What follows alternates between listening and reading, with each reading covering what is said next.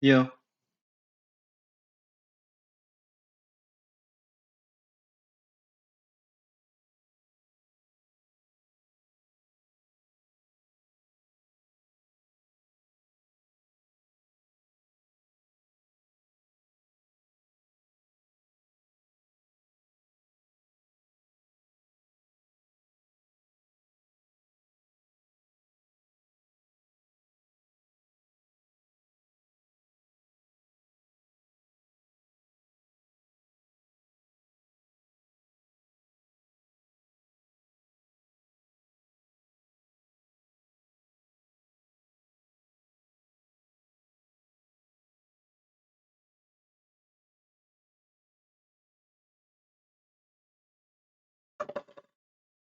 Either Nevada or Arizona do it for him. Nevada, even with just 6, gives it to him. But if he can't win Michigan, if it's only Wisconsin, he has to win in Arizona. This is where the GOP really has to fight hard to get those votes. 272, he gets there. And depending on the spread, Tom, in other words, depending on how close or not this race is, if we're waiting on Arizona or Nevada, everybody wants to know when might we know the results. That could be the scenario in which you and I are sitting for the next 4 days. Well, 4 days, maybe even the weekend. You'll remember 2020, we were waiting a long time for certain states. Arizona, look, everyone is telling us this time around, and again, take this with a grain of salt, that the states have improved, that the reporting has improved. We should get things sooner. We're hearing about states that took a long time in 2020. We may get them earlier tonight, which is going to make for a very exciting election night. It might make for an earlier election night, but you never know what can happen. Something else that would potentially be exciting and rare would be if this was a 269 to 269 tie. If nobody got to 270. People's political minds, if they're political fans, their minds would explode. So here's how it happens, the easiest way. She wins the blue wall, Wisconsin, Michigan, Pennsylvania. You'll say, Tom, 270. She goes to the White House. And I say, hold on, Hallie Jackson, hold on. And I give Trump the Sun Belt, Nevada, Arizona, Georgia, North Carolina. He's at 268, and you're like, Tom, did you go to school? Still not there, dude. Yeah, did you get that? No. But okay, so Nebraska, it's got that Where's Waldo status. And the reason why it has that Where's Waldo status is because it gives away electoral votes through popular vote, the whole state. If you win it, you get 2. Each congressional district, though, you each get 1. If Trump were to win that, like we said, if he wins it, it goes 269, 269. He won it in 2016, that congressional district. It could happen. It'd be very hard. But if this happened, the new Congress, the House would pick the president, the Senate would pick the vice president. It's kind of a complicated process. Chuck Todd to say would be the least, talking kind for like 50 hours. Yeah, exactly. One of the things we were talking about, too, the favorability, unfavorability for both Vice President Harris and for former President Trump here. We now see those unfaves for the former president. And again, underwater, 54% unfavorable, 44% favorable. And we were talking about him all night. Garrett Haake, he's finally up and ready to go. Garrett, so look, the unfavorable favorables are in. Donald Trump slightly ahead when it comes to unfavorable, so you wouldn't be ahead. I guess you'd be under. But I do want to ask you something. People were watching former President Trump today when he was voting in West Palm Beach with his wife, Melania. He sounded a little tired. He sounded a little hoarse. He had been talking nonstop for the last 4 or 5 days on the campaign trail. Should people misinterpret that? Because I know there was some sort of Monday morning quarterbacking saying, oh, he's tired. He doesn't look positive. Maybe it's the body language. What are you hearing from the Trump campaign? Look, Tom, the former was older than me. I was on that same overnight flight with him last night from Michigan back to Palm Beach. Landed about 6 o'clock in the morning, and I was tired, too, at that voting place. So I don't know that I would read too much into that as any particular signal. There was a brutal schedule here the last 24 hours of this campaign with Donald Trump trying to do something not about those unfavorability numbers, which the Trump campaign has long understood are kind of baked in. There's not a person in this country who doesn't have sort of an already pretty well-established opinion of Donald Trump. They were trying to attack Kamala Harris on the issue sets rather than make him more popular, except I would say on the edges with some of these podcast interviews that they were trying to do, where they thought they might be able to introduce him to young men in particular who didn't already have fully formed opinions of Donald Trump, convince them that maybe he was a more normal guy, sort of a more laid-back guy than the public perception would be. They wanted to win on some specific issues, including immigration, which, as I dig through this poll data, I'm not convinced that they've done. In the early exits that we have seen on the question about what should happen with undocumented immigrants in this country, a significant majority of Americans saying they think they should be offered a pathway to citizenship, not deported back to the countries that they came from. Tom, this is a staple of every single Donald Trump rally, interview, press conference appearance for the last 2 years, his idea of the world's largest mass deportation program. The voters are telling us in those exit polls they don't agree. Garrett, just before you go, give me one data point you're hearing from the Trump campaign that gives them hope tonight. it's rural voters, Tom. They think there's a landslide out there and rural voters coming out from. If that's true, we'll see it one tiny county at a time across the country tonight. It'll be a rural-urban divide tonight, all those battleground states pretty much. Garrett Haake, great reporting, as always. Great work on the campaign trail. All right, Hallie, I'm going to send it over to you. Tom, thanks, because we are just over an hour away now from the thing that everybody has been waiting for, actual vote counts in the battleground states. 7 o'clock, watch for Georgia. That's when polls close there. 7:30, it's going to be North Carolina. It's going to be Ohio. And then 8 o'clock Eastern, this is the big one because that is when polls close in battleground Pennsylvania. You see it there. As Tom has laid out, that could potentially be ball game for these candidates. We know that that is so critical here, Tom. Yeah, coming up right here on NBC. The night is just getting started. New data out on these exit polls on how you, the American public, feel about issues like abortion and the border. Stay right here with our special coverage of Election Day 2024 continuing on NBC News.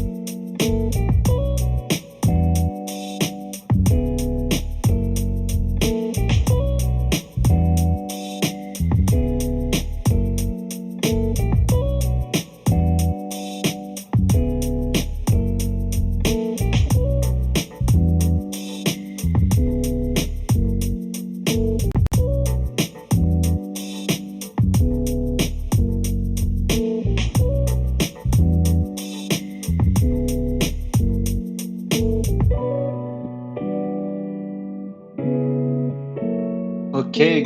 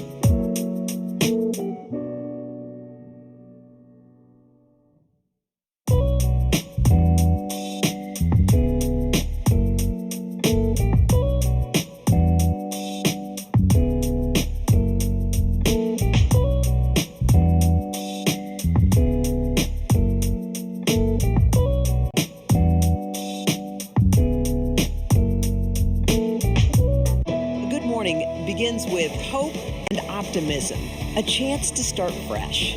We want to welcome you in to share a moment that brightens your day, because every day deserves the best start.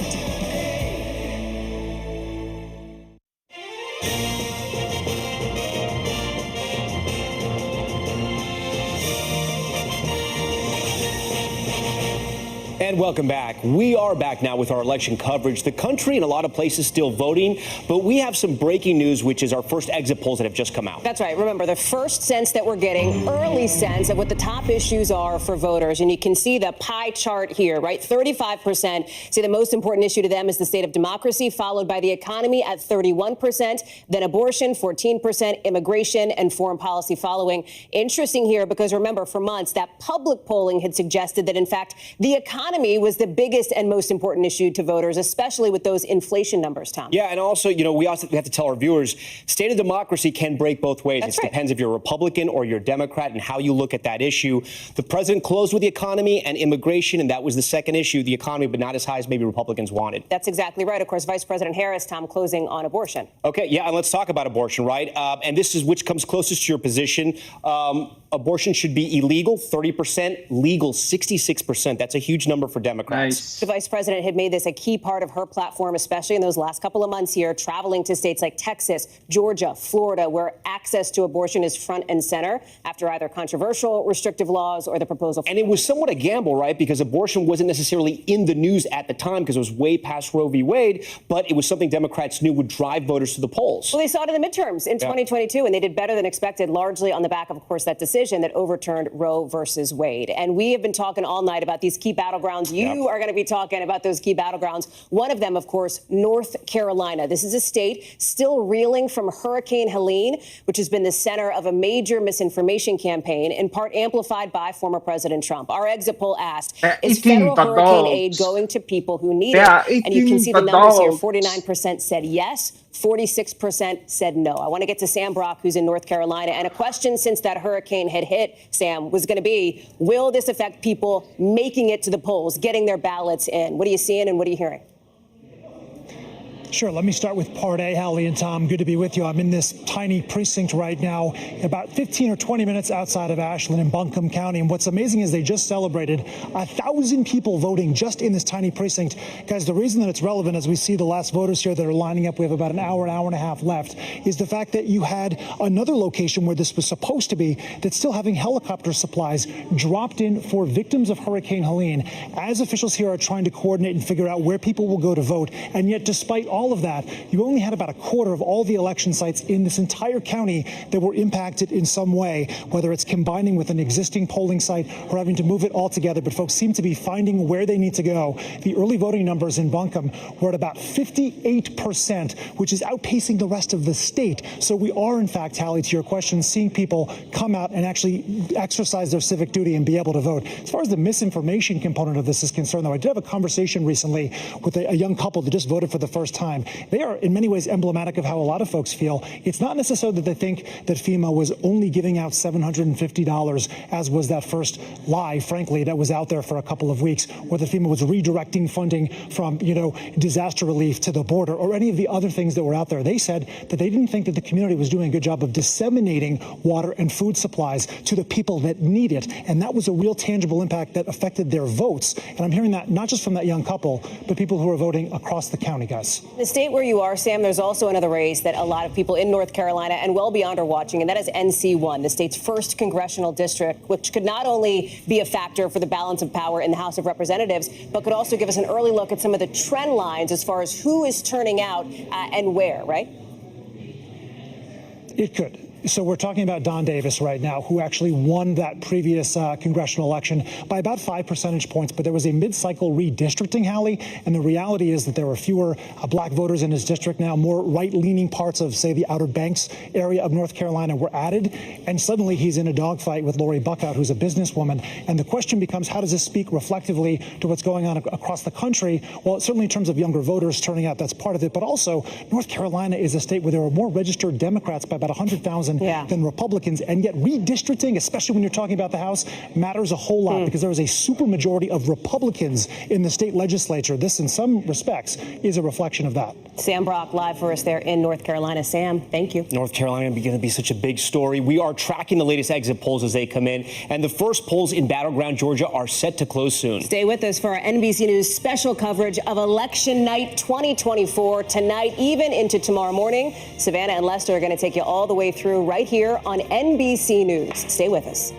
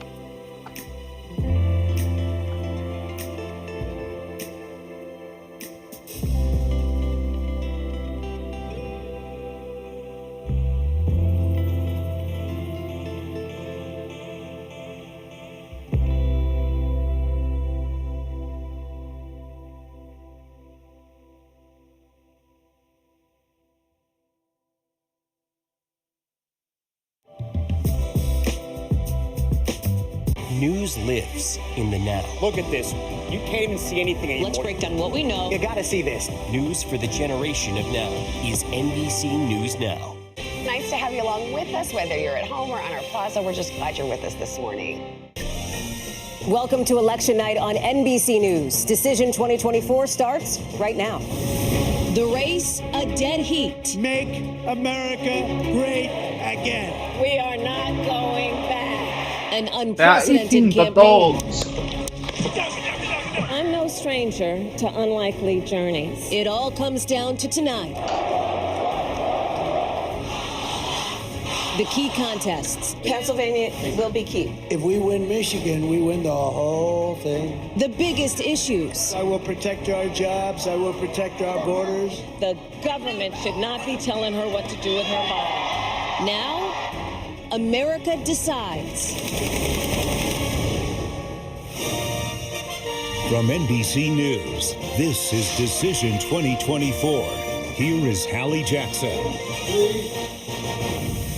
I'm Hallie Jackson, and we are coming on the air here on NBC News with brand new exit poll data. Our first early look at what voters think, what matters to them. All of it as the first battleground polls are closing less than an hour from now in the state of Georgia. That is going to be crucial. We're going to take a look at some of this exit poll data as it's coming into us. We've got our team in the field spread out across campaigns, coast to coast as well. You're taking a look there. I think that was Erie County, Pennsylvania. The idea being, what do people think right after they cast their ballots? They come out at some 600 polling locations across the country, and they tell these exit pollsters how they voted, why they voted, and when they decided to make their decision. So let's get into it here. The issues that are driving people out. We asked voters, what is the most important thing to you between foreign policy, abortion access, the economy, immigration, and the state of democracy? And you can see it here. The top issue, again, based on these early exit poll numbers, interestingly, is the state of democracy at 35%. That is followed by the economy at 31%,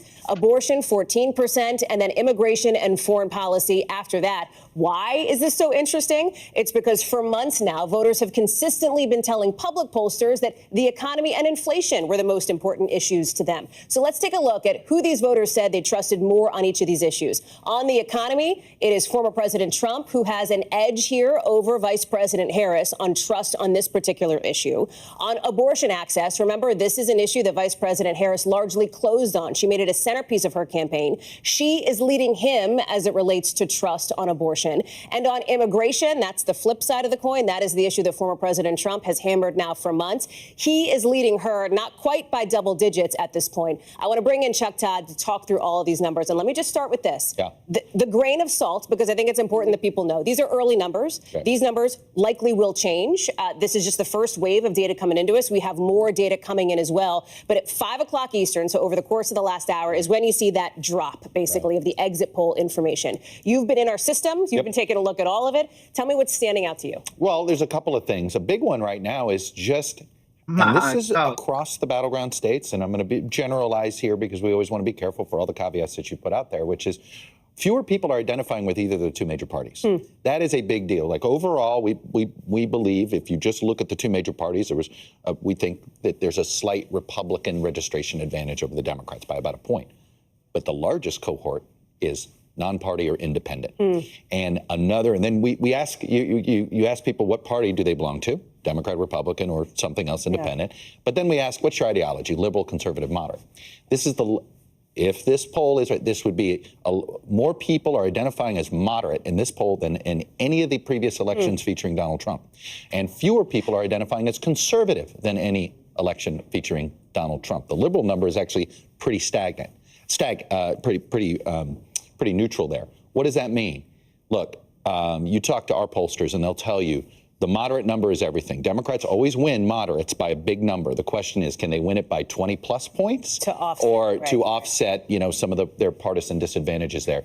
And the independent number is a big deal because Democrats did not do well in the voter registration front throughout the last 4 years. It was Republicans who did much better in the voter registration. It means she has to win independents. And the fact that there are more people identifying as independent I think even raises the stakes even more that might be the single most crucial voting group we deal with tonight. But you also talk about the divide between men and women. We've been talking about this gender gap for a while, and we can take a look now at how gender gap breaks down on issue. And I want to just be clear on the state of democracy issue, which, again, according to these early exit polls, number one, they could change. Number two, just because a candidate is leading on the top issue does not mean that they win. But it can cut both ways depending on if you're a Republican or a Democrat. Well, it does. And I want to tell people, like, we offered 5 choices on issues. OK, 4 of them are specific issues: economy, abortion, immigration, and foreign policy. The 5th is this umbrella issue of state of democracy. And what it tells me is the voters going, look, I'm not here for one specific issue. I'm here because I'm worried about X. And there's a lot of what I'd call the existential threat voters who believe if the other party gets power, their way of life's in trouble. And first of all, it's interesting that this is basically cutting right down the middle. So that means you have a chunk of voters in both parties who view this election in existential terms. Maybe we've got to come up with a better punch here to offer people. I'm not, but I understand why I think if you don't have a specific issue, you chose that. And that tells me in some ways, this is a very macro election. People really believe the stakes are high in this election. And that's what that, to me, that's what that tells me. Let me pick up on one of these threads, too, because you talk about independents and moderates. You saw the vice president, the Harris campaign, really try to extend an olive branch to that particular group. I was on the campaign trail as she was bringing in former Congresswoman Republican Liz Cheney to try to turn out some of those folks who identify as more moderate. She's also worked to extend an olive branch to late deciders as well. And here's the exit polls. About 12% of voters say they made their decision on who to vote for in the last month.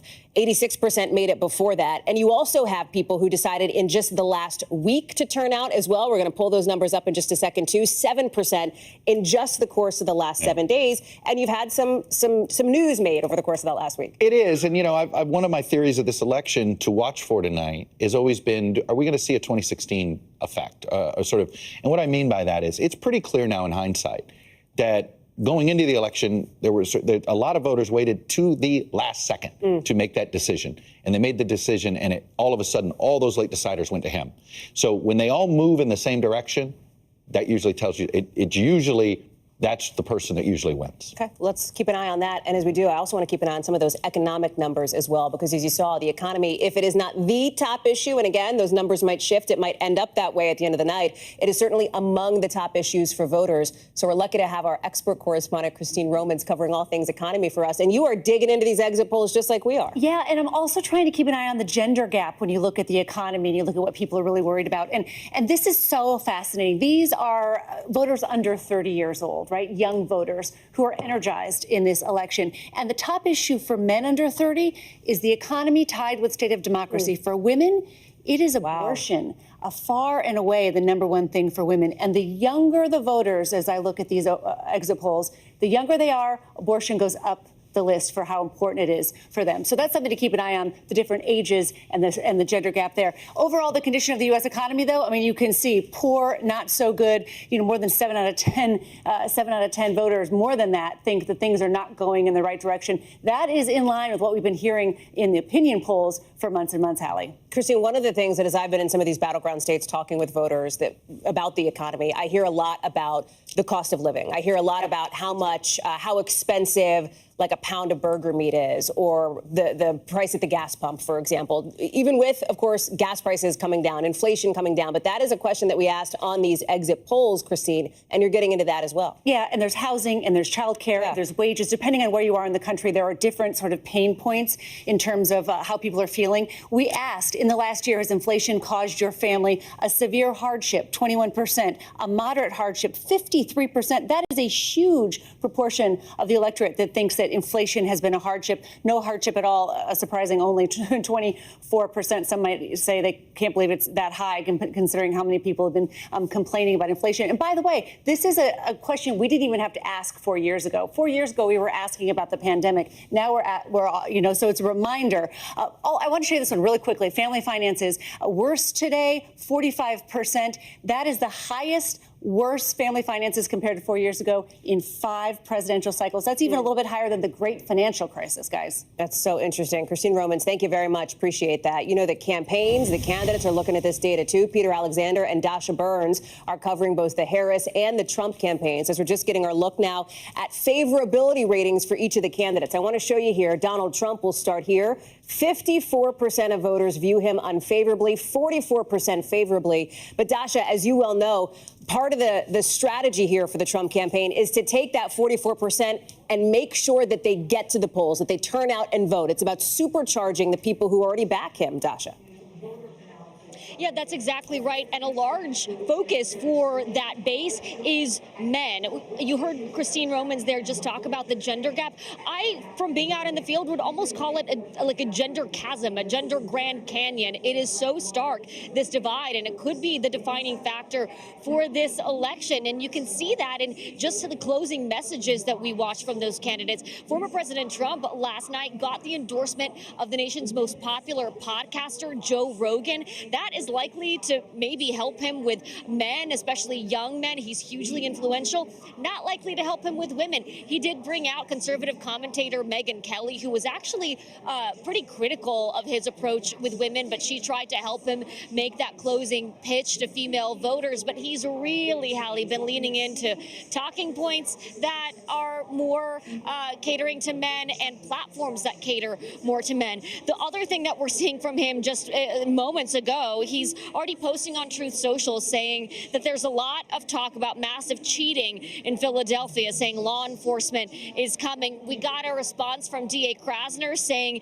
that the only talk about massive cheating has come from one candidate, Donald J. Trump, and there is no factual basis whatsoever with law enforcement to support this wild allegation. We have seen him sowing seeds of doubt about this election with no evidence to support anything nefarious, Hallie. An important reality check there. Dasha Burns, live for us in South Florida. Thank you. Let's take a look now at the favorability for Vice President Harris, and you can see it here now.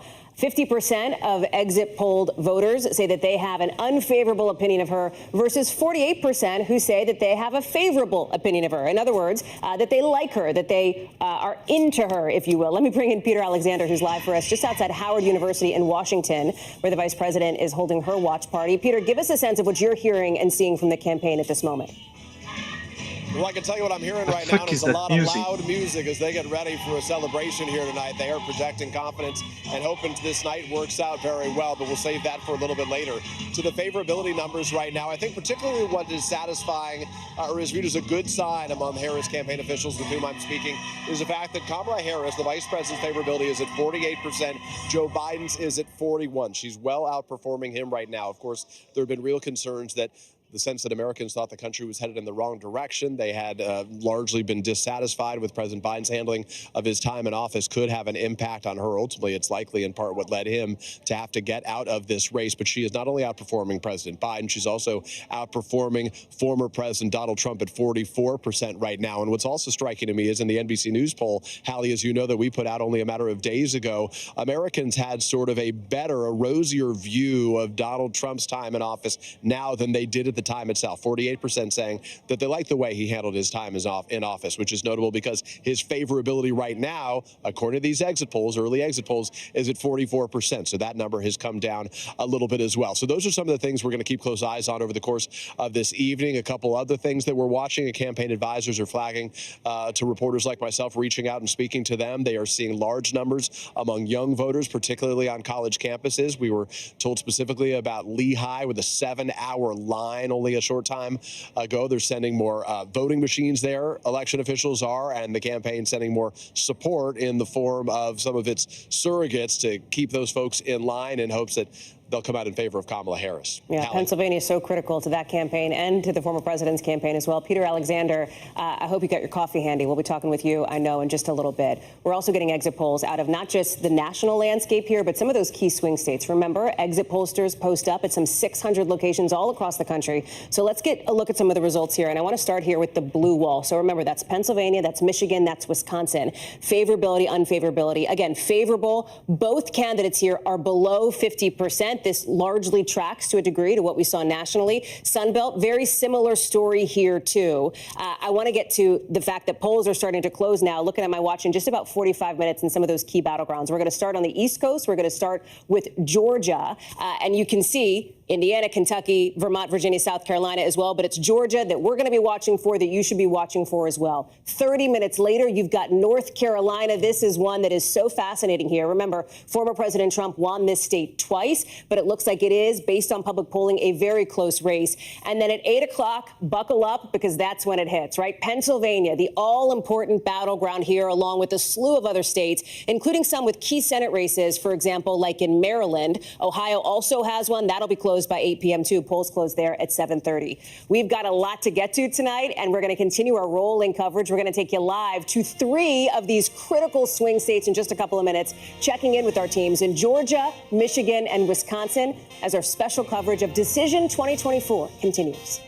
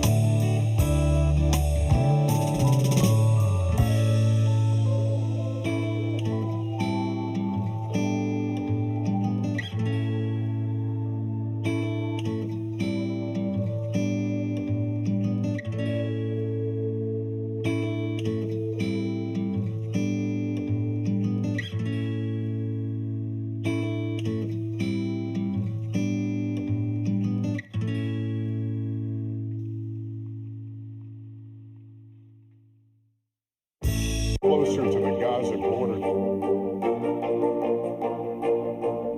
A story of resilience and hope. Please take care of yourself and each other.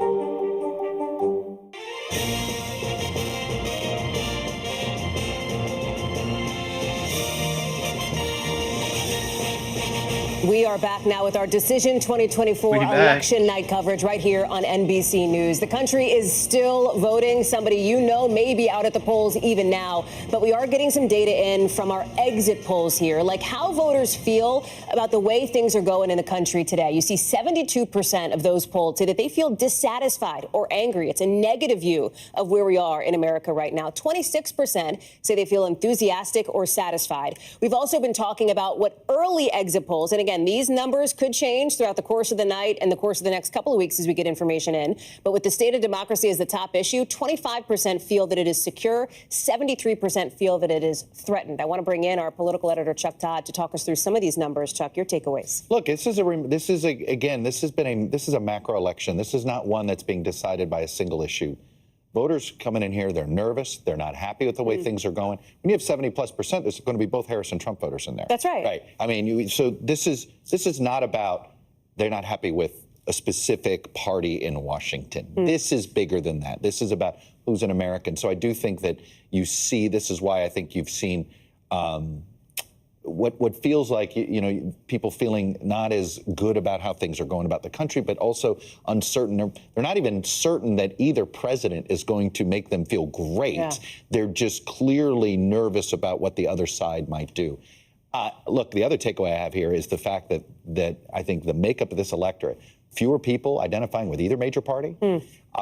Now, if you think about it, if you're dissatisfied with the way things are going, you're not happy with how if you think democracy is threatened, then it actually makes a lot of sense that you don't want to identify with either major party. That's right. That you're not down. Well, I think that's a big deal. I think we're in a moment here. We've been in the middle of a realignment. This feels like we're in the middle of another one here. The fact that there are going to be more people identifying as independent, more people identifying as moderate that have ever voted in the last 2 times that Donald Trump is on the ballot, I think it's very significant, and I think it's a sign that this is a very fluid electorate, and I'd be very careful reading too much in it right now. When I hear you say that, my takeaway is let's be careful then, thinking we know anything based on some of these. It's pretty clear, right, that whoever wins independence is going to win this election because it's the only way you can win, because fewer, literally only fewer than 3 in 4 voters are picking one of the 2 major parties to identify with. Of course, we know this isn't a national election. This is going to be won or lost in the battleground states as we get on that road to 270. So I want to head to one of those states now, Wisconsin, and already a big headline coming out of there. The city of Milwaukee now says it will recount all of its absentee ballots. I want to bring in Shaquille Brewster, who's live for us in Milwaukee. Shaq, explain this. Why is this?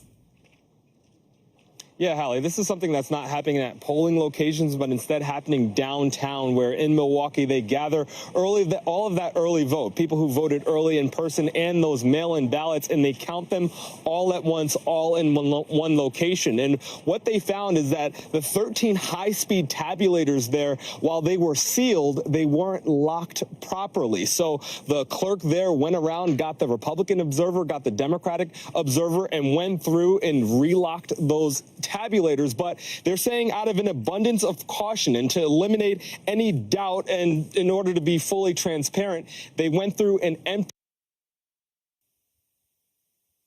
What? All right, Shaq's audio just went down. We're going to work to get that back up. As we do, I want to take you to another battleground state, and we'll get back to Shaq in a second, and that is the state of Georgia. Polls are going to close there in just about 40 minutes from now. Remember, this was a very close, razor-thin margin back in 2020 with former President Trump's loss, and became ground zero for alleged election interference. Again, no evidence to support that. We're asking voters there, how confident are you that this year's election is being conducted fairly and accurately? 17% say not confident, but a majority, by far, 81%, say they feel good about the elections there. Blaine Alexander is live for us. You see her there. Blaine, give us a gut check on where things stand.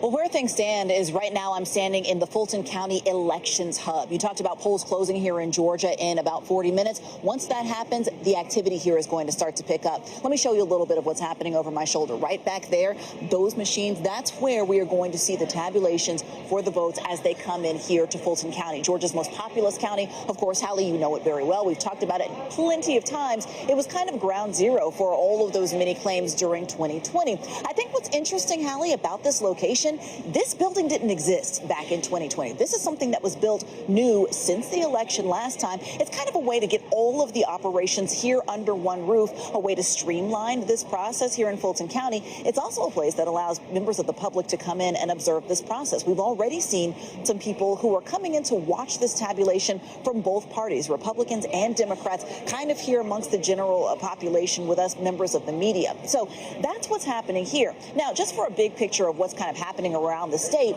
you know about those record early voting numbers. More than 4 million people cast a ballot. That led to very short lines today. In fact, I've got to say that between me and my amazing producer, Charlie Guile, we went around to about 15 or so different polling locations throughout a couple of counties. Every single place we saw almost no line. I talked to some people. They told me most of them said that their wait was as short as about 5 minutes or so. Some people in the 15-minute range earlier in the morning. But that really kind of gives you a sense that early voting and those absentee ballots, those are the results that are going to have to be tabulated starting around 8 o'clock, because that's an hour after polls close. That's state law. So because the bulk of those votes were cast early, that's where we're going to start to see a lot of those results come in relatively quickly, Hallie. As you're talking with voters who have been in line, Blaine, as you've been out there living and working in Georgia, of course, over the course of not just today, but over the course of the last couple of weeks, what stands out to you? I think a couple of things. One, I think the increased focus on Metro Atlanta, I should say, Metro Atlanta for both candidates is very different from what we saw in the closing days of 2020. Back in 2020, Donald Trump was going to the reliably red counties, kind of on the southern part, the northern part of the state. This time, everybody has been focused for the most part on Fulton County, or rather on the Metro Atlanta area. That really is where both of them are relying on the vote share to come in and take them across the finish line, Hallie. Blaine Alexander live for us there in Battleground, Georgia. Blaine, thank you. Let me take you back to Milwaukee now, where, Shaq, I think we fixed your microphone, right? So finish your sentence, please, on the latest of what's happening there. Yes. Yes, bottom line, downtown, those ballots are going to be recounted. Nothing nefarious happening, but because of an agreement between Republicans and Democrats, they just want to make sure that there's some transparency there. So they're recounting those ballots. That might mean a later night here in Milwaukee. But outside of that, everything has been going smooth. I want you to take a look inside this polling location. I'll tell you, here at this location, the clerk says that the line this morning stretched out of the door, that it went an hour long or so. And they actually have a small college in the area. So they said that they've been having a lot of people take advantage of Wisconsin's same-day registration and go into that table that you were just looking at and actually register in person on this election day. I'll tell you, my favorite story, Hallie, is that someone said he was undecided up to the moment that he walked up to this polling location, which is essentially a field house here in Milwaukee in a park. He said he didn't know who he was going to decide on, so he took 2 laps around the park, hit a long walk, and finally decided he would be backing, in this case, Vice President Kamala Harris. But you mentioned Milwaukee is a place that we're going to be watching incredibly closely. Yeah. It's one that has been the focus for Democrats. Saw a lot of big visits ahead of Election Day. It's one that is very important to them. So we're going to be watching these results very closely. Unfortunately, those results might take a little bit longer to come and to be produced because of that little snafu downtown. Shaq Brewster talking with who may be the latest late decider in the polling place where you are now. Shaq, thank you very much. Appreciate that. We are just about now 35 minutes away from polls closing in Battleground, Georgia. Not too long from now, you can see the other states where polls close at 7 p.m. Georgia is the one to watch. You've also got 7:30 poll closings in North Carolina. Ohio is interesting as well. There's a key Senate race there. And you can see the swing states that you need to be circling on your map at home, and I'm sure you have one, as our special coverage here of Decision 2024 continues tonight. Savannah Guthrie and Lester Holt will pick up right after a break. They are going to take you all the way to 2 a.m. Eastern and potentially beyond. I'll be there, too, with exit poll data, joined by Chuck Todd, Kristen Welker, and Tom Yamas. See you in a minute.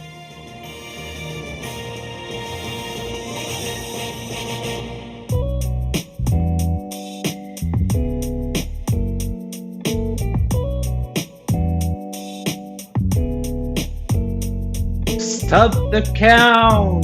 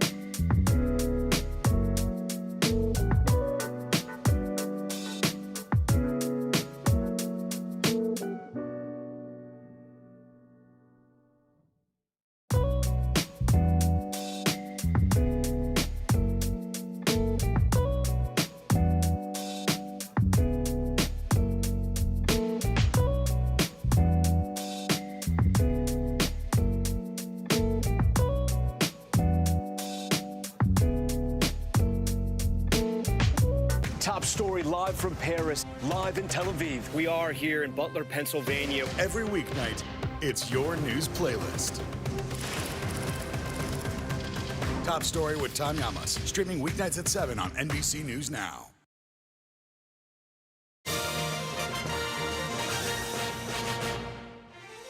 Good evening from our NBC News Decision 2024 election headquarters. It may be the closest election this country has ever seen, and we are going to cover every moment of it. Our live coverage of election night begins right now.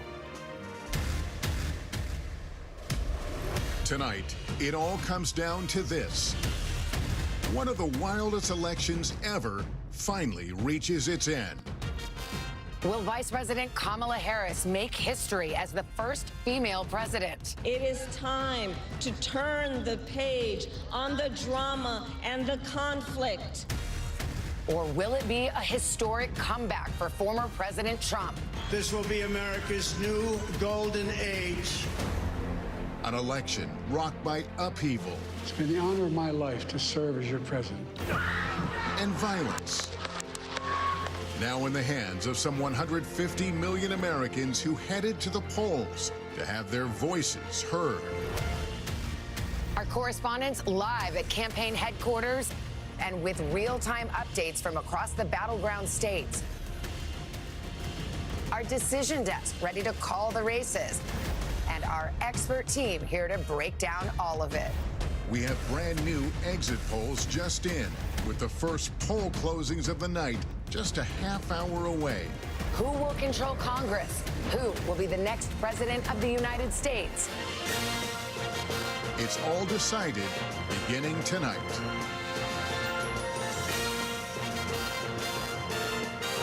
From NBC News, Decision 2024. Live from Democracy Plaza at Rockefeller Center.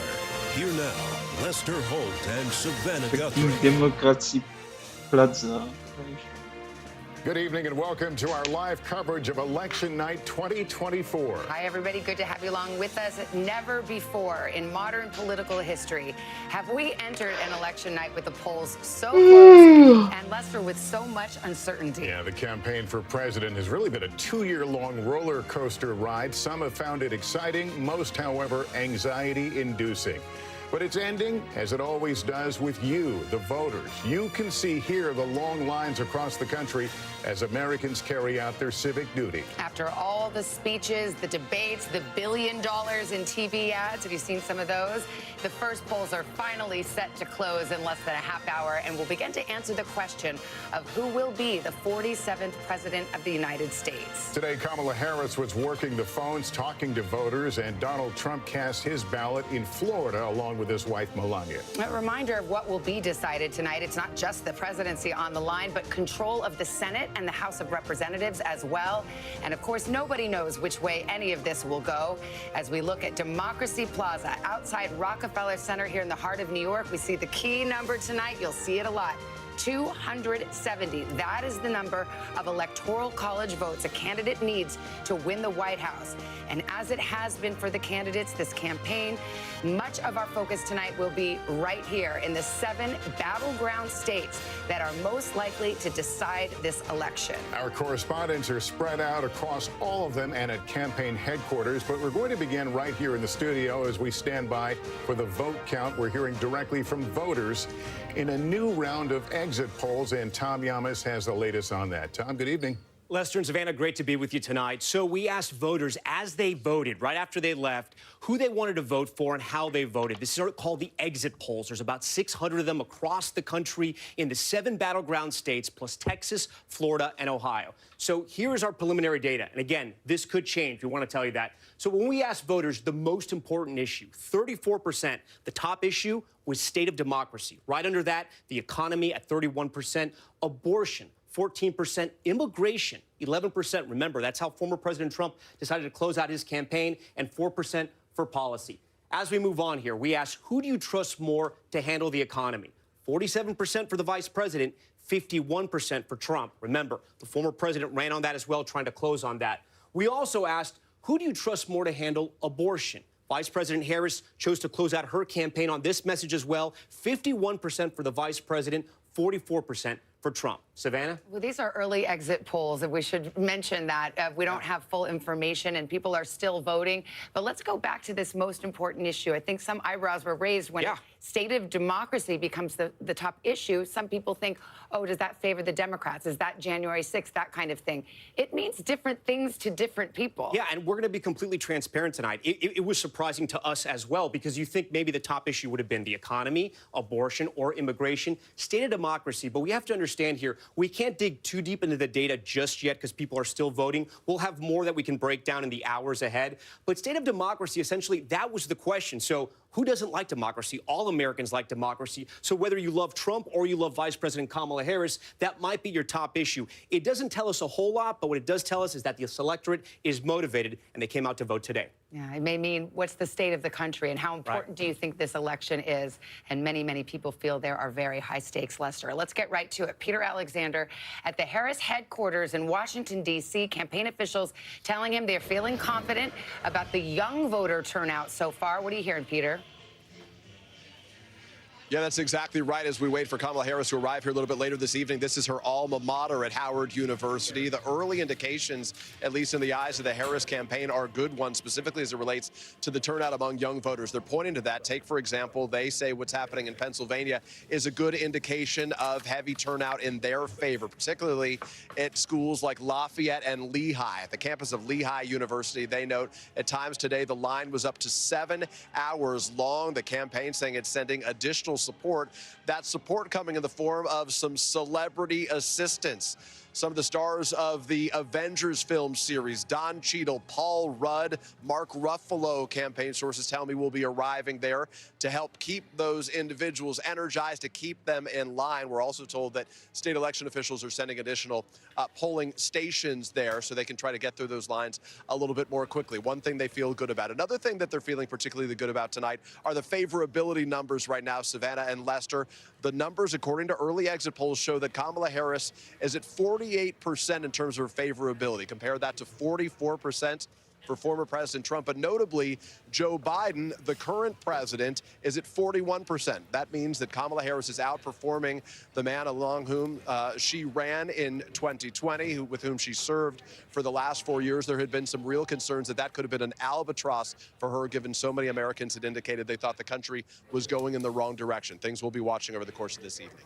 All right, Peter Alexander, thank you. And Garrett Haake is at Trump headquarters in West Palm Beach, Florida. Garrett, the former president has been posting on social media today, already talking about widespread cheating. What is he saying?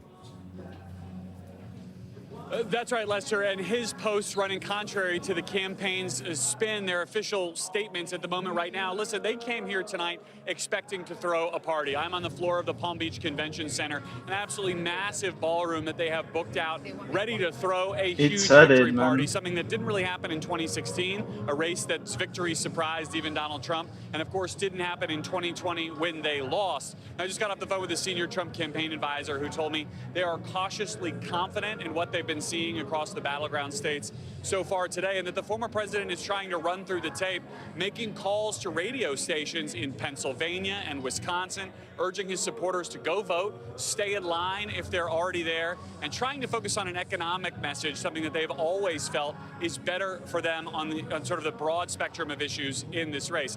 All of that said, the former president's social media posts seem to undermine the confidence he is projecting. Just a short time ago, posting without any particular evidence that we can find about massive cheating, in his words, in Detroit and Philadelphia. Obviously places where Democratic turnout is expected to be very high, and ironically places, at least in the case of Detroit, where he actually performed better in 2020 in a loss than he did in 2016 in a win.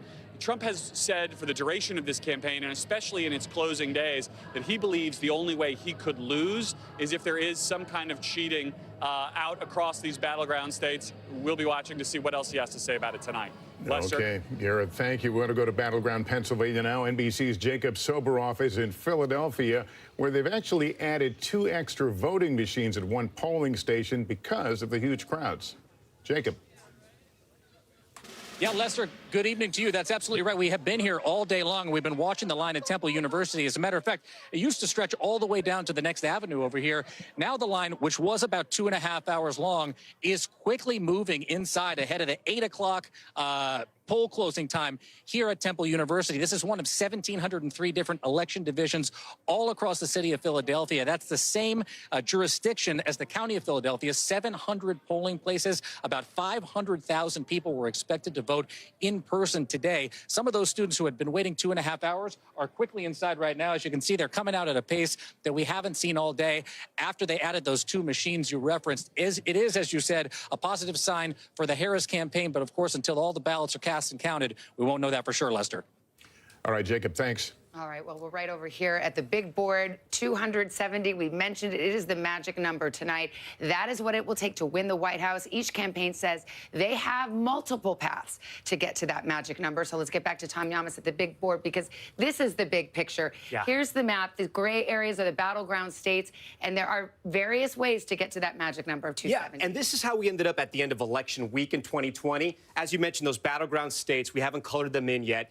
Biden, he won 6 of those 7 battleground states. So the easiest path for the vice president is to hold the blue wall. Pennsylvania, Michigan, and Wisconsin. If she does that, Savannah, she gets to 270, she's going to the White House. But if she's having a terrible night tonight and there's an emergency, she doesn't win Wisconsin, Michigan, or Pennsylvania, the blue wall collapses, she has an emergency route through the Sun Belt. If she can win Nevada, win Arizona, remember, Biden won those, keep Georgia, and flip North Carolina, she gets to 275. But if this is the path for the Democrats, they're going to have a few heart attacks. Well, I was going to say that's a much tougher path, and polls bear that out. Let's talk about the Donald Trump path. Okay, just think about the east side. This is the easiest way to understand Trump's path. If he flips Georgia back to red, holds North Carolina, and then turns Pennsylvania red, he's going to the White House again. But if he can't win Pennsylvania, he has to win somewhere else in the Midwest.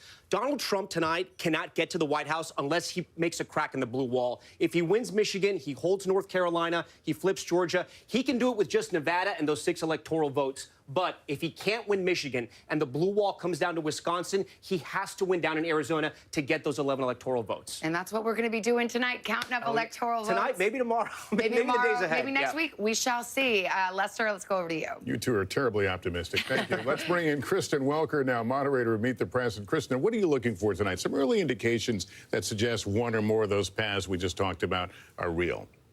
Absolutely, Lester. I'm looking for a couple of things. First of all, let's talk about the historic gender gap that could be one of the big stories of this election. We've seen it in polling leading up to tonight.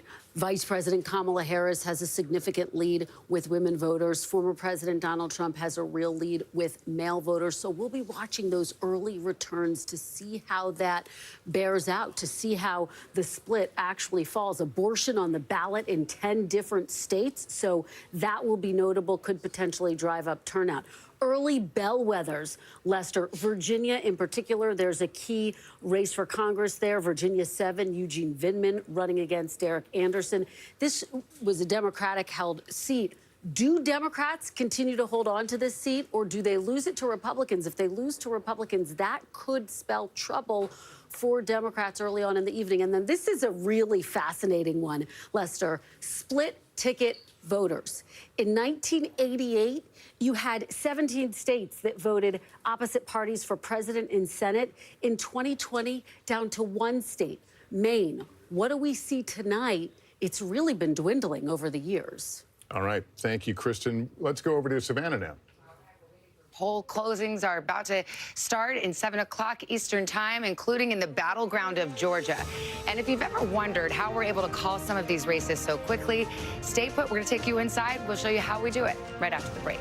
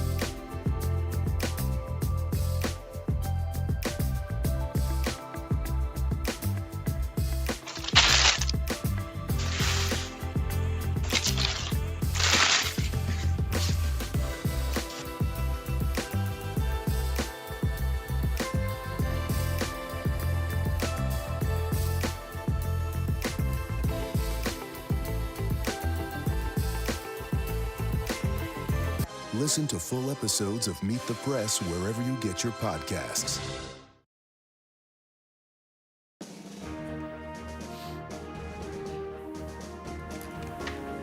Welcome back to NBC News election night coverage. Vote tabulation centers across the country hard at work right now. You can see their election workers coast to coast counting ballots as they roll in on this historic night.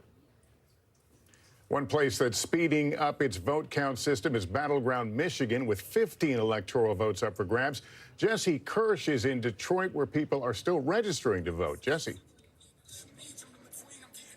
That's right, Lester. Our colleague Julia Jester tells us in downtown Detroit there are still people lining up to register to vote or to deal with a registration issue like a change of address. So people continue to be going through that process. We are outside of a polling location right now, which will still be open for a little bit more than an hour. Of course, if people are in line by 8 p.m. Eastern time, the expectation is they will still be able to cast their ballot.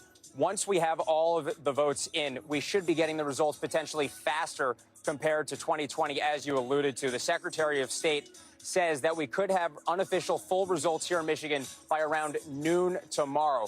This time around for this presidential election, this is the first one where in Michigan, municipalities can pre-process absentee ballots. They're not releasing those results, but they can get those votes ready to be tabulated and be announced to the public. And in Detroit, obviously a massive city in this state, we are told by the Secretary of State that 95% of the absentee votes have been pre-processed already. And so that will potentially accelerate the timeline compared to 2020, where there was a vacuum of time that led to issues and misinformation and a lot of concern. And so that's something that we're going to be watching for, how that plays out. I got off the phone a short time ago with Congresswoman Haley Stevens from the Detroit area. She tells me, she's a Democrat, she tells me that if we see over 50% turnout in Detroit, that will be something that gives Democrats reason to smile. But there are multiple shifts potentially in the electorate we're watching for in this state. The war in Gaza, the situation in the Middle East, something that the substantial Arab American community in this state will be paying close attention to. We have a third-party candidate, Jill Stein, who has made a concerted effort to appeal to that community. That's one of several things we'll be watching for tonight. Savannah, back to you. All right, Jesse, we waited till Wednesday afternoon in 2020 to get Michigan's results. We'll see if they improve on that record. In about 10 minutes, the first polls will close, and our decision desk here at NBC will make the first projections of the night. We've got Tom Yamas here to pull back the curtain. I think a lot of people wonder, how do they do this, and how careful are we? And you're going to give us a sneak peek. Yeah, no, it's a great question, right? Because all through the night, you'll hear us projecting states, sometimes within minutes of polls closing, other times, as Savannah mentioned, days later. So tonight, we wanted to give you an inside look to show you how our team makes those calls. Tonight, election officials across the country on a mission to count millions of ballots. They then report out their tallies, where our decision desk pulls them in and gets to work. John Lipinski runs the decision desk. We have zero tolerance for errors. His job? Project the winner in each race, often before all the votes are counted. Election night 2020. Calls like this one in 2020 came just seconds after the polls closed at 7 p.m. The president will easily carry Indiana. So when viewers tuned in 4 years ago, they saw we called Indiana with only 7% of the vote in. How's that possible? We leveraged exit poll data and actual real vote returns. That exit poll data comes from workers spread out across the country asking in-person and mail-in voters who they voted for. But that real-time vote count is also put through advanced computer models, which are then analyzed by data experts and political scientists at the decision desk. The only thing we care about is getting it right. The main factors: how big is the difference between the two candidates, and how much vote has yet to be counted. Think of it like a basketball game. If a team is up by 20 points at halftime, they're favored to win, but there's still a good chance the trailing team can catch up in the next half. But if a team is up by 20 points with only 2 minutes left in the fourth quarter, there's just not enough time to close the gap. That's how it is with the outstanding vote count. We're trying to figure out, are there enough votes for the second place candidate to overtake the first place candidate? And sometimes it's mathematically impossible. Lipinski and his team will also know where that outstanding vote is coming from. Is it from a very blue area or a red area, which adds to their formula? And if a race is really close, that could take days. You really need all of the vote in to be able to make a call, to be able to sort of be absolutely certain of who the winner will be. And the mantra of our decision desk is that they want to be right. They do not want to be first. And Savannah and Lester have had a lot of time to spend with the decision desk, getting me ready for the big board and for tonight's election night. I can tell you, they take their job so seriously. They're mathematicians, they're scientists, they're journalists. Thank God they do the math. We don't have to do it. And they are getting so much information from around the country. Sometimes the information is changing within the second. It's incredible. But again, they want to make sure they're right before they give that information to us. By the way, they're siloed off. They're not even here in New York. They're in Philadelphia. So they are doing their work, and they tell us when they're ready to make a call, not the other way around. We are about to see some of their work in action. We're coming up with the first poll is about to close. Our decision desk is standing by to make its first projections of the evening as we begin to answer the question, who will be the next president of the United States? Stay with us for our live election night coverage on NBC. Please don't tell me it's another fucking ad. Oh my fucking god. Dude, American TV is fucked. Like, every fucking 5 minutes there is a fucking ad break.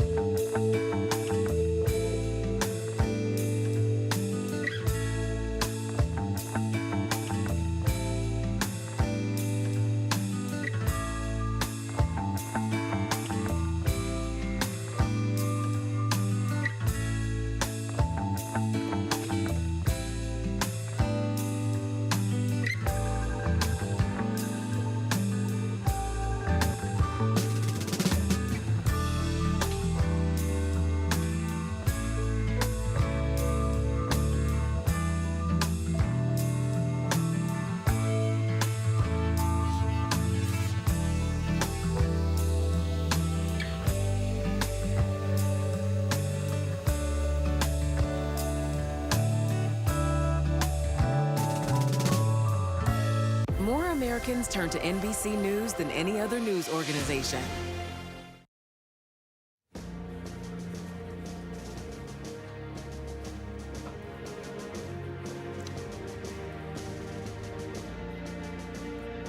All right, we're back at 6:55 in the East. We are just minutes away from the first poll closings of the night. And that also means we are minutes away from our first calls of the night, including one of the biggest battlegrounds of all. At the top of the hour, the first polls close. Our decision desk able to make its first calls of the night. 6 states and 60 delegates up for grabs, including one of the biggest battleground prizes in the South, Georgia. The polls showing a race down to the wire, the state key to former President Trump's strategy for victory. We are going to win the state of Georgia. And if Vice President Harris wins it, The path to the White House runs right through this state. she opens up another path to the 270 Electoral College votes needed to take the White House. We are standing by for the first vote count and new exit poll information from this critical battleground as our decision desk gets ready to make the first calls on the road to 270. So let's get to it. Who's ready to count some votes? Blaine Alexander is in Union City, Georgia for us tonight. Polls I've just never been about so to close freaking in ID. that battleground. Hi, Blaine. What are you seeing? Well, Savannah, really, this is the nerve center for Fulton County elections. This is the elections hub. I can give you a quick look inside right over my shoulder. This is where we're going to see the tabulations. And I spoke with a top county official who tells me how this process will unfold through the night. Basically, what happens when the polls close here in Georgia, about 3 minutes from right now, poll managers are going to take the memory cards and they're going to take the paper ballots. They're then going to drive them to one of 7 check-in centers that spread throughout the county. And then all of that information, all of those things are going to come right here. It's going to be an interesting thing. We're going to see each one of those precinct managers walk in escorted by a law enforcement officer to bring those memory cards and the paper ballots, and that's when the tabulation process will begin. Now, of course, the big question is how long is it going to take? Well, we know that Georgia law now requires them to start being uploaded, the early voting ballots and the absentee ballots, to be uploaded within an hour of polls closing. So around 8 o'clock, we're going to start to see those results. They'll be shown on a big screen that's not too far away from where I'm standing. And certainly all of this is going to start to come alive once the polls close in about 2 minutes, Savannah. All right, Blaine, thank you very much. Now to our panel. Hallie Jackson is our senior Washington correspondent. Kristen Welker is host and moderator of Meet the Press. Hallie, let me start with you. We're about to get our first characterization. Finally. What are you thinking? Listen, Georgia is going to be a critical state here. This is a place that had a very, very close razor-thin margin back in 2020. So what happens in Georgia is going to matter. A couple of things that I'm watching as I'm digging into those exit polls, which we'll get to after the polls close. Independents, who's doing well there. Non-white voters, Black and Latino voters, especially when you're looking at places like Metro Atlanta. We're always looking at young voters, and we are always looking at the gender gap, of course. We know that that is one of the dominant storylines of the night. Yeah, exactly. And so we'll see if it continues to be. I think a real tell for that is going to be after 8 o'clock when polls close and we can start to report out more. Georgia was one of those traditionally red states that Democrats had thought about and dreamed about for many years, and not until 2020 did they finally get it. It was the swingiest state of the 2020 election. Trump won it by 200,000, I think, in 2016, and then Biden barely eked by. So what do you expect tonight? Well, I think there has been so much focus on African-American voters and Black men in particular. I think about former President Barack Obama, who was out on the campaign trail with that very blunt message for Black male voters. Don't sit on the sidelines, get out and vote. So we will see if in a place like Georgia, the Atlanta suburbs, that paid off. All right, we are have an election alert now as we approach the top of the hour, and things are about to start getting interesting.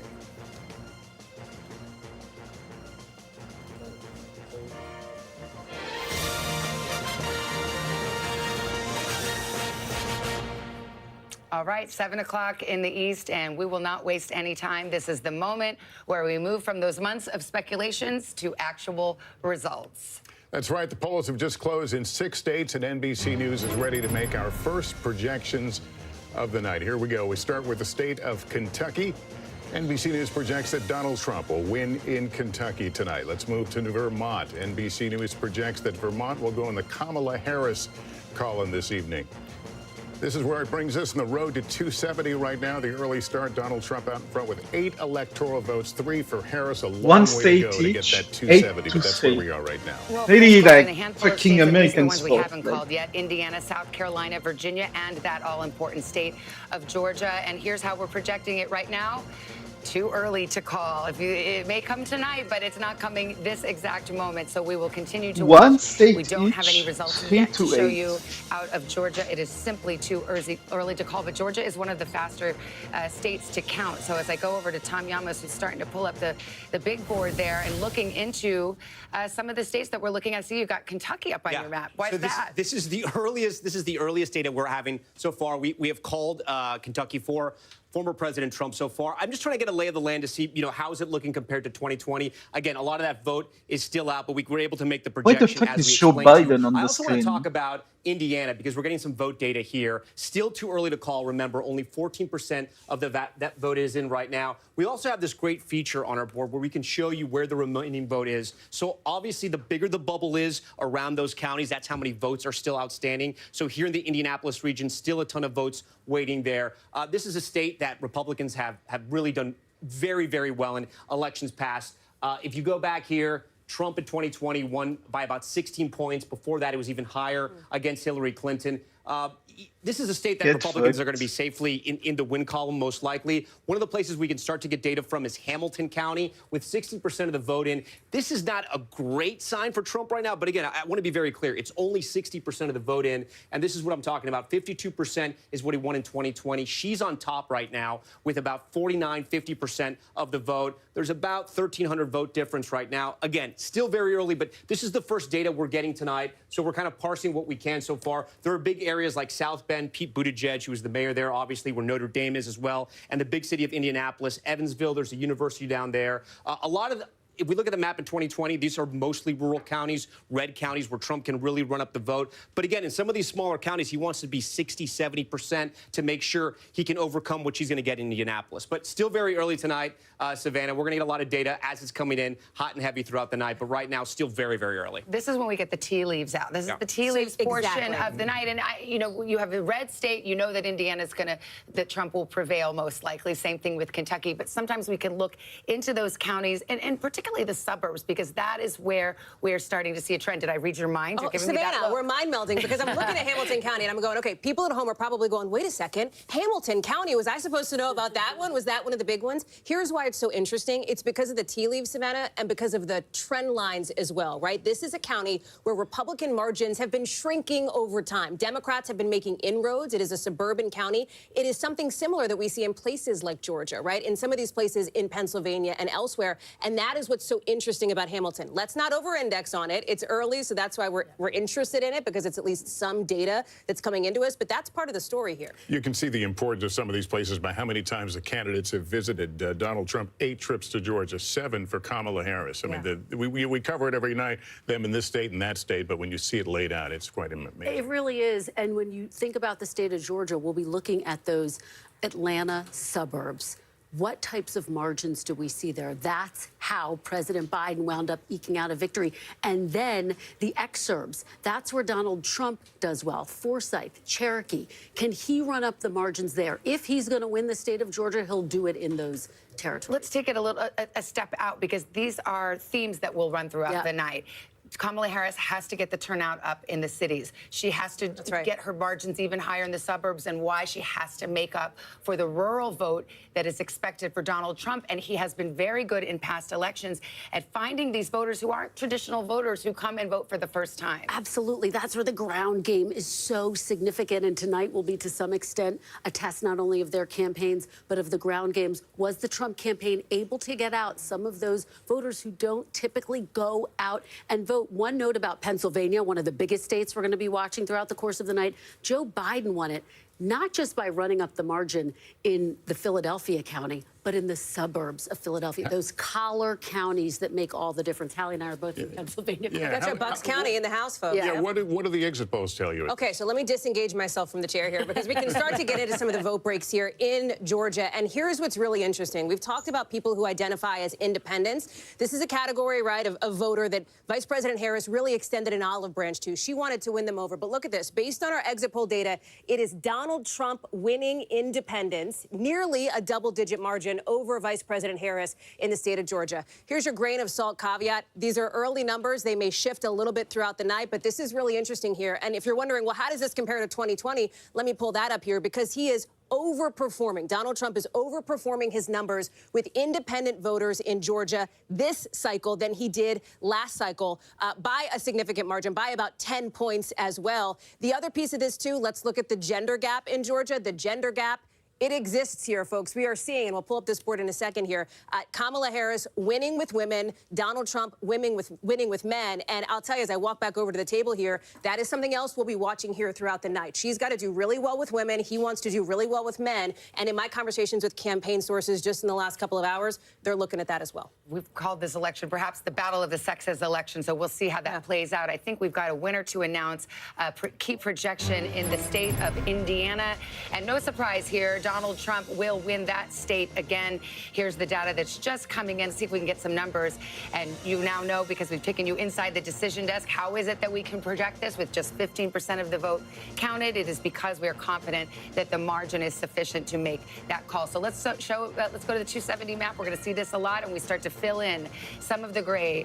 Indiana, red for Donald Trump. Let me go right over to Tom Llamas, who's actually looking at Florida. So Florida had a poll close, or is it about to poll close? Yeah, they've closed. We have some voting data. Okay. And we have in Osceola County. I wanted to show this, why this is important. So here in Florida, we have the I-4 corridor, right? And this is kind of the central part of the state. It cuts right through here. When you think about Florida, you can think about it in three parts. The Panhandle, it's very red. That's Trump country in a lot of those counties. South Florida, usually reliably Democratic, but Republicans have made some inroads. And it's this I-4 corridor that is really the swing region. It's also the area where you find a large number of Puerto Rican voters as well. So when we come into Osceola, I wanted to highlight this because we have 71% of the vote in. This is usually a reliably blue county for Democrats. Again, not all of the vote is in. It is still early, but you can see Harris is underperforming in what is historically a blue county for Democrats. 56 for Joe Biden in 2020, 51 for Harris right now with 71% of the vote in. Again, it's still very early. So how is Trump doing? Well, in a county that he usually does very well in, Volusia County on the East Coast here, 56% in 2020 with 70% of the vote in. He's now at 59%. So he's overperforming. Again, still a lot of vote out. Still a lot to do here and kind of see where the vote is going. But those are good signs for the president. Listen, Florida has been trending red. Trump won it in 2016. He won it in 2020. Actually, in 2016, when that political earthquake happened, it really happened once we started calling Florida. 30 electoral votes. The map gets very, very hard for Trump if he doesn't win Florida. Without Florida, his sort of strategy in the blue wall and everywhere else kind of collapses. He needed this in the win column. Still very early. Right now, statewide, only 18% of the vote is in. We can find out where that remaining vote is tonight. So you can see in the major cities, Tampa, we're still going to find out how that hurricane, both Milton and Helene, affected voters there. Pinellas County, just to the west of that, a big swing county. Orlando, that's a hub for Democrats. Duval County, we actually have some vote in Duval County. I want to take a look at this. This is Governor Ron DeSantis' old district when he was a representative. This has been a swing county. Biden won it, but Trump won it in 2016. Look, Harris is doing pretty well. In 2020, Biden was at 51. She's now at 50%. 66% of the vote is still out. This is a county that Republicans had hoped to flip. We're going to have to wait and see. But again, that vote's trickling in, but we can start to kind of read those tea leaves, Savannah and Lester, and kind of see where the vote's going. Again, still very early, but this has to be a win for Trump. If not, it's going to be a very long night for Republicans. And a rapid pace there as well in the counting. We're seeing that in some places tonight. We anticipate, of course, as Tom's just saying, that Florida is a good state for Donald Trump. It is also the first test of Trump's strength. So that is why all of those areas that Tom is just laying out, these are, again, very early data so far, but significant nonetheless, because it will help us, once we get in more, understand how strong he's Fun fact alert for those who remember the hanging chads of 2000. Oh, yes. Florida, in the wake of that debacle, has some of the fastest vote counting in the country. So I tell you, you will not be waiting for Florida for very long tonight. They really get that vote counted very, very quickly. They have the modern machines. They're allowed to pre-process the ballots. So you won't have to wait too long for that. At this point, are we seeing anything unexpected, though? So far, I do think the independent numbers are going to be really interesting to watch throughout the course of the night, especially in what we saw in those early national exit polls that a lot of people were identifying not as Republican, not as Democrat, but as independent. So that's a storyline to watch. I'll tell you another trend as we're talking about Florida. Osceola County has a large Puerto Rican population, the biggest of any county, I believe, in Florida. And this is something that I've heard in my conversations with Democratic campaign officials and those close to the campaign, that they feel like that is a part of the Latino population that they can really try to move the needle with here after those controversial comments from that opener for former President Trump. Well, actually, let's go over to Tom on that. I should say the polls close at 8 o'clock in Florida, but you do get some information for 7 o'clock poll close timings. I think that's part of the confusion here. But we're talking about this Osceola County. It's a third Split Puerto poll Rican. close, right, yeah. Right. So it's interesting because you have the Latinos down in Miami-Dade. I know, go ahead and give your shout out. Miami-Dade is the greatest. Just the greatest county, greatest people. Yes. I mean, I could keep going. But obviously, this is, Latinos come from different backgrounds and have different voting patterns here. Yeah, it is not monolithic. Just like really every minority group, it is not monolithic. The Puerto Ricans have tended to vote more Democratic. Cuban Americans, Venezuelan Americans have trended lately more towards the Republican side. But I do want to remind you, too, during the Obama years, Obama was able to pull back some of that Cuban American vote. It has changed in recent years. We're getting more data. As you mentioned, Florida's very fast in putting in their data out. So we were talking about Osceola again, their big Puerto Rican population. The same with Orange. This is Orlando. This is a big Democratic stronghold here. Again, 60% in. Look, I don't want to draw too many inferences from this, but you have Biden at 61. Harris is at 58. You could say she's sort of underperforming, but I also want to say it's only 60%. And a bigger number that's coming in that I think is more important, guys, I want to talk about right now is Broward County. This is just north of Miami-Dade. Think about Fort Lauderdale, think about Sunrise, all those areas and those big cities that have been growing over the years, especially post-pandemic. This needs to be a place where Democrats really drive up the vote, right? Hillary Clinton won big here, 66%. Biden did the same at 64. Tonight, Harris is at 60. Again, I always point to this number. All the votes not in. But if you were to call it right now, she is slightly underperforming. We'll wait for that it's vote 3 to to come 19. in. Guys, Tom, like thanks what? very much. We are just minutes away from polls closing in Ohio and battleground North Carolina. We're standing by to make some new calls in the race for the White House. Stay with us.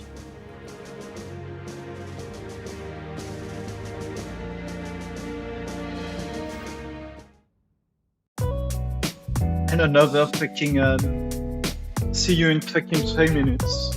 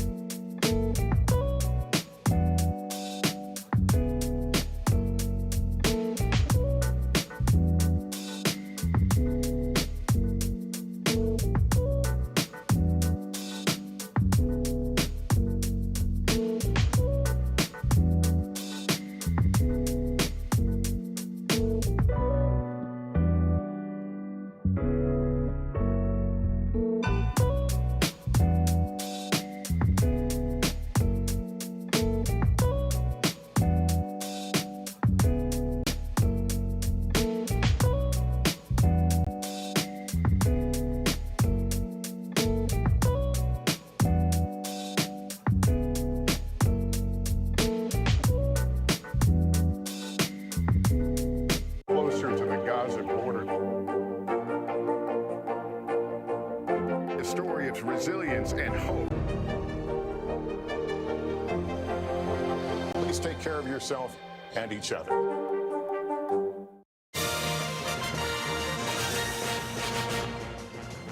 Welcome back. We're going to be taking you to this view and these numbers here as we continue throughout the evening on the road to 270. Donald Trump out to the early lead with 19, Harris with 3. Let's look at a couple of races that have uncalled so far. We will start with Virginia, 13 electoral votes, just 1% in there in Virginia, but you can see Donald Trump at a widespread right now in Georgia. That's, of course, the first big prize in the among the swing states right now. Donald Trump with 90,000 votes. Kamala Harris, 86,000, but that's too early to call. So we had some of our first poll closings. We await Arizona in a couple of hours from now. 11 electoral votes. We've got Gotti Schwartz there in Tempe, home to Arizona State University. Big lines there. A real split that you're seeing, that gender divide, Gotti. Absolutely. Big lines, big turnout here at ASU. This is the 75-foot line. That's where the line starts. And let's take a walk, because this line is about 77 minutes long if you're looking at the app. The line extends all the way down, and you're seeing so many of these students turning out. You were just talking about that gender gap, and we've been talking to a lot of the students here, a lot of the female students. They say that they've been driven to the polls by the issue of abortion and the issue of how they think Donald Trump treats women. And then you see a lot of males in this line, young guys here at ASU, many of them wearing those MAGA hats that have been given out along this line from organizers here. And they have been telling us that the reason why they are turning out is because of the economy, because of masculine identity. And they've also said, interestingly enough, people have been talking about the podcast wars here in this line, and Joe Rogan, that Joe Rogan podcast, the appearance. We were talking to a couple of guys just a little while ago. They said that they were open to the possibility of voting for Kamala Harris, but when the decision was made not to sit down with Joe Rogan, that influenced their vote. So it wasn't necessarily economy for them, but it was the idea that that Harris was not going to sit down, not going to show what they said was her true personality, and so that's why they decided to vote for Trump. Savannah? All right, Gotti, thank you. Both candidates have been courting Latino voters, a huge voting bloc, more than 36 million in the U.S. We have Hallie Jackson here, who's been looking at the exit polls and can drill down on that a little bit. And the reason we're talking about Georgia here is because that is a state where the polls have closed, so we can report out some of this exit poll data. Again, 600 polling places all across the country. It's early vote, it's mail-in vote, it's in-person day of, but it is early, right? So these numbers could shift a bit. But what we're seeing in Georgia on the Latino vote is interesting. It is Kamala Harris who is winning the Latino vote, 56%, to Donald Trump at 42%. But interestingly, if you look at the comparisons, former President Trump is doing slightly better with Latinos in Georgia than he did in 2020. He is slightly overperforming with that demographic group. And Jose, you know, and Savannah and Lester and Kristen, this is something the Trump campaign talks a lot about. They think that Donald Trump is going to do better than he did in 2020 with these demographic groups, including Black and Latino voters. Well, let us bring Jose Diaz-Balart, our colleague, into this conversation because, you know, this effort to try to win over more Latino voters on behalf of the Trump campaign, it's never been about can we win the Latino vote. It's can we cut into her margins enough to make a difference. And are we beginning to see perhaps that strategy pay off? Seven, I think the course set for the future of America tonight will have been chartered by Latino America. And we're not talking just about places like Nevada and Arizona, where 25% of the population, the eligible population to vote is Latino. But we're talking about Georgia, for example.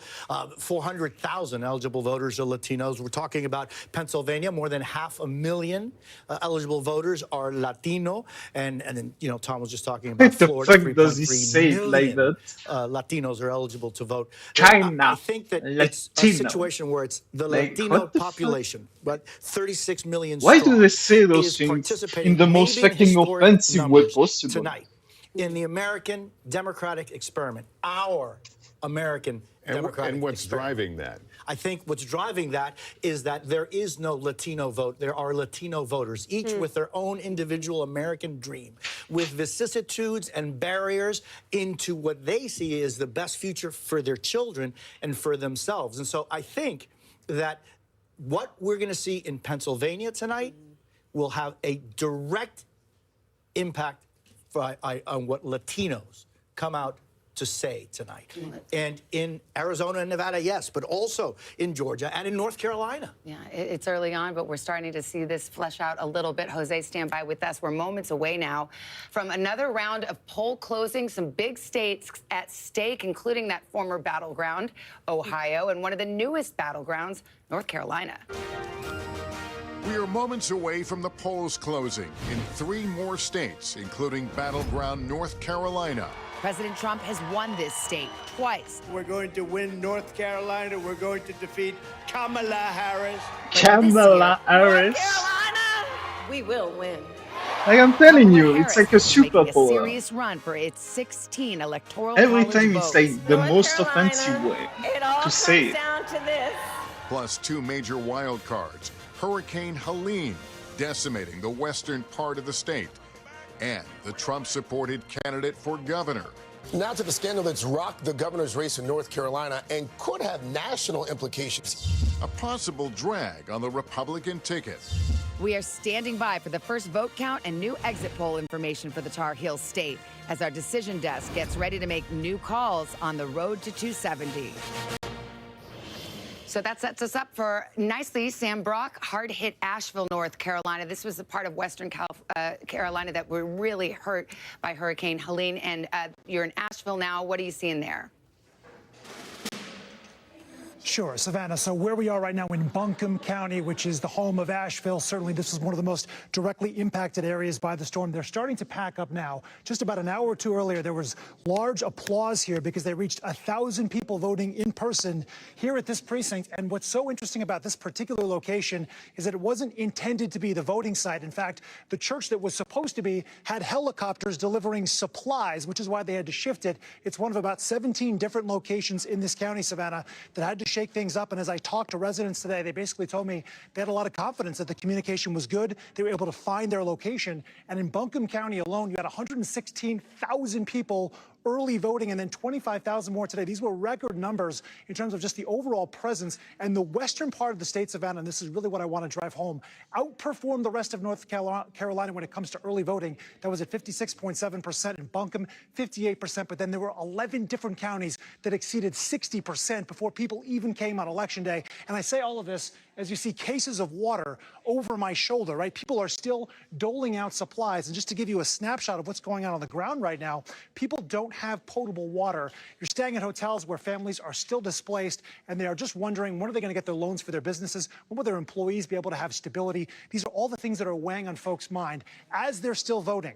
Now, we talked about North Carolina as a wild card, as it projects strength in terms of some of the turnout here in the rural communities. You also have a scenario where women, 52% versus 41% for men. There was a big gap so far in early voting of women who are voting. And the conversations I'm having, many of them tell me that they do think abortion is front and center for them. We'll see how that plays out here in the hours to come. All right, Sam Brock in Asheville, North Carolina, part of the region that has just been through so much, and yet so many people came out to exercise their right to vote. I want to go over to Tom Llamas because this is the battleground in 2020 that Donald Trump actually won, and he wants to try to hold on to it. Savannah was the only one that he won in 2020, but it was his closest margin of victory. Let's take a look at North Carolina right now, and I'll take you back to elections past. So as we just mentioned, Trump wins here, but barely, right?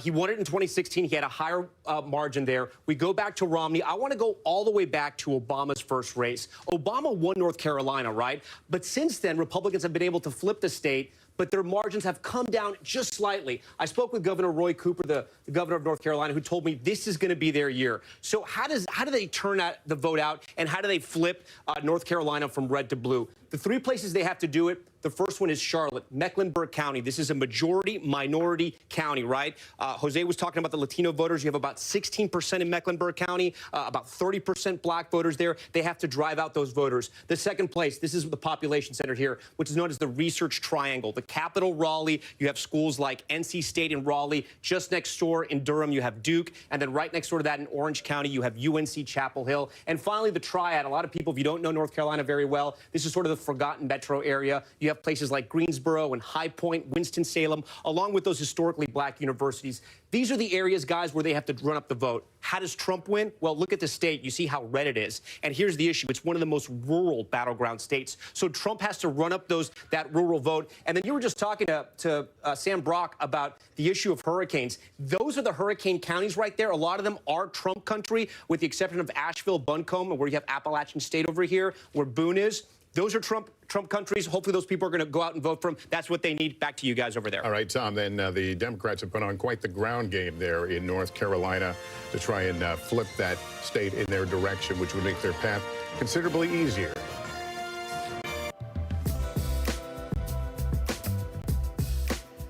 And another fucking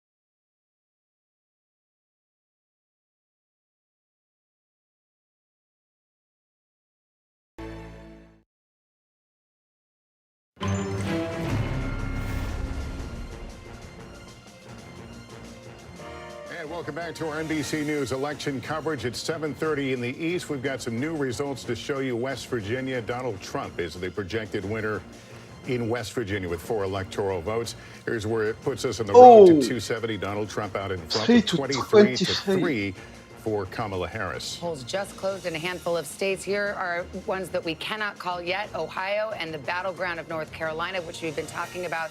Here's our projection at this hour. Too early to call, just not ready to release any information about that yet. Georgia is also too early to call. Polls closed about a half hour there now. And we do have a projection. This has to do with the United States Senate. West Virginia, the winner is Jim Justice. As expected, he will go to the Senate. This is a pickup for Republicans. This was a long-time held seat by Senator Joe Manchin, who was a Democrat, then an independent, but still caucused with the Democrats. Well, now the Republicans have picked up one Senate seat. As I turn to the table here, and Kristen, just so people understand, right now it's Democrats who hold a very narrow lead in the Senate, but they're looking to, the Republicans are looking to flip that tonight. They need a net pickup of 2 seats. They just got 1. They just got 1, so it is significant. We are looking at, and this was expected, as you say, Governor Jim Justice winning that seat. So they now turn to the state of Montana. They turn to the state of Ohio. Sherrod Brown looking for a 4th term there. He has gotten a pretty fierce challenge from a Trump-backed former car dealer, Bernie Moreno. So we'll see how that pans out. But one of the things, just zooming out a little bit, a lot of these Senate races have gotten a lot closer in recent weeks. Democrats who felt somewhat comfortable as we've gotten closer to Election Day have seen that margin really narrow. And again, this brings us back to this discussion of split ticket voters. In 1988, 17 states had different people vote for president versus Senate. That was down to 1 state last year, the state of Maine, when Susan Collins won, but the state went for Joe Biden. So we'll have to watch that very closely. But again, we were expecting that result out of West Virginia. Ticket splitting has become more rare in the Trump era. However, it's making a comeback in some of these Senate races where people might vote for a different party for president than they do for the Senate. That's one of the things we'll be watching closely. And how are you doing some more exit duty on North Carolina? That's right. So now that North Carolina polls have closed, I want to talk you through some of what we're seeing from these exit polls numbers. And it is interesting here, right? First, we're going to take a look at the non-white vote in North Carolina. These are the black voters, include Latino voters that Tom was talking about in some of those key counties in North Carolina. As expected, Vice President Harris is winning non-white voters based on these early exit poll numbers. But take a look at Donald Trump here. He's got that 25% slice of the pie. Let me show you the comparison. He is outperforming where he was 4 years ago with non-white voters in North Carolina. He was at 19% in 2020. However, 2 things are also true here. Let me show you white voters here, and we can take a look at the comparison here. You can see that it is former President Trump winning with white voters at 61%, Kamala Harris at 39%.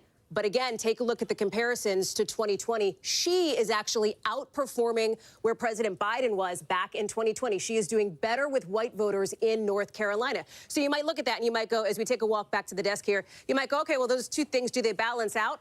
Not really, because white voters make up a larger share of the electorate in North Carolina than non-white voters. So she might be willing to make that trade, essentially. All right, Hallie, thanks. I want to go back over to Tom. Tom, you've got some more information in Florida, but before you get into that, just to be clear, there's 2 poll closing times in the state of Florida. Yeah, it's what we call a split poll closing. So on the eastern portion of the state, we have data coming in because the polls have closed there. We can tell you about the data. And some of the further parts of the panhandle, they haven't closed just yet, so we won't be giving you that data just yet. We'll probably wait another 30 minutes. I want to show you something that's somewhat surprising. It may surprise you if you watch presidential elections and you follow election nights like this one. So Donald Trump right now with 73% of the vote in is up 55% in Miami-Dade County. Again, this is where Democrats find their votes in the state of Florida. Biden won Miami-Dade County by 53. They've now flipped those numbers. This is pretty astonishing when you think where Hillary Clinton was in 2016, 63%, 53. Now tonight, 55. Again, there's still 73% of the vote left. This shouldn't be a complete shocker because Governor Ron DeSantis won Miami-Dade 2 years ago by about 11 points, which was a surprise at the time. But this shows how Republicans are expanding the map and how Florida is becoming more and more red. I do want to show you some potential good news, possibly for the Harris campaign, if they're watching tonight. So we're watching some of the vote come in Georgia. Remember, I told you more than 50% of the vote from Georgia is going to come around the Atlanta metro region. Let's take a look at some of these counties around Atlanta. 74% in Douglas County. Look at her number, 65%. Biden was at 61. So this means she's overperforming in the exact counties where she needs to find those votes. Let's look at another county here. Right now we have Gwinnett. We don't have any vote just yet in Rockdale County. This is another big one. She's at 75%. Biden was at 69. So she's overperforming right now in some of these counties in the Atlanta metro region. Again, guys, this is where she has to drive up her vote. If she can expand the map, scale the Democratic vote there, they can hold Georgia. You remember this was such a close race 4 years ago. Any votes they can find in that Atlanta region is going to help them. Guys? All right, Tom, thank you so much. We've got guests over at our Insiders desk today, and we also want to ask them what they're thinking of some of these early returns. We're starting to see some themes come out. We've got Cornell Belcher, we've got Mark Lauder. Cornell, I'll ask you what you think about what Tom just talked about. You had the story in Miami-Dade where it's potentially a big victory in that county, signs perhaps that that outreach to the Hispanic vote is working for Donald Trump. And yet in Georgia, you're starting to see some of that suburban vote really being ramped up for Kamala Harris. No, I think that's right. Look, Florida is I think Democrats are going to look back at how we've not invested in Florida since the campaign I worked on, the Obama campaign. We've not invested and worked Florida well. And Florida's like a country. It's really big, expensive state. I think we've taken those resources and we moved them more to battleground states like Georgia and North Carolina, where you see a sort of a difference. But Florida, you know, is a state that Democrats did not invest a lot of money in, did not run a lot of advertising in, and it shows. Let me bring in Mark Lauder, Director of Strategic Communications in the Trump 2020 re-election campaign, former spokesperson for Vice President Pence. Mark, give us your view as we wait for a call in North Carolina. What is the Harris camp right now thinking? Right now, they're looking at turnout, I think. And really, for both sides, it's going to be all about turnout. Do you get your voters out? I've seen some, I've heard anecdotally from some of my colleagues on the campaign that turnout is not where it needs to be in the urban areas for Kamala Harris. It's overperforming in some of the rural areas, including the hurricane-impacted areas. So I think that's a good sign for President Trump, but we're going to have to see how that plays out. Another thing I'm watching, and I know Tom alluded to it with Miami-Dade, but I also looked at Hillsborough County, Tampa Bay in Florida. It was both Hillary and Biden, both +7. Right now, it's only Kamala +1. And Hillary Clinton actually did some campaigning there for this particular election as well. Mark and Cornell, thank you. We'll be back early and often as we go along here. And we will take a break here. I think we're going to come back with more on the make or break state. Another freaking bike, man. Get ready to close there. Holy shit.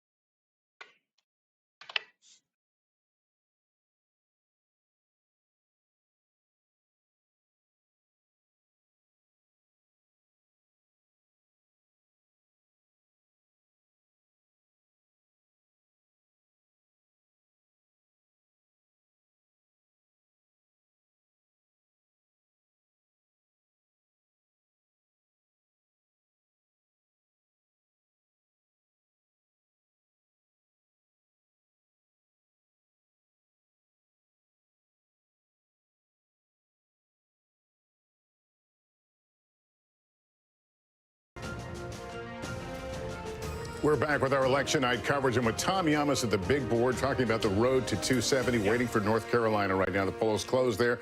But how important is that to either candidate in terms of making their path to 270 easier or tougher? Yeah, let's start with former President Trump because he really needs to hold North Carolina. It was the only battleground state he won in 2020. So let's give him North Carolina. If he holds North Carolina, he flips Georgia and Pennsylvania, he gets to 270. That's his easiest path. But Lester, if he can't win North Carolina, his whole map changes. And why do I say that? Because he can no longer win just 3 states. He has to win 4. He can do it by winning Pennsylvania and Georgia and keeping the blue wall, or I should say tearing down the blue wall, Michigan and Wisconsin. If he can't go there, he has to go out west and win both Nevada and Arizona. That puts him over the top. But again, without North Carolina, for his scenario, he needs 4 states. Harris has put a lot of money and time and people on the ground in North Carolina. What does it do for her? Well, look, if she wins these 16 electoral votes, it eases some pressure off her, right? Because her easiest path is the blue wall. If she can win Pennsylvania and North Carolina, look how close she is. She only needs 9 more electoral votes. Pretty much any other state, with the exception of Nevada, gets her there if she's able to win there. So if she can take North Carolina, the Trump team gets much more nervous and the Democrats become much more optimistic because she's won out east. If she can win in the Midwest and pick off a state out west or hold it, she's going to be the president. All right, Tom, let's go back to Savannah. Talk a lot about the blue wall. Wisconsin is a big part of it, and our correspondent Shaquille Brewster is in Milwaukee with some breaking news, and it's a possible issue with absentee ballot counting. Hey, Shaq, what do you know? Hi there, Savannah. I want to first start with what we're seeing at these polling locations because locations are open for about another hour. I want to let you go inside. I can't go inside and report, so I'll let our camera go inside there now, where we've seen a steady flow of people. At this location, there was a line that went on for more than an hour this morning. You see things have slowed down a bit.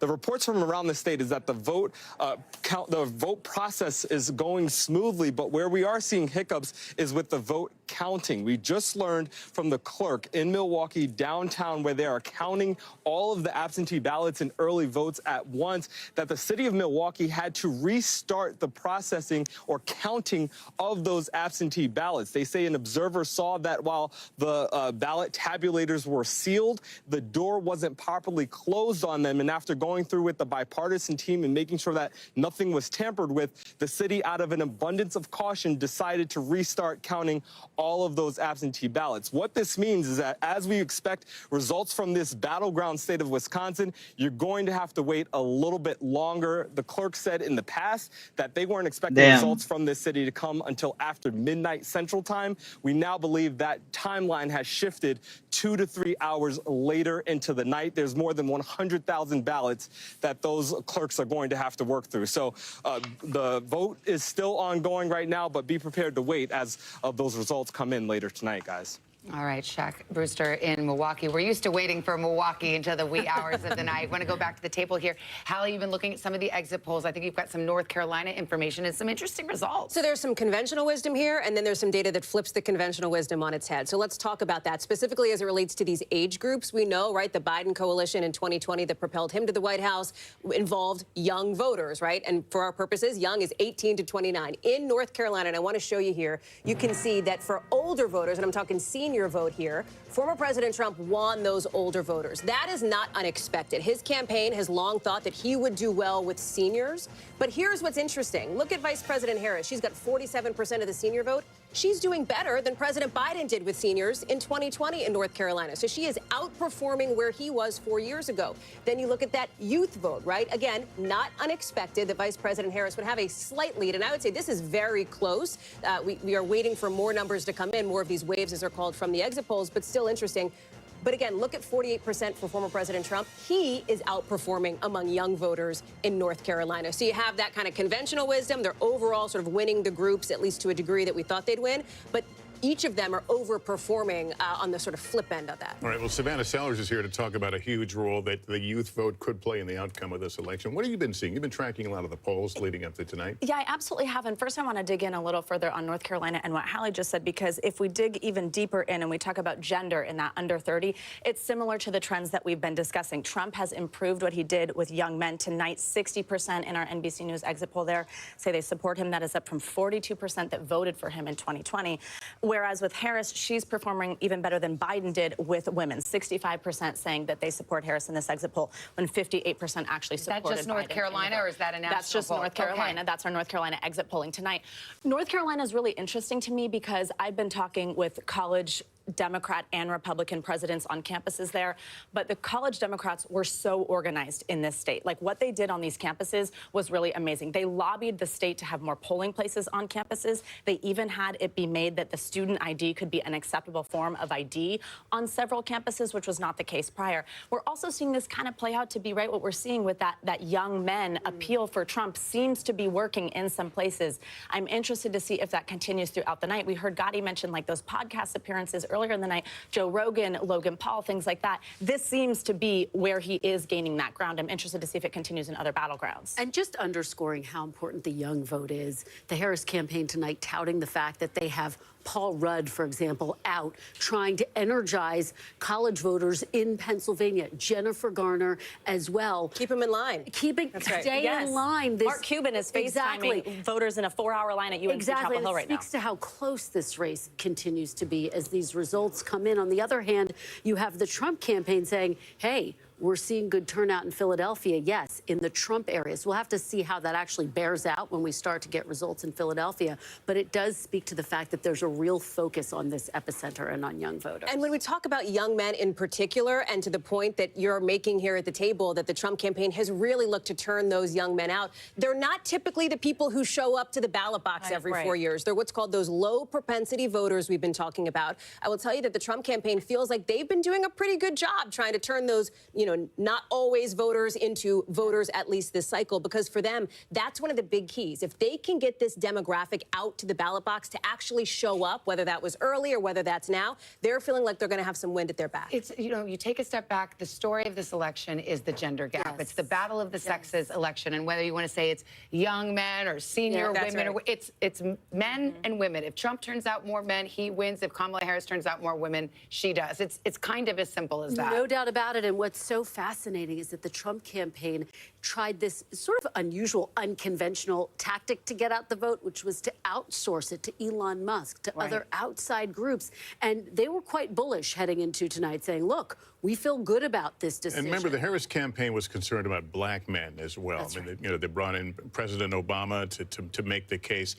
Any evidence right now how that appeal has translated into votes tonight? Well, that's one of the things that she has talked about on the campaign trail. I sat down with the vice president not too long ago, and she feels like she needed to earn every single one of those black male votes just as much as Joe Biden would have. That's why you saw her. We talk about podcasts, doing like an NBA podcast, a football podcast. Sure, she did call her daddy to try to reach out to those young women. That's the name of course, that very popular podcast with women. But she also was trying to extend an olive branch to men. I would just say this. Two things are true.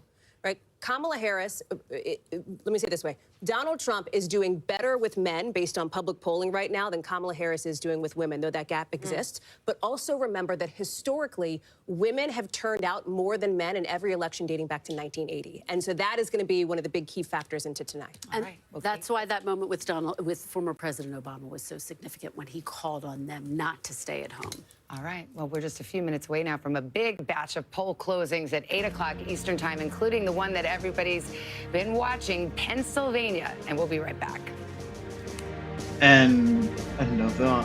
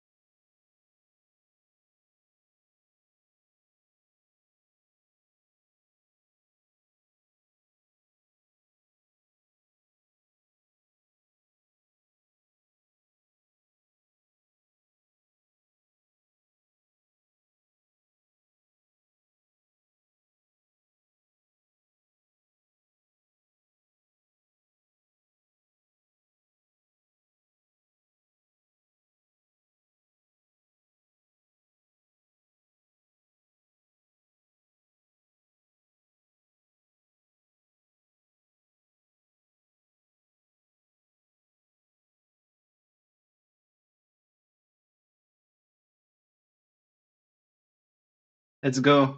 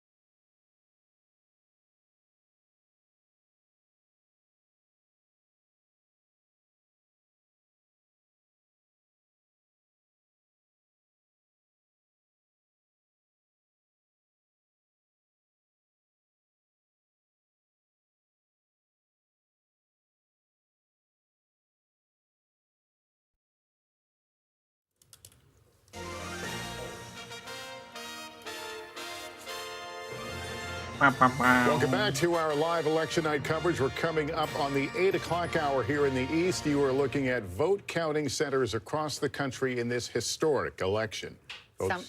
Some polls have closed. In some places, people are still voting. They are indeed. And we're about 6 minutes to the next poll closing, where we'll get our first look at the real vote count from the biggest battleground of all, Pennsylvania, which we've been talking about, states that have been moving quickly. We are moments away from the polls closing in 16 states and the District of Columbia. 171 electoral votes up for grabs in the biggest haul of the night. Florida, with its 30 electoral votes, could be one of the first big calls of the evening. And we'll get our first results from what may be the most important prize this election, Pennsylvania. We love Pennsylvania. It is good to be back in Pennsylvania. The race could all come down to the Keystone State. Pennsylvania is extremely crucial. If Vice President Harris loses this state, Pennsylvania, it all comes down to this. her path to 270 narrows significantly. We're going to win Pennsylvania. So, Pennsylvania, are you ready to make your voices heard? We're standing by for the first vote count and new exit poll information from this critical battleground as our decision desk gets ready to make new calls on the road to 270. All right, getting ready for Pennsylvania. NBC's Stephanie Gosk is in Philadelphia. Stephanie, this is where the Harris campaign really needs to ramp up those turnout numbers. What are you seeing? Yeah, they really do. Well, it's calming down here in Northeast Philadelphia. This is kind of a working class, diverse community. People still getting in under the wire in these last few minutes. But the big question, Savannah, afterwards is how long is it going to take to call the state of Pennsylvania? 4 years ago, it took until Saturday. I was on the phone with the former Secretary of the Commonwealth talking about the challenges they faced back then. 2.6 million mail-in ballots. That was what slowed the process down. And it was a new process for people in this state. 4 years later, they haven't changed the laws, but things are a bit better. There are fewer mail-in ballots, just under 2 million. They have new machines to process them and more people. But the optimistic outlook from election officials we have spoken to is that the majority of those mail-in ballots won't be fully processed until Wednesday night into Thursday morning. And if this race is as tight as it was 4 years ago, when Joe Biden won by about 80,000 votes, those mail-in ballots will be crucial to make the call here. So we're still talking days, Savannah. Yeah, and in some of these big jurisdictions like Philadelphia, Stephanie, now they have election workers who are prepared to work all night and count all night. So perhaps it goes a little bit quicker. We'll check back with you a bunch. We have got Tom Yamas over at the big board, and you're still getting vote in from Georgia and North Carolina, two big pieces of the puzzle. Yeah, and I want to talk about Georgia right now because North Carolina, there's still only about 2% of votes in. Let's look at Georgia because I think what is happening here when we talk about Kamala Harris and her chances, she's overperforming Biden in some of these counties around the Atlanta metro area. I'm going to move the map over this way because I'm going to bounce around. Here on this side, the right side, this is where Biden was at 2020. Here's where Harris is tonight, 76% in. You can see she's overperforming there. We come to this other county, Clayton County. Again, these are the suburbs of Atlanta, those ring counties around Atlanta. 84% for Biden, 85% for her, so she's holding that high watermark. We move over to Rockdale. Look at this, 69% for Biden, 75% tonight for Harris. They're looking at these numbers tonight, and again, there's still a lot of vote out, but they're looking at these numbers tonight, and they're telling themselves this is the kind of rhythm they want for the rest of Georgia throughout the night. Only 25% of the vote is in. Trump is way on top, but again, 25% of the vote is in. Remember, we can show you guys where the vote is out, these giant bubbles. The bigger the bubble, that's how many votes still have to be counted. So you can see a lot of the rural counties, a lot of them are coming in. There's still some in the rural county that are out, but the big area, remember, 50% of the vote is going to come around the Atlanta metro region. Let's also talk about Pennsylvania, guys, because we're getting close to getting some information in Pennsylvania. And remember this, 2020, Joe Biden wins the state. It is going to be the keystone state and the key to the election tonight.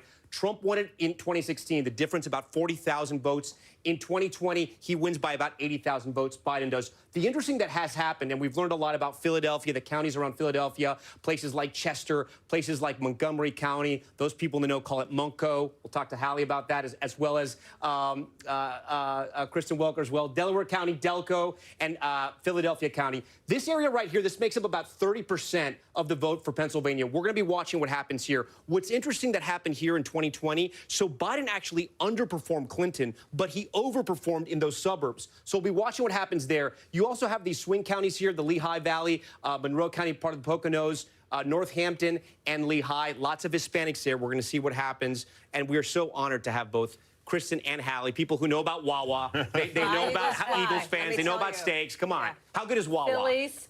Always, the best. Always. But Tom, you forgot to ask them cheesesteaks, wit or wit out? Wit. Okay. Whiz wit out, babe. Okay. Whiz wit out. All right. Well, we have a lot of time just to do Philly talk. We won't leave Pittsburgh out, but we got we're coming up on a poll close. Yeah, here. 21 seconds until the top of the hour. Another poll close, and we're going to hear from about 17 states here coming up at the top of the hour. And there's our election alert as we stand by, and the drama building now because as we've been talking about, we're going to see Pennsylvania.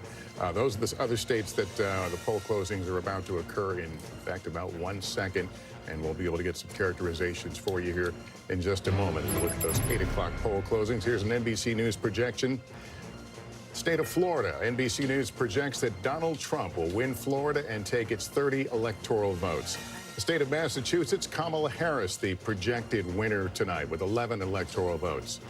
Donald Trump, the projected winner in Tennessee tonight, 11 electoral votes there. In the state of Maryland, NBC News projects that will go in the Kamala Harris column. We move on to the state of Missouri. NBC News projects that Donald Trump is the victor in Missouri when all the votes are counted. Here's what Alabama looks like. That will also go to Donald Trump. State of Oklahoma, this will be projected to go to Donald Trump. And in D.C., District of Columbia, 3 electoral votes at stake. NBC News projects that Kamala Harris will win there. So where does that leave us now in the road to 270? There it is, 90 for Trump right now, 27 for Harris, 270, of course, the magic number and the keys to the White House. But we await calls in those all-important battlegrounds, and there are still outstanding states. Just as polls closed at 8 o'clock, we will wait for New Jersey, Illinois, Connecticut, and, of course, Pennsylvania as well. Let's show you what we can right now in Pennsylvania. No surprise here. It is too early to call. North Carolina, same story. They do count fast there, but not fast enough to call it. It's still too early to call. Just 5% of the vote in. And in Georgia, we're seeing a lot more of the vote, but still too early to make a projection. Let's go to Tom, who's starting to look at some of the numbers here. And I see you've got Virginia up there, which is a potential bellwether, something that might give us some indication about how this night might go. Yeah, and it's a state that we can look at to see how the suburbs are going to perform across the country. I know a lot of you guys know the D.C. area very well. 30% of the vote is going to come from these northern suburbs. It's a good barometer to know also how Harris is doing with suburban women. So let's go to 2020 to compare here. So Prince William County, it looks like Harris is slightly down with 75% of the vote in. This one stood out to me. 95% of the vote is in Loudoun County right now. Biden was at 61%. Harris is now at 56%. Again, there's a difference of about 35,000 votes. 95% is in, and we can actually see how much of the vote is left. Only about 3,600 votes remain in Loudoun County. So she's underperforming a little bit there. As we keep going here, Fairfax County, 45% in. She's at 68%. Let's see how Biden was doing there. 69, about the same. Something else that's interesting that's happening in Virginia, Virginia Beach. This is a swing county. Trump won it in 2016. Biden was able to flip it. Tonight, Trump is on top, but only about 20% of the vote is in. A lot of the western part of the state, as we know, is going to be more rural. Some of that coal mining country, it's going to resemble West Virginia. We have some of the vote in a county like over here, Wise County. This is a good Trump barometer. He's at 78%. He was at 80% in 2020, but 41% of the vote is out. He's underperforming slightly. I guess the thing that sticks out to me, which it's too early to know if it's a red flag, but Loudoun County, again, you know, this is a place where Democrats want to run up those votes in Virginia. Not that Virginia is in danger for Democrats because they were able to run up the score in 2020, but Trump in 2016 got close. He got within 5 points. A number like this, it's going to worry them a little bit, but I know you guys know much more about that area than I do. Well, actually, we're honored to have a resident of the Commonwealth of Virginia with us, Chuck Todd. So, I mean, you look at that, you know those suburban collar counties around Washington, D.C. very well. Is that a warning light if Kamala Harris is not performing as well as Biden did in some of those suburban, exurban counties? It could be if we're going to see that if it's moving. You know, Virginia is sort of the gateway now to the north rather than being, I always joke, it's sort of seceded from the Confederacy, right? It is the one southern state that has been consistently a Democratic state, not even a swing state anymore. So if that is consistent, yes. One thing I've learned, though, with the Northern Virginia vote, you may have 95% of the vote in. That 5% can account for a lot more uncounted vote than people realize. So, and there is a sense. So that's a wait and see. Look, the bigger thing that I've taken away so far is we're in the middle. We've been in the middle of a political realignment for a decade, and every one of these presidential elections, we're like, hey, look at this. The fact of the matter is, Donald Trump's makeup of his electorate this time is much different than it was in 2016 or 2020, and I think we're seeing it both break on ethnicity and geographically. So it looks like that Donald Trump's going to be stronger in the Southeast. Why? Because he is doing better with Hispanics. That's right. And there is a larger population of Hispanics in the Southeast and the Southwest than any other part of this country. The exit polls indicate that she is going to do better with older white women. I've been messing around with Indiana. Indiana's not going to, it's a red state. Yeah. Donald Trump's underperforming about a point or two in almost, even in the rural counties. Indiana's a very white state. That's a tea leaf. Yeah, I just throw it out there. It's a tea leaf. They obviously border where those voters go. No, that she's performing a couple of points better. So clearly there are some think it's the older whites, and we could really see this country divided by regions where she's stronger in the north because she's improving with white voters, and he's stronger in the south because he's improving with voters of color, in particular Hispanic voters. We're not seeing as much evidence among African-American voters, but definitely Hispanic voters. It's not just Florida. I think in Georgia, we're seeing it as well. Well, we're seeing it nationally, too. And you look at some of the numbers here, he is plus 10 specifically with Latino men, according to our exit poll nationally, a demographic group that Joe Biden was plus 23 with 4 years ago. So it is definitely a shift, and it is definitely one of the headlines that we're watching as we're seeing these exit polls come in. And we see that, I mean, the Latino vote is not just concentrated in the Southwest. That's exactly right. It's not just the Southeast. It's also in Pennsylvania. There's a huge Latino population in Pennsylvania. We have been talking about the ground game quite a bit. It's been heavily focused in Pennsylvania on trying to energize Latinos on both sides, Kamala Harris and former President Donald Trump, really focusing on that in places like Allentown, in places like Reading, Pennsylvania, trying to make sure that they are getting them out to vote and flipping them, if necessary, and let's to not their forget, side. Kamala Harris wrapped up her campaign last night in Philadelphia, showing once again demonstrating the importance of that state, as we are going to find out here in the hours to come, and perhaps days. And Hallie, you've got some more from your exit polls. You know, it's interesting. Chuck's talking about the graceful removal from the chair. Thank you all for bearing with me. Chuck's talking about the realignment here and where people are sort of politically. One of the things we're watching on that front is this idea of independent voters. We know that they are going to be potentially a crucial voting bloc here. Vice President Harris had made overtures to this group in the closing weeks of her campaign, really trying to win them over, to get them over to her side. Look at how they're breaking nationally here. She is winning independent voters nationally, 51%, Donald Trump, 44%. Here's the thing. Nationally is not how you win or lose the White House. You win the White House in the battleground states. And look at the state of states, Pennsylvania, right? The most key battleground this year. In Pennsylvania, It's the opposite. It's former President Trump who is actually leading with independents over Vice President Harris in this really important state where the margins could be really close here. You can see it here. He's at 50%. She's at 44%. Again, that's in Pennsylvania. So you might ask, okay, well, how does that compare to how he did 4 years ago? He is overperforming generally with independents now in Pennsylvania. You see in 2020, 44%. He's doing a bit better now in 2024, 50%. And Savannah, Lester, Chuck, Chris, and I'll toss it back to you at the table. This could be really interesting as we watch this develop throughout the course of the night, not just in Pennsylvania, but in some of these other key battlegrounds as well, like Michigan and Wisconsin, which we'll get to later. Actually, I think Chuck wanted to weigh in. No, I just think we are seeing something else happen, which is you have a country that's really sour about our politics, sour about the direction of the country, and we now have fewer people identifying with the two major parties, according to our exit poll. It's a huge development. Independents are the fastest growing flock. Now, it's very rational. If you don't like the direction of the country, you don't like what's happening, and you think there's a threat to democracy, do you have a lot of faith in the two major parties? But the lowest share of major party people identifying with the two major parties in at least 4 elections, it means these independent votes are going to be the whole ball game. They're going to decide who's president. We are keeping a sharp eye on the state of Georgia. We can show you where things stand, but we've just had a change of characterization here. Our characterization from the decision desk now is that this is too close to call. You can see about a 267,000 vote difference between the two, with 37% of the vote in. But again, the NBC News characterization at this point,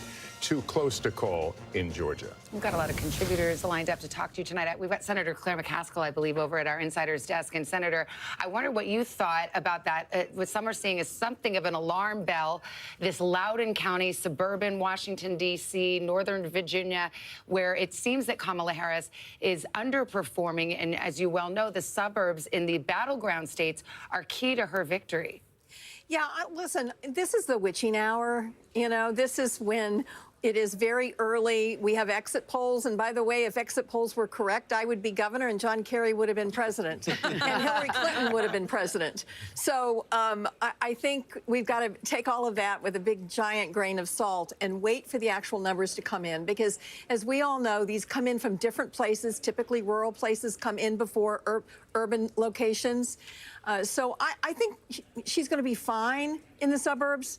I think, and I don't think the exit polls will actually reflect accurately what will happen with independent voters. I'm not saying she's going to dominate independent voters, but I'll be very surprised if there aren't a whole lot of women that call themselves independents that don't vote for Donald Trump. At what point in all this do you begin to let out a sigh of relief here? Well, listen, right? I think depending on what happens in Georgia and North Carolina, if by any chance she wins those 2 states, then I can breathe again. If she does not, then obviously Pennsylvania becomes even bigger. And don't sleep on Nevada. I think that may be the closest margin in this race. I think it may be literally maybe 500 to 2,000 votes separating the 2 candidates. I think it's that close in Nevada. Well, we're waiting polls to close there in less than an hour. Nevada and Arizona, those big Western battlegrounds, but we do not expect results there, frankly, for days. So I guess Senator McCaskill is going to be holding her breath for a very, very long time. We've got Sarah Fagan here, too, a veteran of Republican campaigns. And again, with all the caveats, we are reading tea leaves right now, Sarah. What are you looking at? What are you noticing? And how do you see this shaking out? So if you look at Florida, you look at Virginia, Donald Trump is running about 4 points better than he did in 2020. But then contrast Georgia and North Carolina, where I should caveat that less of the vote is in. He's running 1 point ahead in Georgia. He's running a little behind in North Carolina, where he did in 2020. And that says to me, perhaps, that the Harris GOTV effort is quite strong, that she's pulling her votes out in places where the campaign organized. So she's holding that margin closer.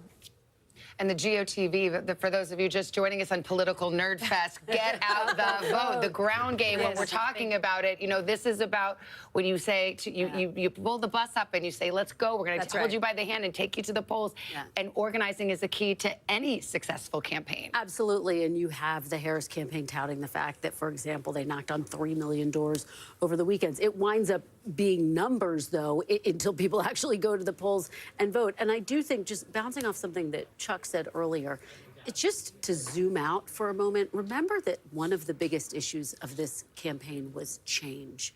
What people really want is change. And so what you saw in both of their closing arguments was an attempt to argue they're the change candidate. And so what we are seeing, for example, with independents, I think is notable because I think the person who winds up winning this race will be the person who ultimately voters say that's the change candidate. And like everything in this election year, it's complicated because you have a Absolutely. former president, so there's And a a certain sitting vice incumbency there, and a Yes. sitting vice president, and there's certain incumbency there as There's well. something baked into Donald Trump's call for a change here because he was already in the White House for 4 years. Same thing for Vice President Harris as you're looking at the popularity or favorability rating for President Biden, which is low. And so the question, is that going to be a drag on how she does? To your point on the get out the vote effort, this is why early vote was critical for both of these campaigns with some 79 million people voting early. Better to bank those votes. What if somebody gets sick? What if somebody's, kid has to stay out of school or whatever? Get those votes in now to get them locked and loaded. Let me just change the conversation just for a moment because we do have another call to make, and it's an NBC News projection in the state of South Carolina. South Carolina will go to Donald Trump when all the votes are counted later. And here's where the breakdown right now that Donald Trump, again, the projected winner. 24% of the vote in there, a vote difference of about 104,000. But again, Donald Trump will pick up South Carolina. Here's where it leaves us on the road to 270. Donald Trump out in front with 99. Kamala Harris, 27. We've got a few key battlegrounds where polls have closed. They're counting, but we don't have results yet. Still either too early to call or too close to call. Let's go to NBC's Garrett Haake. He's at Trump headquarters in West Palm Beach, Florida, at Mar-a-Lago. Tell us what the campaign is saying to you. Well, Savannah, what seems to be calming nerves down the street at Mar-a-Lago is what they're seeing out of Georgia right now, a state you were just discussing, where their key to victory was essentially blowing the doors off in rural turnout and improving their margins among minority voters, Latino voters, black voters. The campaign is seeing, in the same exit polls we're looking at, improvement among black voters, particularly black men, who the Trump campaign has spent heavily for months and months and months to try to win over even just a few percentage points, the kind of thing that could make a difference in a state decided by fewer than 12,000 votes 4 years ago. The other thing that I think has accrued to Trump's favor in Georgia is the resumption of unity among Georgia Republicans. Remember, there was a huge fallout with Brian Kemp, the popular Republican governor there after 2020. Trump and Kemp made amends, although they rarely appeared together on the campaign trail, the two singing from the same hymnal in the race's closing weeks, along with a lot of these other Trump candidates, could be helpful to Trump in that state.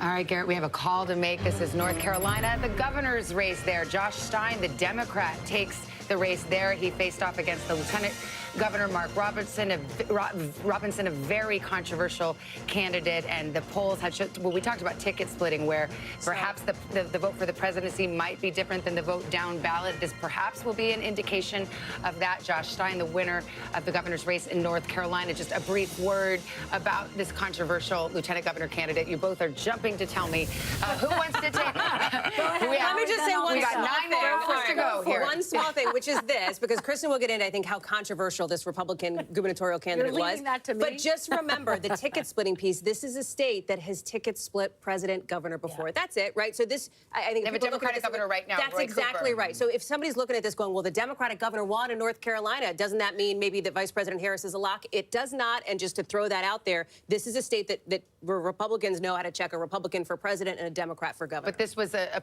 campaign on Mark Robinson's behalf. It was beset by problems. Beset by problems because he was determined that he posted some highly controversial comments on an adult website. And so the backlash was massive. This result was expected. The question is, that was, by the way, one of the controversies. I'm giving you the biggest one. The question is, will he drag down support for former President Trump? We don't know the answer, but we do know that in 2020, President Biden was not able to win this state because there was, in part, it's believed, a controversial Democratic candidate for Senate. And that did sink his chances. Now, just to zoom out a little bit, a Democrat hasn't won the state of North Carolina since 2008, when Barack Obama did it. Trump added 3 campaign stops in these closing days of the race. Spent the whole weekend there, 3 days straight in North Carolina. How important this state is to his path. Also a sense that it might have been slipping away and trying to shore up there. Absolutely. Well, North Carolina was very, very tight in 2022. Trump won it, but it was right up there in terms of narrow margins. Which is absolutely. And it's a good reminder that even if the electoral vote count ultimately ultimately has a pretty wide gap, these margins can be very tight, and those electoral votes, listen, they all go to the winner, right? So that's what matters here in a state like North Carolina. Well, we already talked to Garrett Haake, who was in West Palm at Trump headquarters. Let's go over to Peter Alexander. He's at the Harris headquarters in Washington.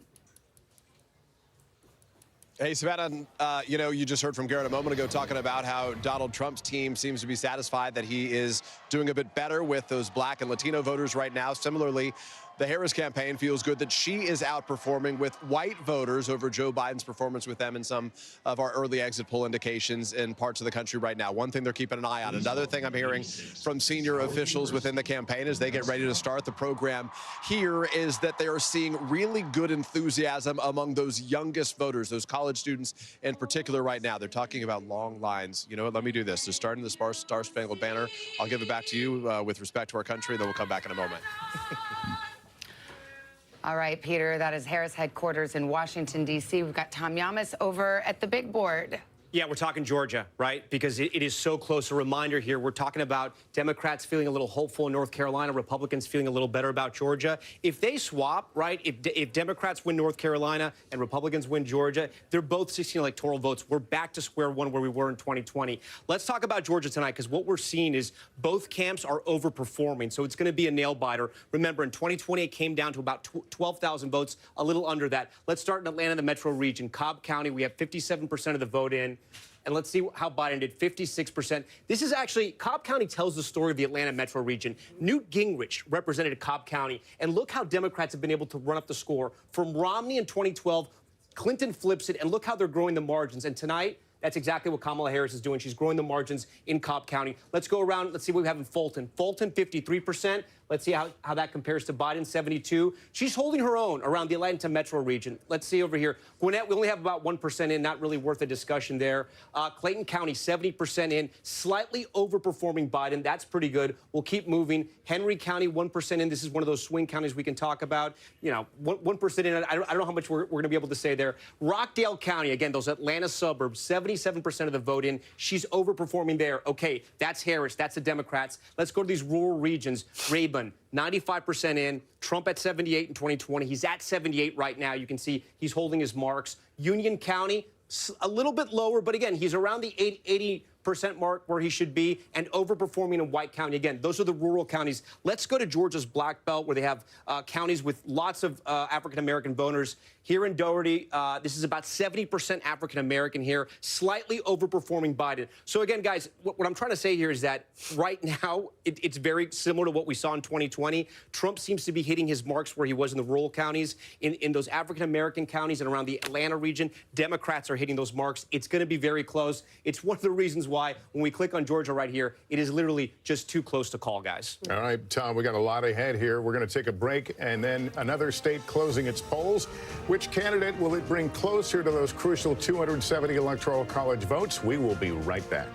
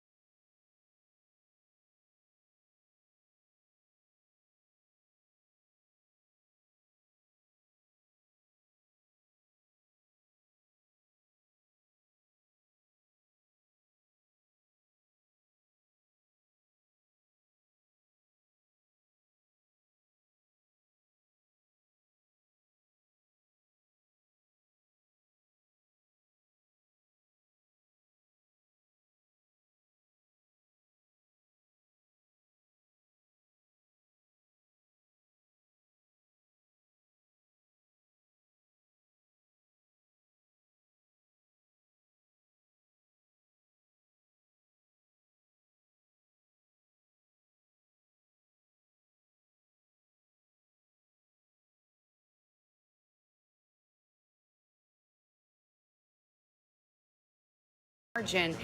Depending on where the votes are coming from, it is our expectation that right now this vote and Georgia's 16 electoral votes just too close to call. All right, let's go over to Hallie Jackson with some new exit polling information on the gender gap. So this has been a storyline we're talking about all night, right? We say it, Savannah, Lester, you both said it, the battle of the sexes, men versus women. It gets a little bit more complicated at that, but let's start with the gender gap nationally here. And you can see it absolutely still exists. So these are our exit polls nationally based on gender. You can see, obviously, this is just the vote here. Women, 53%, 47% men. Typically what we might see. When you get into vote break, I'm going to ask our team to pull that up. You are seeing that more women are backing Vice President Harris. More men are backing former President Trump. More women, 55% for Harris, Trump 43%. We'll go to men, and you'll see it flips, right? That red slice of the pie gets a little bit bigger for Donald Trump when it comes to men nationally, and we'll pull that up so you can see it. The other piece of this, though, there's more to it, right? And when you get a little bit deeper in race and education, that is where this gets really key.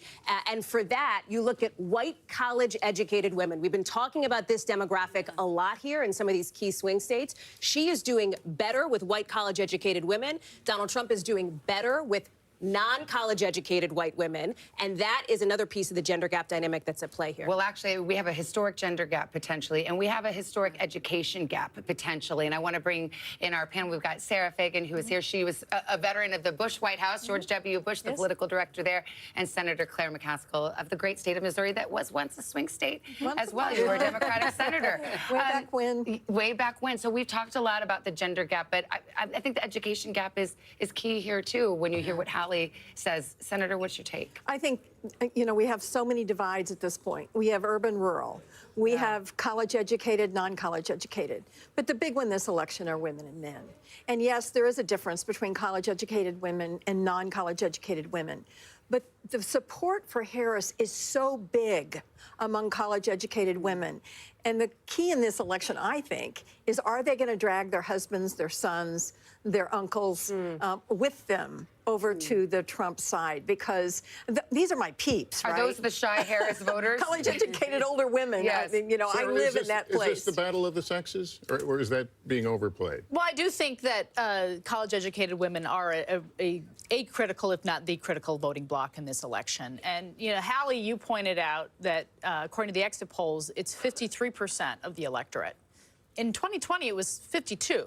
Now, 1 point doesn't seem like a lot, but, if Kamala Harris drives up her results among women, in these close contests like Georgia and Pennsylvania, like that could be a deciding factor. I can't believe we haven't actually talked about it yet tonight. Reproductive rights. This is the first presidential election post-Dobbs, the decision that overturned Roe versus Wade. We've seen the potency of that issue. Abortion rights measures have passed every time they've been on the ballot since the Dobbs decision, but we haven't yet had a presidential election. Right. Do you think that issue still has its potency and is a weak spot for Republicans?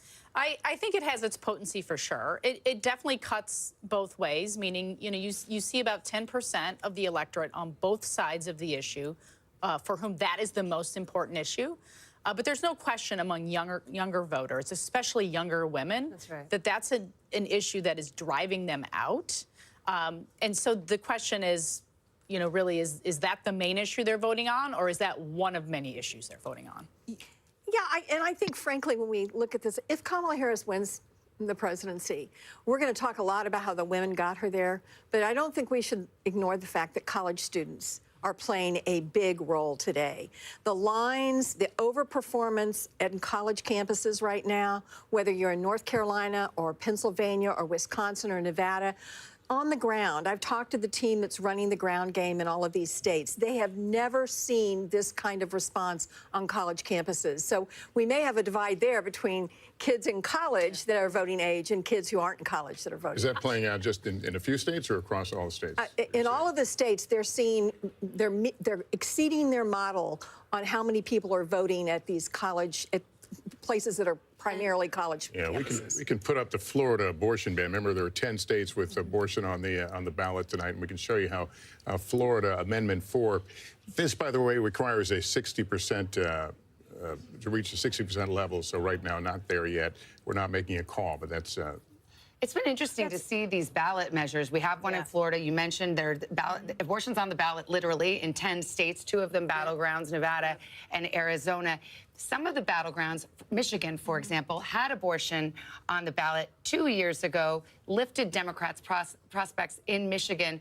Now, is there a question in your mind, Senator McCaskill, whether or not Democrats who might have been motivated to go to the polls on the abortion issue feel like, oh, well, it's already taken care of? People are kind of in the middle thinking, I can vote for Trump even because I think I've already taken care of this abortion question with regard to the ballot measure in a battleground like Michigan. I don't know. I think ProPublica has done such an amazing job of publicizing the deaths to women because of Trump really extreme abortion bans that are in many, many states. And Texas isn't a battleground state, but there's a Senate race out there that I've got a half an eye on tonight. And I think when you have women dying who want to have the children, who are suffering a miscarriage and can't get the health care they need, that takes it to a different level. And I don't think we had very many of those stories out there in 2022 like we have in 2024. And I think the campaign has certainly emphasized those stories and the brave women telling them. And I also think that this is an issue that Republicans have struggled to find their footing on. Sarah and I have talked quite a bit. Let me just pick up that thought a moment. We have an election alert now. This is a poll closing here at the 8:30 hour in the east. Arkansas will be closing here momentarily. We'll perhaps get a characterization.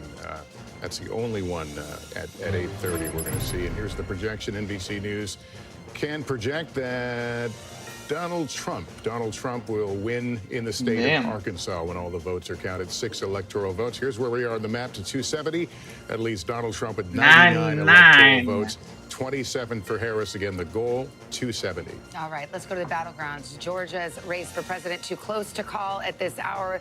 53% of the vote in, just too close to make a prediction there. Pennsylvania, too early to call. They're just getting started in the Commonwealth of Pennsylvania. And North Carolina, also too early to call. We do have more vote there, but we're just not in a position yet to call those races. However, Tom, as I go to you, these are some of the races. Georgia and North Carolina, these are fast counters, and we may be able to make a call by the middle of the night or in the early hours this morning, and that would be quite telling. Yeah, our decision desk guidance is that Georgia and North Carolina both improving the way they tabulate votes. We should have a projected winner some point tonight. Those will be the 2 first battlegrounds that we hope to project and we hope to call at some point earlier tonight. But we'll have to wait and see. We're ready for anything. We could be surprised by anything. I want to talk about Virginia for a little bit, and a caveat here, as Chuck Todd reminded us. Northern Virginia, the suburbs, they do sort of report late. That vote is still coming in, but we still see some troubling signs for Kamala Harris, at least in some of these counties. So Biden was at 61%. 95% of the vote is in, and I just want to highlight this.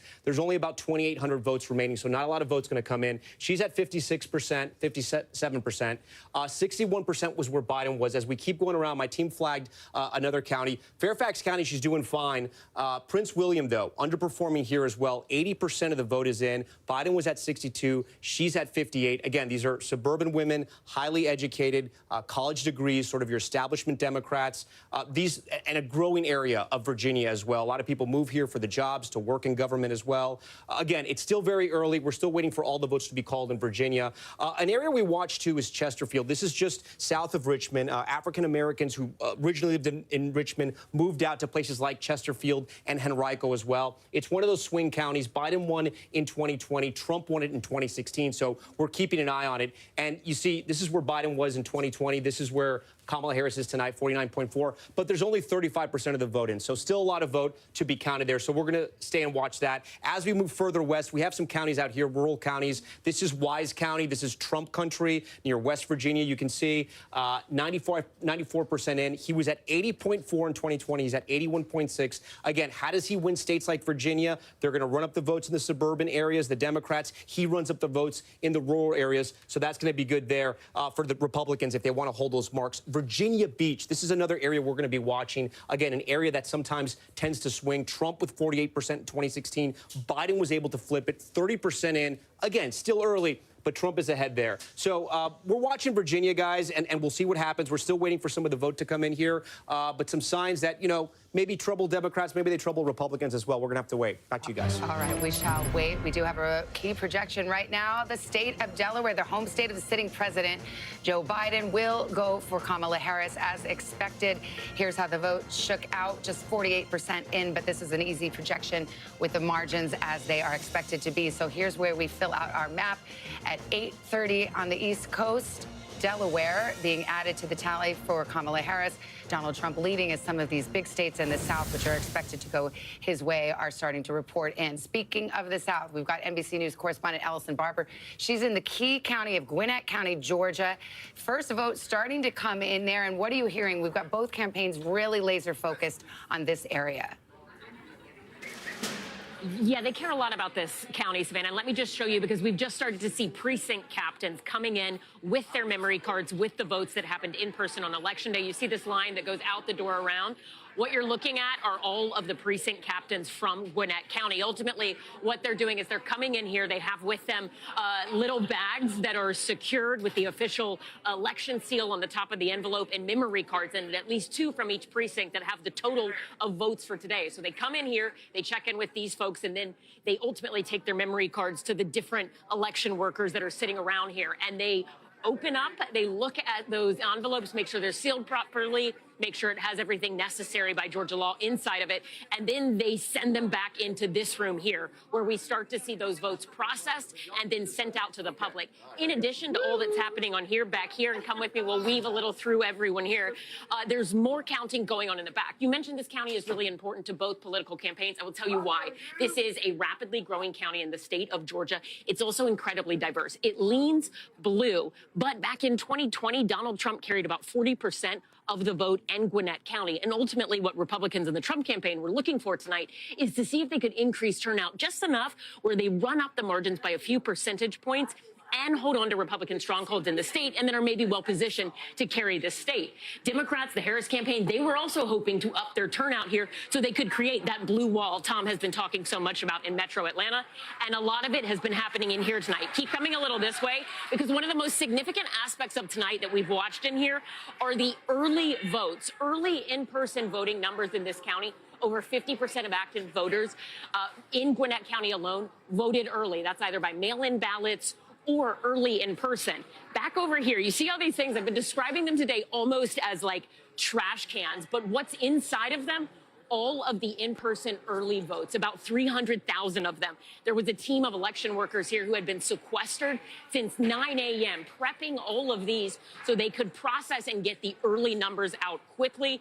Every election official and the supervisor of Gwinnett County Elections has told us they've been on track to hit all of their markers to have results in on the earlier side, and they're still working over here tonight. This is where the mail-in ballots will come through and are coming through, and they're sorting all of those.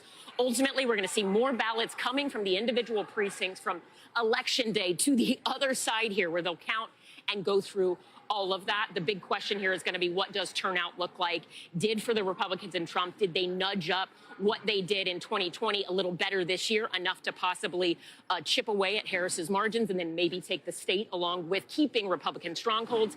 And for Harris and Democrats, were they able to reach out to people they described as likely Harris voters who were hard to reach, people who would probably vote Democrat but maybe hadn't voted in past elections? The local county Democrats, they told us they spent a lot of time trying to reach those voters, canvassing, directly targeting ads to them, and sending a lot of mailers in more than a dozen languages to try to get them out. So far, we're told, and you can just see the scale of everything here, the supervisor for Gwinnett County Elections, he told us that they are on target right now to surpass voter turnout compared to 2020 by 6:30 today. They had 70% voter turnout roughly in this county. That's exactly what they had back in 2020. So they think they are going to have more turnout in this county. And for both Republicans and Democrats, that's exactly what they were hoping to see. But the big question is, how do those votes fall? And remember, 2020, we saw in the midterms a lot of split ticket voters, Republicans who voted for Republican Governor Brian Kemp, despite Trump saying, hey, that's not somebody I support, and him coming out against him in the midterms, and then voting for the Democratic Senator Raphael Warnock. The question tonight in this county is, could that happen again? And the numbers, at least in terms of the totality, are inching up past what both campaigns were hoping to see tonight. Savannah. All right, Ellison, thank you. Gwinnett County's late rallies by Donald Trump there in that county and neighboring Cobb County. And you got to hand it to the election workers. They're so focused. That's what I was thinking as I was watching that. She walks right by and they don't even look up. They don't even look up. They're counting the votes. It makes you feel good about democracy These at are work. the heroes of the night. Yes, absolutely. There's also a storyline in Georgia about election workers, of course, right? And the threats that election workers have faced in so many of these battleground states. And you look at Georgia, that is the home, of course, of Ruby Freeman and Shay Moss, who were two elections workers who came under fire, faced death threats, faced severe hardship in their lives because of those election fraud lies from former President Trump. So these election workers, man, are they doing a civic duty for everybody? My favorite part of voting is when I walk in and see the smiley faces. They've got this great task in front of them, and it's True. Hug an election worker if they consent. Yeah. And it's part of the story of tonight, though, and tomorrow morning, because they've brought on more election workers in all of these states to make sure that they can count more quickly. I do think Ellison's report was fascinating. Gwinnett County, it went for Clinton by 6 points, for Biden by 18 points. So this is a county that Democrats have been increasingly eyeing, as have Republicans. Well, we talk about the gender gap as I go to Senator McCaskill and Sarah Fagan. I mean, I mentioned there were Trump rallies in Gwinnett County. One of them was the one where Tucker Carlson, the former Fox News host, talked about daddy's coming home and going to give a little girl a spanking, like, the sheriff's come into town, which was a message that, if you're trying to reach female voters, I don't know how the females on this panel feel about that, but that's where that happened. Not good. Don't feel good about that. Yeah. I think most women don't feel good about that. But, I come from a state that is very Trump heavy. So I certainly know that there are women out there that have bought what he's selling. I like to say I think there's about a third of the Trump voters that don't believe a word he says, but they really like the idea that their tax cut's going to stay in place, and they think their business interests are going to be better protected with less regulation. And then 2/3 of the Trump voters who believe every word he says and like it just fine. Sarah, I want to get your thought on something at work right now. And there was a bit of a mixed message in the campaign, the Donald Trump's campaign, about early voting. Yes, do it, don't do it. How do you think that is playing out tonight? Well, if you look at some of the early vote returns, certainly we saw higher numbers of Republicans voting early. It looks to me like a lot of those were election day voters previously who voted early. Okay, great for the Trump campaign. They banked votes. They can focus on those who haven't voted. So to me, what I'm going to be looking for is his share of the early vote higher than it was in 2020? Democrats dominated the early vote totals in 2020.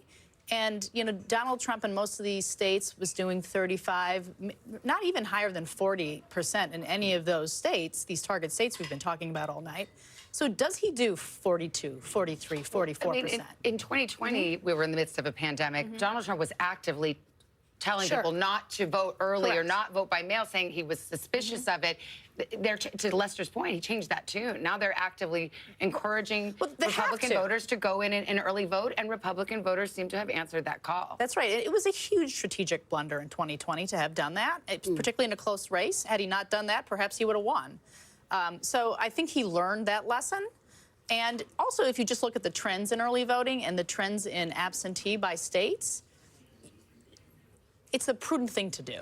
To be clear, the Republican apparatus absolutely made a big push this cycle to get voters out to vote early. Donald Trump himself was all over the map on that. You see it at his rallies. He talks about at one rally, he would say, go out and do it. At another rally, he would cast doubt on the validity of ballots that were put in through the mail, et cetera. Some of that likely seeped down to some of his voters in some of these key battleground states, as we heard from talking to voters in some of these battlegrounds. Remember that this is a former president who, over the summer, you look at, let's say, 20 rallies. At 5 of them, he cast doubt on the results of the election, even before votes were counted. That ramped up in just the last month. At 14 of 20 rallies, he did the same thing. So he has not been super consistent on this.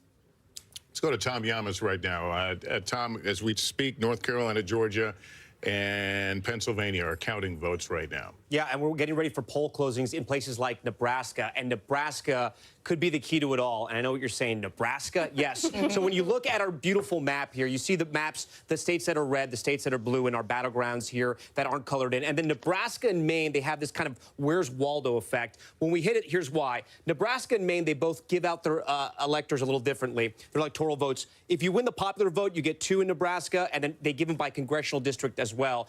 Trump is going to win 2 of the congressional districts, most likely, in the popular vote. But Congressional District 2, CD2 in Nebraska, is a battleground district. And the entire election, I say, could come down to this. Let me explain why. So let's take you to Nebraska and show you where CD2 is. It's essentially the city of Omaha, right? I'm going to draw it for you and then show you the congressional district. It's the city of Omaha, a little bit of Saunders, and then a little bit of Sarpy as well. I should say all of Saunders as well. That's essentially the way it looks, right? I'm going to give you the congressional map so we can cut it out a little more. So this right here, that's Congressional District 2.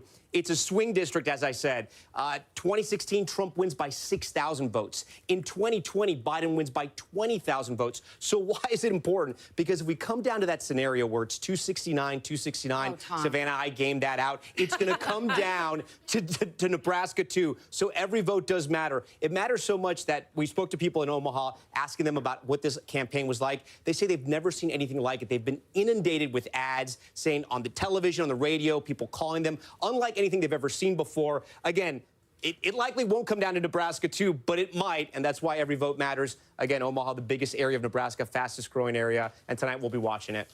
Tom, you promised me you would not raise the specter of the 269 to 269. It could happen. We're ready for it. It could happen. The Constitution has provisions for it, but can we just all agree? Let's hope we don't get there. Sound? Is that Chuck Todd's music? Is that Chuck Todd's head exploding? Yes, perhaps it is. But it's interesting to see these are such contested races, and it's actually nice to see. I think we've divided our country so much into red and blue. It's nice to see that once you get on a county by county level, all of these states they're not monolithic. There's more to it, and we still do live right next to each other. And Nebraska, too, is a very good example of that.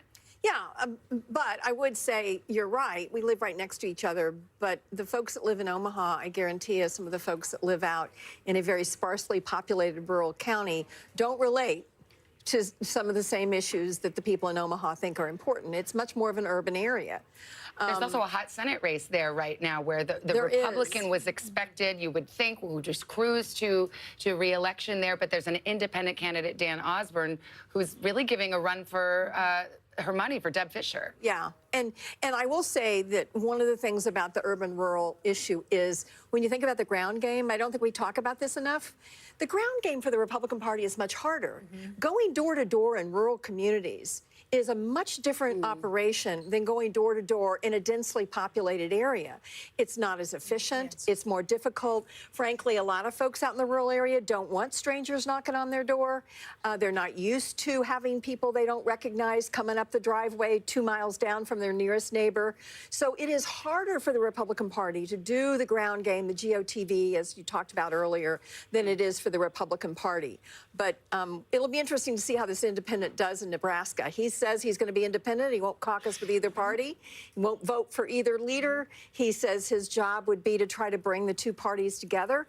It's probably a winning message right now. I just don't know if Nebraska's pretty red. Yeah. All right, well, the drama is continuing to build. 3 big battlegrounds closing at the top of the next hour. Don't go away. We'll be right back as we count down the road to 270.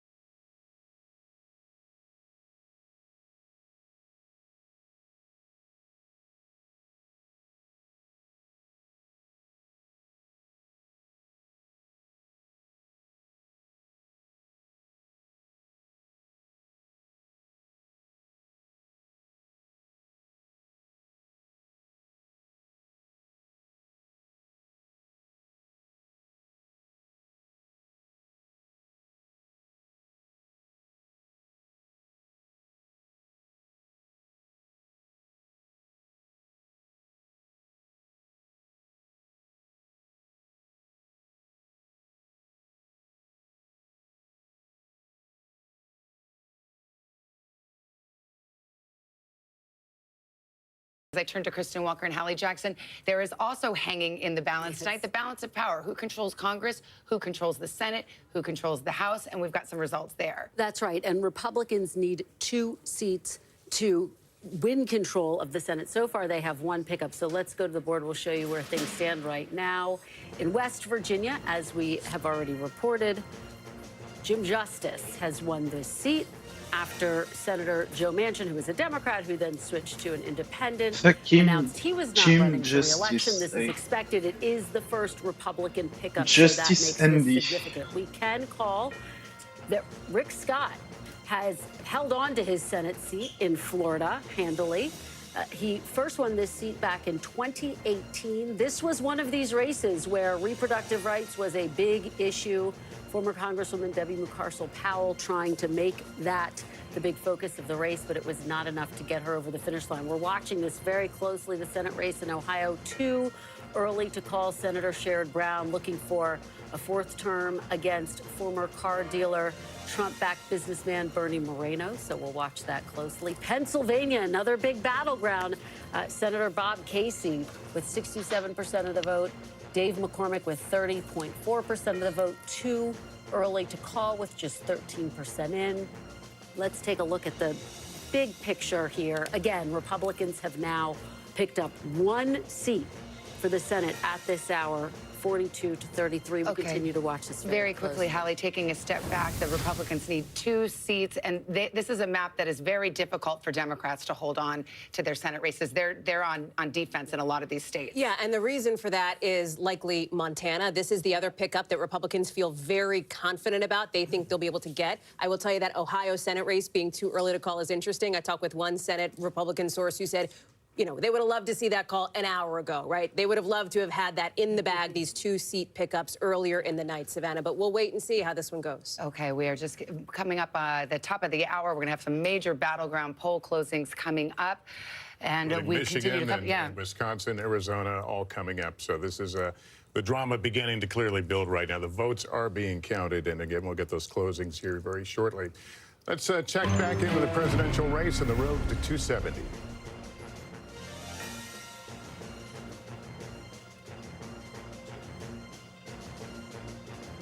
All right, it is 8:51 in the East, and here is where we stand right now on the road to 270. And it has been a night of big surprises so far, with more to come. We're now just minutes away from additional closings. Yeah, we are, and we see that map starting to fill out, so we will watch for those next poll closings. It's in all corners of the country now, almost at 9 o'clock in the East Coast, and they're some of the biggest states to close yet. At the top of the hour, a major round of poll closings with the most battleground states of the entire night. 15 states and 163 electoral college votes up for grabs, including 3 critical swing states. Will Vice President Kamala Harris hold on to the blue wall that cuts through Wisconsin? Good evening, Wisconsin! And Michigan? Michigan, we are not going back! Or will former President Trump break through like he did in 2016? We are going to win Wisconsin. Plus, the first Western battleground, Arizona, moments away from closing. A very big hello, Arizona. We love you, Arizona. Arizona, we need to fight this battle on every front. We are standing by for our first vote count in from these make-or-break states as our decision desk gets ready to make new calls on the road to 270. Many votes to be counted, battlegrounds all coming in. Michigan has 15 electoral votes up for grabs, a key state. And Jesse Kirsch in Detroit for us today. Jesse, the polls are just about to close, moments away. What do you expect? What are you hearing?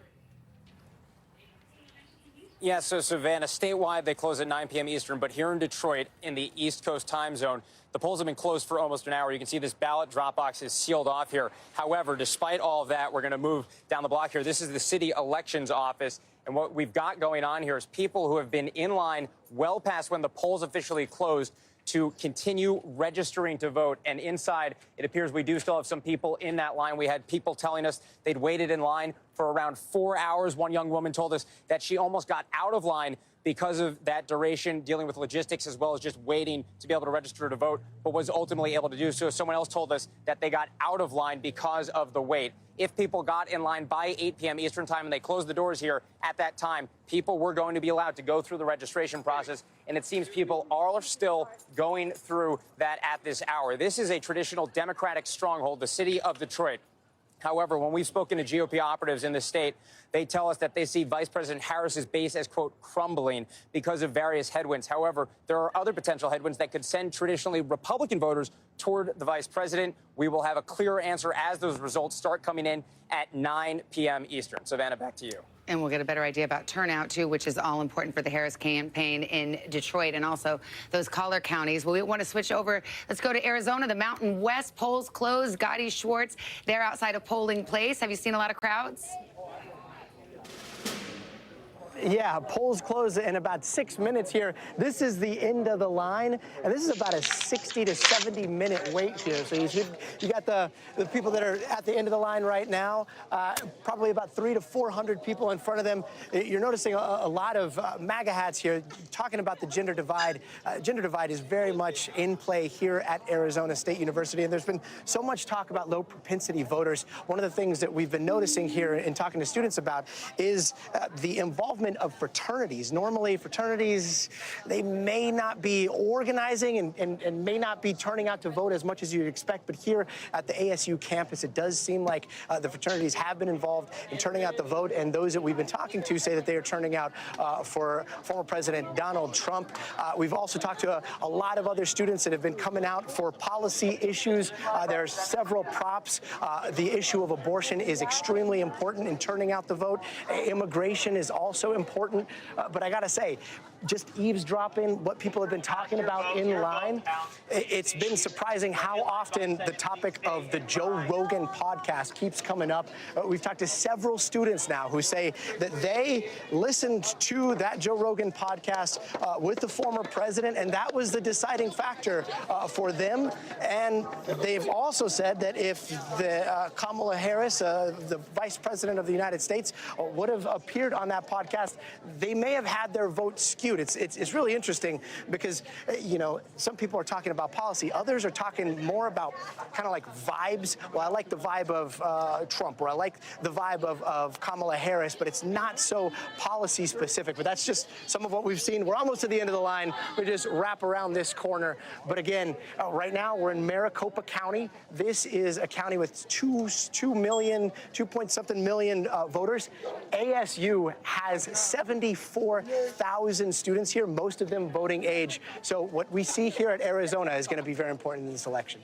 Back to you guys. All right, Gotti, thank you so much. Abortion on the ballot in Arizona, also Florida. Lester, I know you got a key call here. Yeah, we do have a call here in the state of Florida that abortion, that would restore the constitutional right to an abortion. They've had a 60% threshold. It will not clear it. So amendment for right to abortion will go down in defeat. 86% of the vote in there. Let's This is super interesting. I'll just drop in here to say this. Okay, it was yes to protect in Florida, but you are seeing it needed a 60% threshold, as you said, Lester. This would be the first ballot initiative that we've seen anywhere in the country since the overturning of Roe versus Wade that has failed. However, but it had a higher bar. Exactly. The other ballot initiatives were not this high of a threshold here. And I see you want to jump in. No, it's just the same number. Right, it was 57, 58 in Ohio, 57, right. 58 in Kansas. I mean, I think we know what the number is. Ironically, I've talked to some Florida Republicans who secretly had hoped this would pass, because now Florida elected officials in 2026, which is their big election year, Right. they will have to face the voters on a 6-week ban.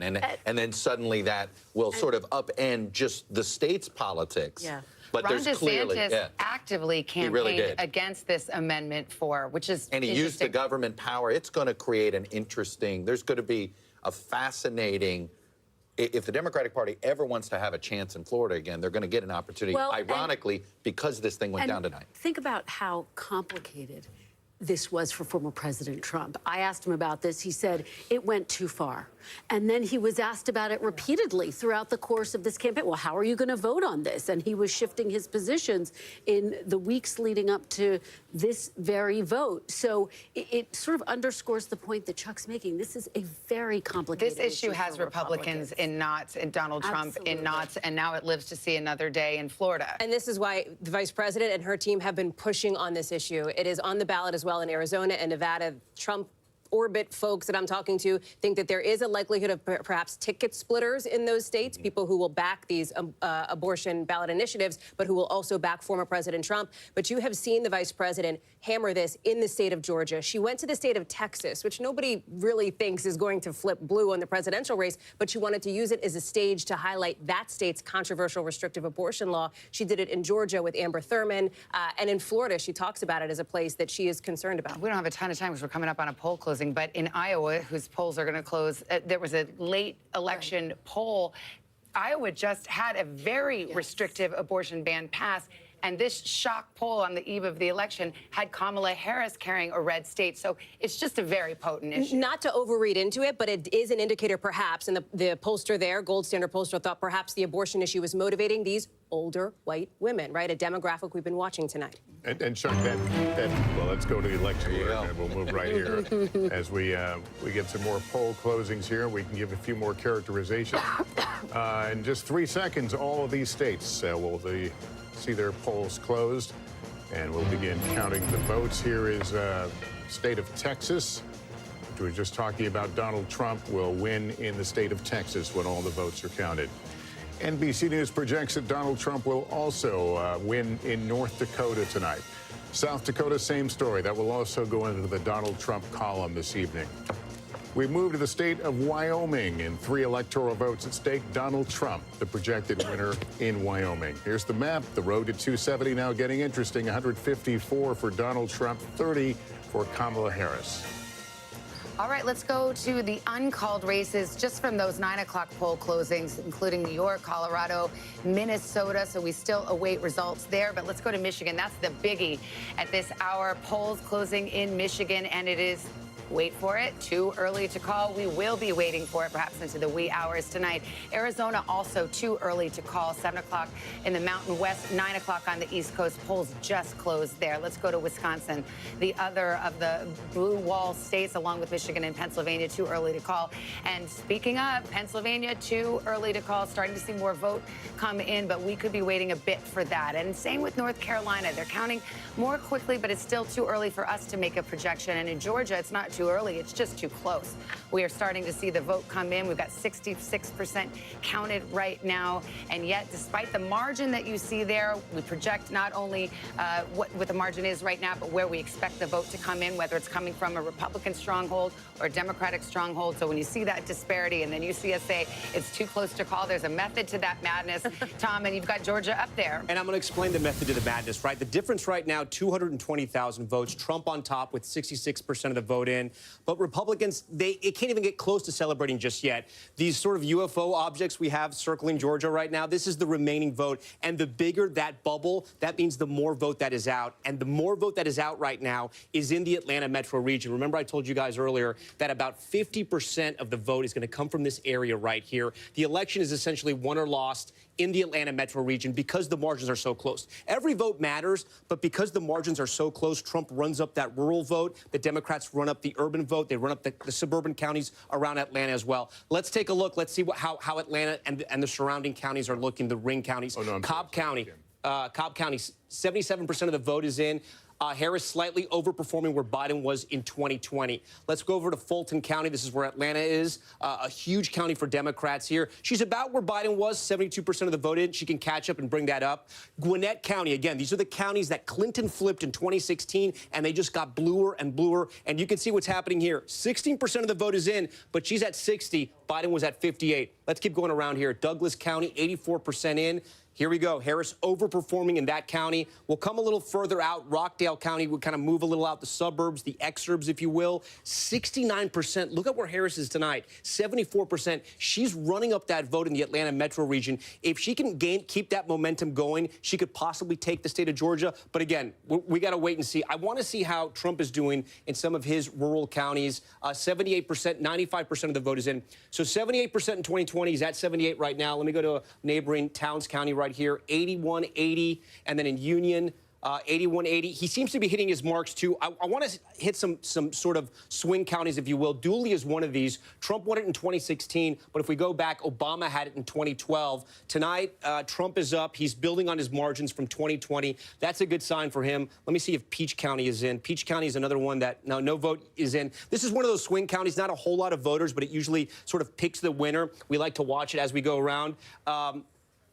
Muskogee, this is 72%. This is one of the ones we're watching, too, to see if Trump could make inroads with black voters here. Harris seems to be comfortable. She seems to be at the same watermark where Biden was in 2020. So guys, still very close in Georgia. As we said, too close to call. It was about 12,000 votes that separated this in 2020. Trump won this state by about 5 percentage points in 2016. The state is definitely changing, and the reason why it's changing, it's in this Atlanta metro region. Yeah. Go for North Carolina. I'd love to see some North Carolina numbers. I mean, these numbers are coming in as we speak. Yeah, let's hit North Carolina. Again, we're going to look at all the state. I'm going to be looking at Mecklenburg County. This is where Democrats have to drive up the vote. Only 6% is in, but we can see how she's performing here. You know, 6% is in. I'm not going to really draw too much from there, but she's overperforming Biden. We go to the research triangle here. Wake County, 76% of the vote is in. We compare her to Biden, 62 to 63. She's doing better. I know a lot of the vote is in.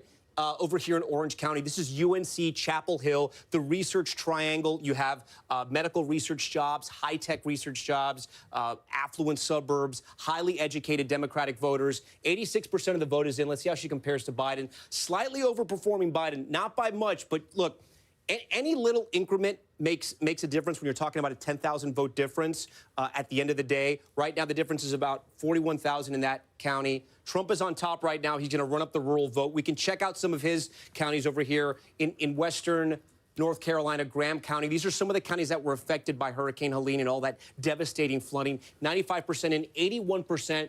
In 2020, he was at 79, so kind of overperforming. The big unknown was how many people were going to actually vote in here. And one of the great researchers, Dr. Chris Cooper of North Carolina, political scientist, pointed out to us. He said, listen, this is Trump's area that was affected by those floods. You can have 9 MAGA hats in your house. But if you no longer have a house, trying to get your vote, trying to get your voting location is going to be difficult. They were so concerned about this area that election officials actually changed the rules so you could actually vote in other counties if you couldn't vote in your own county. It looks like turnout's okay. We heard that from Sam Brock. Asheville is that blue dot in the sea of red in North Carolina. Again, affected by Hurricane Helene, 55% of the vote there in Buncombe County. Biden was at 59. Harris is overperforming. Again, any advantage she has in the counties where Biden was doing well or won, and she's hitting higher marks, Democrats are going to love that news. But there's still a lot of the vote is out, 76% in Wake, like we said. Let me see where else in the state that we're still waiting on vote, because there are a lot of rural counties. Listen, if right now, let me go to the entire state. So 41% of the vote is in. Look at this giant circle around Charlotte. I mean, Charlotte, a lot of that vote, Mecklenburg County, it's a county that is majority minority, right? Mostly black and Hispanic. And they're still waiting a lot of the vote there. That could be a very good sign for Democrats tonight. But some of the vote is out, like in these rural counties right here. If we check out Johnson County, just outside of Raleigh, connected to that, I'm actually kind of curious, even though only 8% is in here. This was a county that they were looking at to see if Democrats could make inroads there. It looks to be about the same, only 8% in, guys. But we're going to keep a close eye on North Carolina as more of this map gets filled out. All right, so here's where we are, 7 minutes after 9 o'clock in the East Coast. Polls have closed now of 6 of 7 battleground states, still waiting, obviously, for the 7th. Hallie, you heard the numbers. Break it down how we're viewing it through the lens of through the exit polls, which are coming in. And I got to give the grain of salt caveat, which is these numbers don't get finalized until closer to Thanksgiving, right? So we don't want to overread into them, but they are an indication of where things stand. And what I'm looking at, given that polls have just closed now in the rest of the blue wall states, Michigan and Wisconsin, here's something interesting. Look at the youth vote here. This is a little tricky to look at, but I'm going to walk you through it. Look at Vice President Kamala Harris, she is winning younger voters under the age of 30 in Wisconsin, but Donald Trump is right on her heels there with 47%. He is actually winning younger voters in Michigan, 51% to 46%. And if you take a look even further into this, you can see that he is overperforming where he was among young voters in the state of Wisconsin, 47% now. That's a double-digit increase from where he was 4 years ago. It's a similar story in Michigan, and I will also tell you it is a similar story in Pennsylvania as well. You see the Michigan numbers here. Similar story in Pennsylvania as well when it comes to young voters. Now, we've been doing a lot of counterpoint tonight, so let me fill you in as I walk back to the desk. One of the counterpoints here is in Michigan and Wisconsin, Vice President Harris is doing better with older voters than she was relative to 2020. So there's some interesting dynamics at play here. Well, it's interesting because we saw Gotti Schwartz in Arizona on the campus of Arizona State University, which gives me personal pain as a graduate of the University of Arizona. But I mean, he may be in ground zero of this very thing that exit poll is showing, which is young voters, young male voters, which the Trump campaign worked very hard to turn out,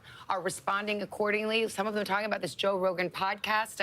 Can't say I'm a regular listener to it, but he endorsed on the eve of the election, and that was extremely influential. It could be very influential. And remember, in some of these states, you have same-day voter registration. And who takes the most advantage of it?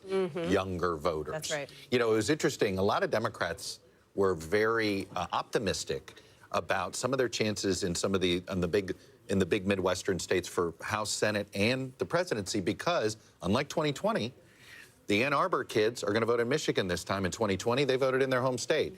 The Iowa City kids in Iowa, the Madison kids, and that this time they were all going to actually be in the battleground states. Because of the pandemic, they were home. The pandemic, they were home and more dispersed. Obviously, a big chunk of Michigan voters are from Michigan, University of Michigan folks are from Michigan, but there's quite a few that aren't.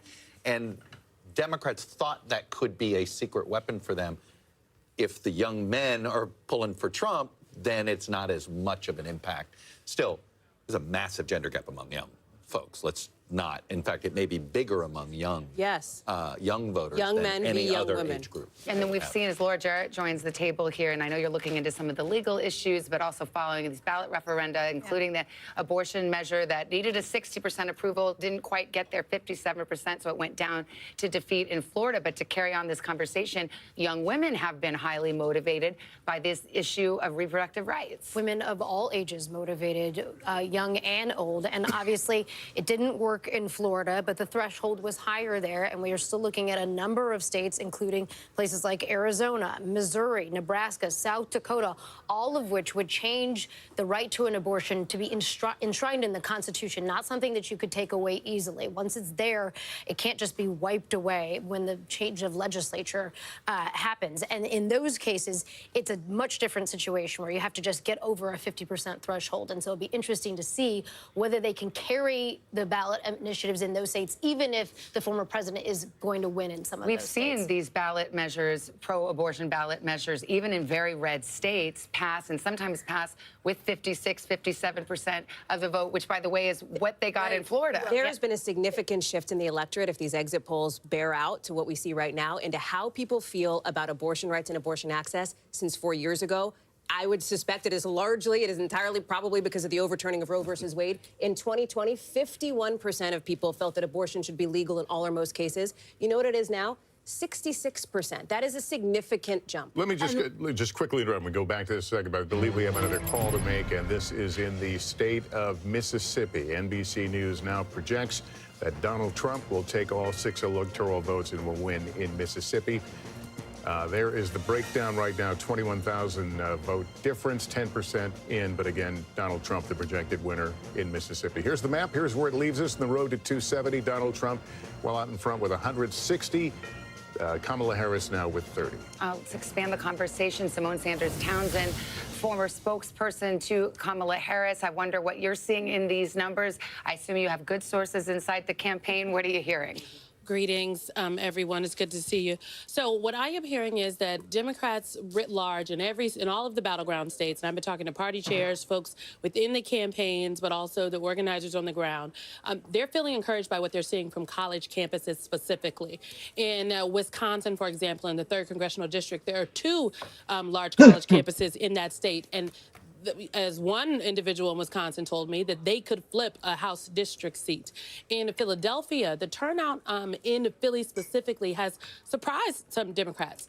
From in Baltimore, D.C., New York, there were buses that left early this morning of strategists, organizers, even some donors, and they all went down and knocked doors in Pennsylvania, in the Philadelphia area and Philadelphia suburbs. Well, the numbers coming out of places like Temple University, where the lines were so long, people were standing in lines for 3 hours, college campus, they had to add more voting machines. They were not expecting that, Democrats particularly in Pennsylvania, so they're encouraged, what I'm told, by the raw data, emphasis on the raw data they're seeing. So they don't want to speak out of turn, but they feel all right. Yeah, Simone, what is worrying the Harris camp right now, looking at it from the other end of the glass? Well, the lines are very long, and they want people to stay in line, Lester. I'm told that actually in Pennsylvania specifically, celebrities are FaceTiming in to the people who are in line, encouraging them to stay in line. So the organizers are out there with the phones saying, hey, so-and-so is on the line. There are concerts actually happening. They are looking at Pennsylvania very closely. And as the time that the vice president spent in the state, in the Commonwealth of Pennsylvania, I think is also indicative of where they see some gaps. Also, obviously, DeKalb County, in Georgia, the lines, the polling locations were staying open longer because of the bomb threats that were happening there and the evacuations that had to happen, encouraging people to know that it is safe to vote, stay in line, make your voice count. I think they want to ensure, they feel like that they can eke it out if people turn out to vote and stay in line. All right. Simone, thanks very much. We want to turn now to Garrett Haake. He's at Trump headquarters in West Palm Beach, Florida. And we just got the inside scoop from the Harris campaign. So what are you hearing from the Trump campaign about what they're seeing in these battleground states in the early going? Savannah, the Trump campaign is very buoyed by what they've seen out of Wisconsin, specifically among black voters. They're pointing to our exit poll, which shows Donald Trump more than doubling his support among African Americans in Wisconsin. I cannot emphasize enough how much this has been an emphasis for the Trump campaign to try to improve their margins. They got blown out with African American voters in 2020. If they were able to move the percentage that they got from 8% to 10, 12, 15, in this case, based on these early exit polls, getting 20% in Wisconsin, that's the kind of thing that could make a huge difference in a race that might be decided by 15 or 20,000 votes in those states. They spent heavily on television, they spent heavily on African-American media, trying to find celebrity validators for Donald Trump, and particularly to reach out to young men. If Trump pulls this off tonight or in the days that come, those small changes at the margins among African-American men, I think, will be a huge part of this story. All right, Garrett, thank you. I want to go over to Peter Alexander at Harris headquarters, Washington, D.C. And how's the feeling there? What's the vibe? Well, there's still a celebratory feel here right now. They're waiting for any particular data points that they can know if it's a good indication or not. The Harris campaign individuals still watching behind closed doors. The vice president watching alongside family and friends tonight. A lot of the donors and other big supporters of the vice president's at a hotel here in Washington, D.C. watching as well before they arrive here a little bit later this evening. I'll tell you some of the data points that they are pointing to right now as potentially some good indicators. One comes out of Pennsylvania, Philadelphia, specifically as it relates to those 3 wards with the largest densities of Puerto Rican voters right now, that they say in those particular wards that they saw as of 5 o'clock, 3 hours before the polls closed, they had already reached the same number in terms of turnout as they had 4 years ago, which is to say that they believe that they are exceeding the numbers in the past. They think that's a good indication there. I'll punctuate a thought that Simone Sanders was just sharing a short time ago. I am hearing again about those college campuses right now, everywhere from Nevada, UNLV, all the way to a series of separate campuses in Philadelphia itself. Temple, one of them that they named Lehigh, Lafayette, elsewhere in the state as well. And she was talking about what is really key to the campaign right now in these sort of late evening hours, even after the polls have closed. They don't close if you were already in line. It's a message that they're sharing right now, FaceTiming in Jennifer Gardner and Demi Moore, among others, to keep those folks in line. All right, Yeah. Peter. Simone was making that point a moment ago about it. They can keep them in line. They can. You can keep them in line if Jennifer Garner's on the other line talking to your mom or Paul Rudd, and that's the strategy there. We've got a race to call here. Louisiana, no big surprise, but if you're filling out your map at home, you can add Louisiana there. Just 22% of the vote counted, but again, the margin expected to be rather large. So here's the map for those watching at home. The South, of course, reliably red for Donald Trump, and at this early hour, he is far out in front, but we await those key battleground states. And I think we've got Tom over there talking the great state of Ohio, a former battleground. Semi-battleground, right? We got exit poll data out of Ohio as well. 17 electoral votes, about 55% of the vote is in. Trump is on top by about 266,000 votes. I want you to remember that number. Write it down if you can. I know it's kind of a big number, 266,000. The reason why I want to highlight that difference, because when we punch up Ohio here, so that's the spread, 287. It just changed. That's how fast voting data is coming in. Again, you know I love going to this. The remaining vote that's there. Again, here's the issue. The remaining votes in the Democratic counties like Franklin, which is Columbus, Cuyahoga, Cleveland. Look at the numbers here. In Cuyahoga, look how many votes are still out. 377,000. She's on top by 71%. Let's see how she did compared to Biden 4 years ago. 66%. So she's overperforming in Cuyahoga, and there's still a lot of that vote that's out. Let's go down to Franklin County. It holds the capital of Ohio, Columbus, 68%. Overperforming there with about 60% of the vote that's in. And then again, 266,000 remaining. So just those two counties, we're talking about more than 500,000 votes. And that's way bigger than the spread for the entire state. Hey, Tom. Yeah, go for it. I mean, when you talk about some of her overperforming in those areas, the reason we expect Ohio likely goes red, but let's talk about the Senate race there. Yeah, because we have the control of Senate hanging in the balance right now, and it hangs on this Senate race. Yeah. Bernie Moreno, the car dealer, versus Sherrod Brown, the incumbent. What are you seeing? Yeah, so look at this, neck and neck. The difference here, only 74,000. So what does that mean? That means the Republican in this race is underperforming Trump. There could be a split ticket issue here. Again, way too early, 56% of the vote in. But look, the difference here is 74,000. Remember that number I was telling you to remember? It was over 200,000. So that means that Trump is overperforming right now. Bernie Moreno is underperforming the Republican candidate. The incumbent is still down. But again, remember what I told you. There's a lot of that vote that's out in Cleveland, in Columbus. I'm going to look in one more spot here. Let's get back to the president's race in Hamilton County, which is Cincinnati. She's at 62%. Biden was at 57. Again, look, this could be some of the early vote that's come in. It could be some of that blue mirage. Again, we're prefacing this is all early, but I'm going to get back over to you guys because there's a projection. Yeah, Tom, we got a projection in the state of Rhode Island. NBC News projects that Kamala Harris will win in Rhode Island when all the votes are counted. 4 electoral votes for her. Here's where the breakdown is. 31,000 vote difference, 74% of the vote in, but again, Kamala Harris, the projected winner there. Let's pull up the map. The road to 270. That brings Harris now to 34 electoral votes. Donald Trump still well out in front with 168. Remember, 270 is the prize that we're working our way toward. We'll take a break here. It's 9:30 in the East. The vote counting coming in. Our decision desk standing by to make more projections just ahead.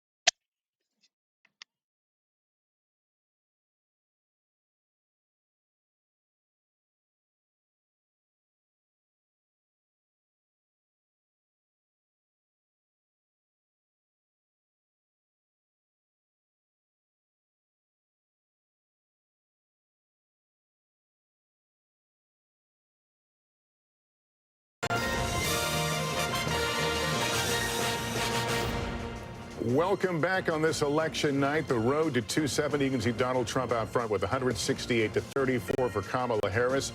Let's show you how we can characterize some of the states right now. These are states that haven't been called. Virginia, our characterization on that is it's too early to call. More than half the vote in there as well.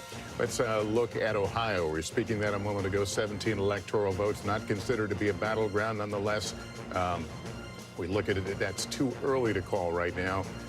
Also, Colorado, too early to call. Kamala Harris leading now with over 100,000 votes. In Iowa, Kamala Harris, Donald Trump, that is too early to call as well.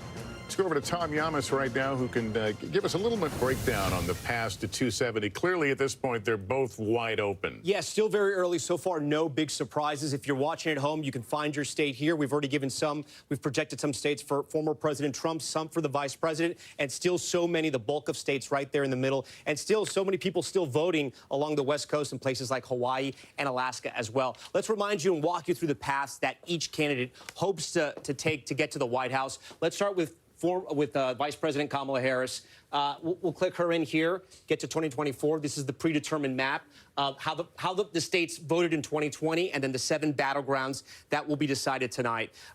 So her easiest path is Pennsylvania, Michigan, Wisconsin. She holds that blue wall. If she can do that, she gets to 270. If she's having a very rough night and she loses Pennsylvania, loses Michigan, loses Wisconsin, she has other paths, but she does have a Sun Belt path where if she can flip North Carolina, hold Georgia, hold Arizona, and get Nevada, hold it once again, she gets there as well. That path, though, would give Democrats heart palpitations. As far as former President Trump, his easiest route, just think of the east side. He holds Pennsylvania. He flips Pennsylvania. He holds North Carolina. He flips Georgia back. He gets to 270. But if he can't win Pennsylvania, he has to win somewhere else in the blue wall. He has to break through the blue wall. That's the main difference between his path and the vice president's path. There's a path for her, even though she doesn't win any of these 3 big Midwest states. But for him, he has to win one of them.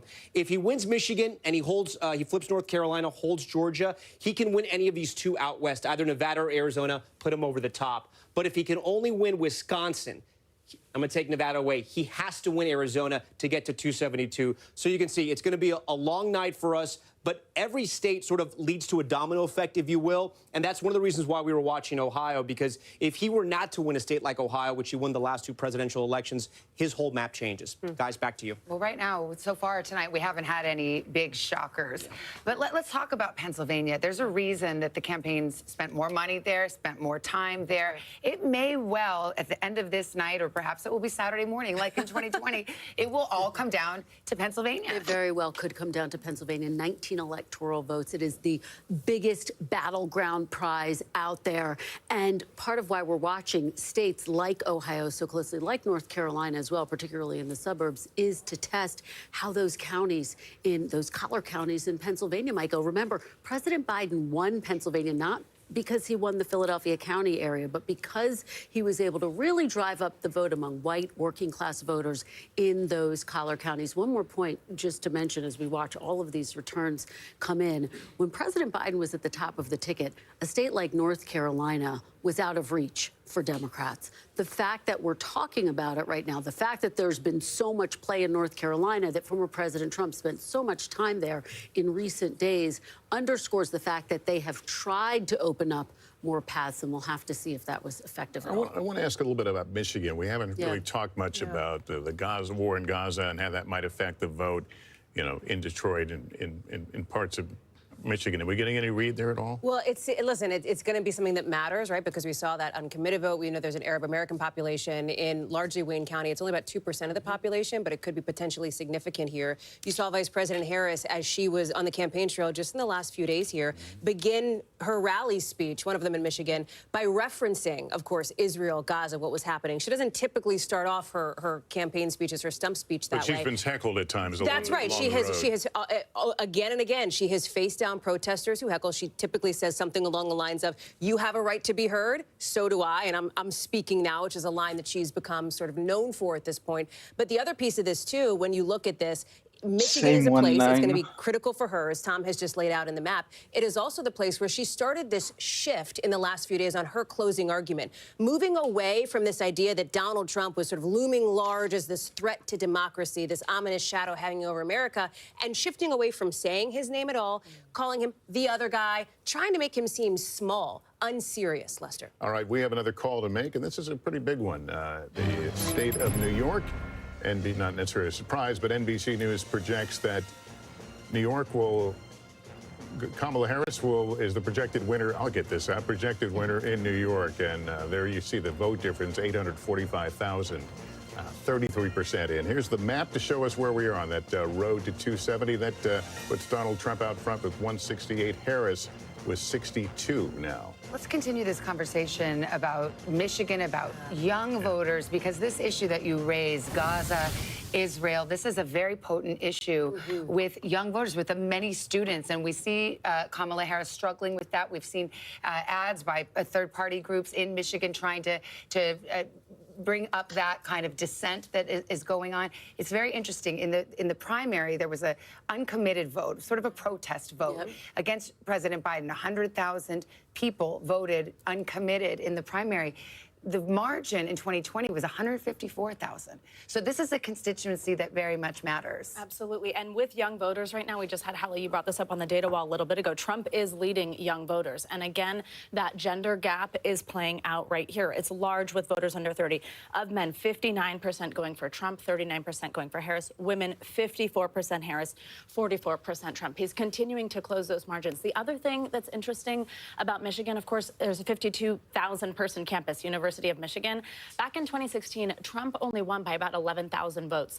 On that campus, I actually anecdotally heard students energizing other students by saying, if only a fifth more of this campus were to have come out, it could have made a difference. So what does that look like right now? Who does that mean did better on those campuses if we start to see those margins be eat away at? And you'll recall back in 2016, sorry, Hallie, you'll recall in 2016, Hillary Clinton, when she did the postmortem of her campaign, the criticism was she didn't spend enough time in Michigan. And so what we've seen from the Harris campaign is she has been there.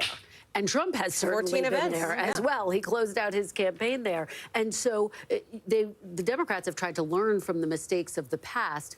Trump has been very focused on that area as well because he knows he's got to. Well, just to demonstrate how complicated politics is, Harris is on defense to a certain extent over her stance with Gaza and Israel, the Biden administration stance in Michigan, but then also losing some of the Jewish vote, for example, in Pennsylvania and Florida. We've heard about that anecdotally as well. It's about the bottom of the hour.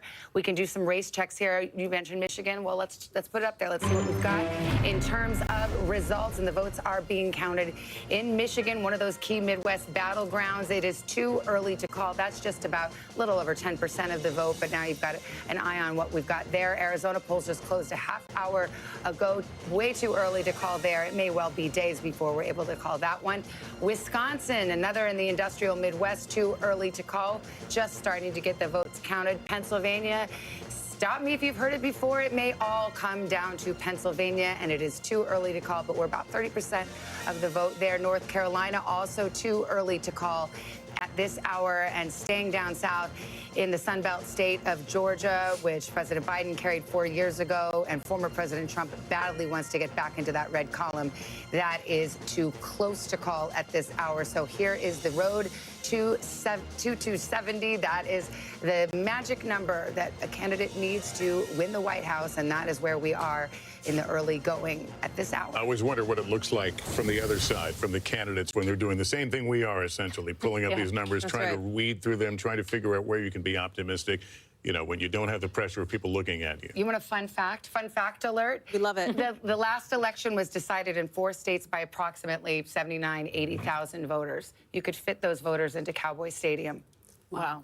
That's You've what done we're your talking homework, about. girl. Let me tell you, that is a good My husband's nugget. going to be very mad at me that I didn't say Eagle Stadium, but it wasn't the right number for the stadium. I tried. You stick with any stadium you want. Yeah, have you got exit polls? He's sad about the link. Yeah, I do. And this is a more broad look at the issues that voters say are important to them. As we're talking about some of these issues in these key battleground states, nationally, we saw something really interesting here, right? We saw consistently in public polling over the course of months, it's economy, inflation, cost of living that voters said over and over again was the most important issue to them. But look at this electorate. From our exit polls that we're seeing now, and again, this could shift a little bit. These numbers could still change a bit as more waves of information come in. But look at what's number one. 34% of voters say the state of democracy is the most important issue to them. Put a little asterisk next to that. We're going to talk about that more in just a second. Second here, 31% of voters say the economy is the most important issue to them. That is typically what we would see in other elections. It's what we've seen in the past. I would also note that just because a candidate leads on the top issue doesn't mean that they would win the election. Abortion is right there at 14%, immigration trailing at 11%. And why do I bring that up? That was key to former President Trump's close. When you look at the vote breaks for this, which just means who people supported when they said this was their top issue, on state of democracy, voters broke for Kamala Harris. So she leads on that issue. More people who said that democracy was their most important thing backed Kamala Harris than did Donald Trump. She is also leading on abortion as well. It's the flip when you look at economy and immigration. More people who said that the economy or immigration were their most important issue backed former President Trump. That is not altogether shocking, right? Those issues, economy, inflation, immigration, it largely tracks with what we had been seeing over the course of many months since Kamala Harris got into this race in public polling. But here's what's interesting, and let me walk back to the desk with you to talk through some of these democracy issues here. This is a funny question, state of democracy, because there are Republicans who believe that the state of democracy is an existential threat, largely because of the election fraud lies that Donald Trump talks about. There are Democrats who believe that the state of democracy is under threat because of former President Trump himself if he were to be back in office. So this is a tricky one. It's not like it cuts obviously one way or the other. So there's some unpacking to do. It's a Rorschach test. What is the state of democracy? That's exactly right. It would probably be better framed as what do you think the state of the country is? Yeah. Do you think that this is a high-stakes election? Do you think it's a do or die? Is it existential? I think that's what people are responding to, and perhaps why we see that being the top issue. Well, and it's so mirrored in what we saw in the closing arguments of both of these campaigns. You saw Vice President Kamala Harris try to argue that Donald Trump was a threat to democracy. You saw Donald Trump make arguments that his political rivals were the quote-unquote enemy from within. And so it is a Rorschach test, and it also just speaks to why, as we watch these states come in, the battlegrounds seem to be very sharply divided, as our polls indicate. Right track, wrong track always kind of leaves you with that question. Are we judging a president, or are we judging just the overall sense of life these days? Absolutely, and the fact that you have this significant majority saying that the country's headed in the wrong direction. You know what it is? A challenge. It's interesting because we haven't talked that much about that thing that happened this summer where Joe Biden had a terrible debate and he was expected for 18 months to be the candidate and then he wasn't.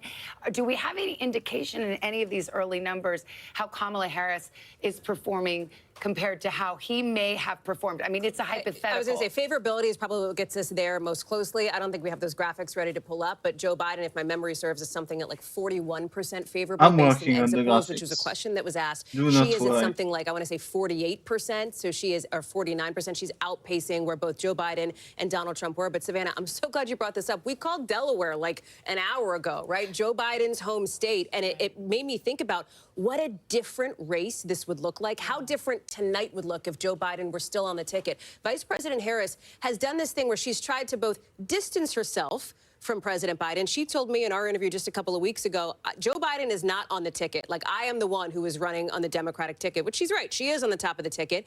But at the same time, she has not distanced herself in a super clear way from a lot of his various policies. She has said that she feels some loyalty to him, of course. Well, the ads that have been run to great effect in a lot of these battleground states tie Kamala Harris directly to Joe Biden. The Trump campaign thinks that Biden is a clear drag on the Harris ticket. It's been one of the biggest challenges of her entire campaign, including in her interview with Hallie, has been asked over and over again, how will you govern differently than President Joe Biden? She struggled to answer that, in part, I'm told, because personally she did not want to betray him, but it has been something that's been a challenge for her. She also cited, I think it was your interview, she cited history, the fact that typically vice presidents, don't.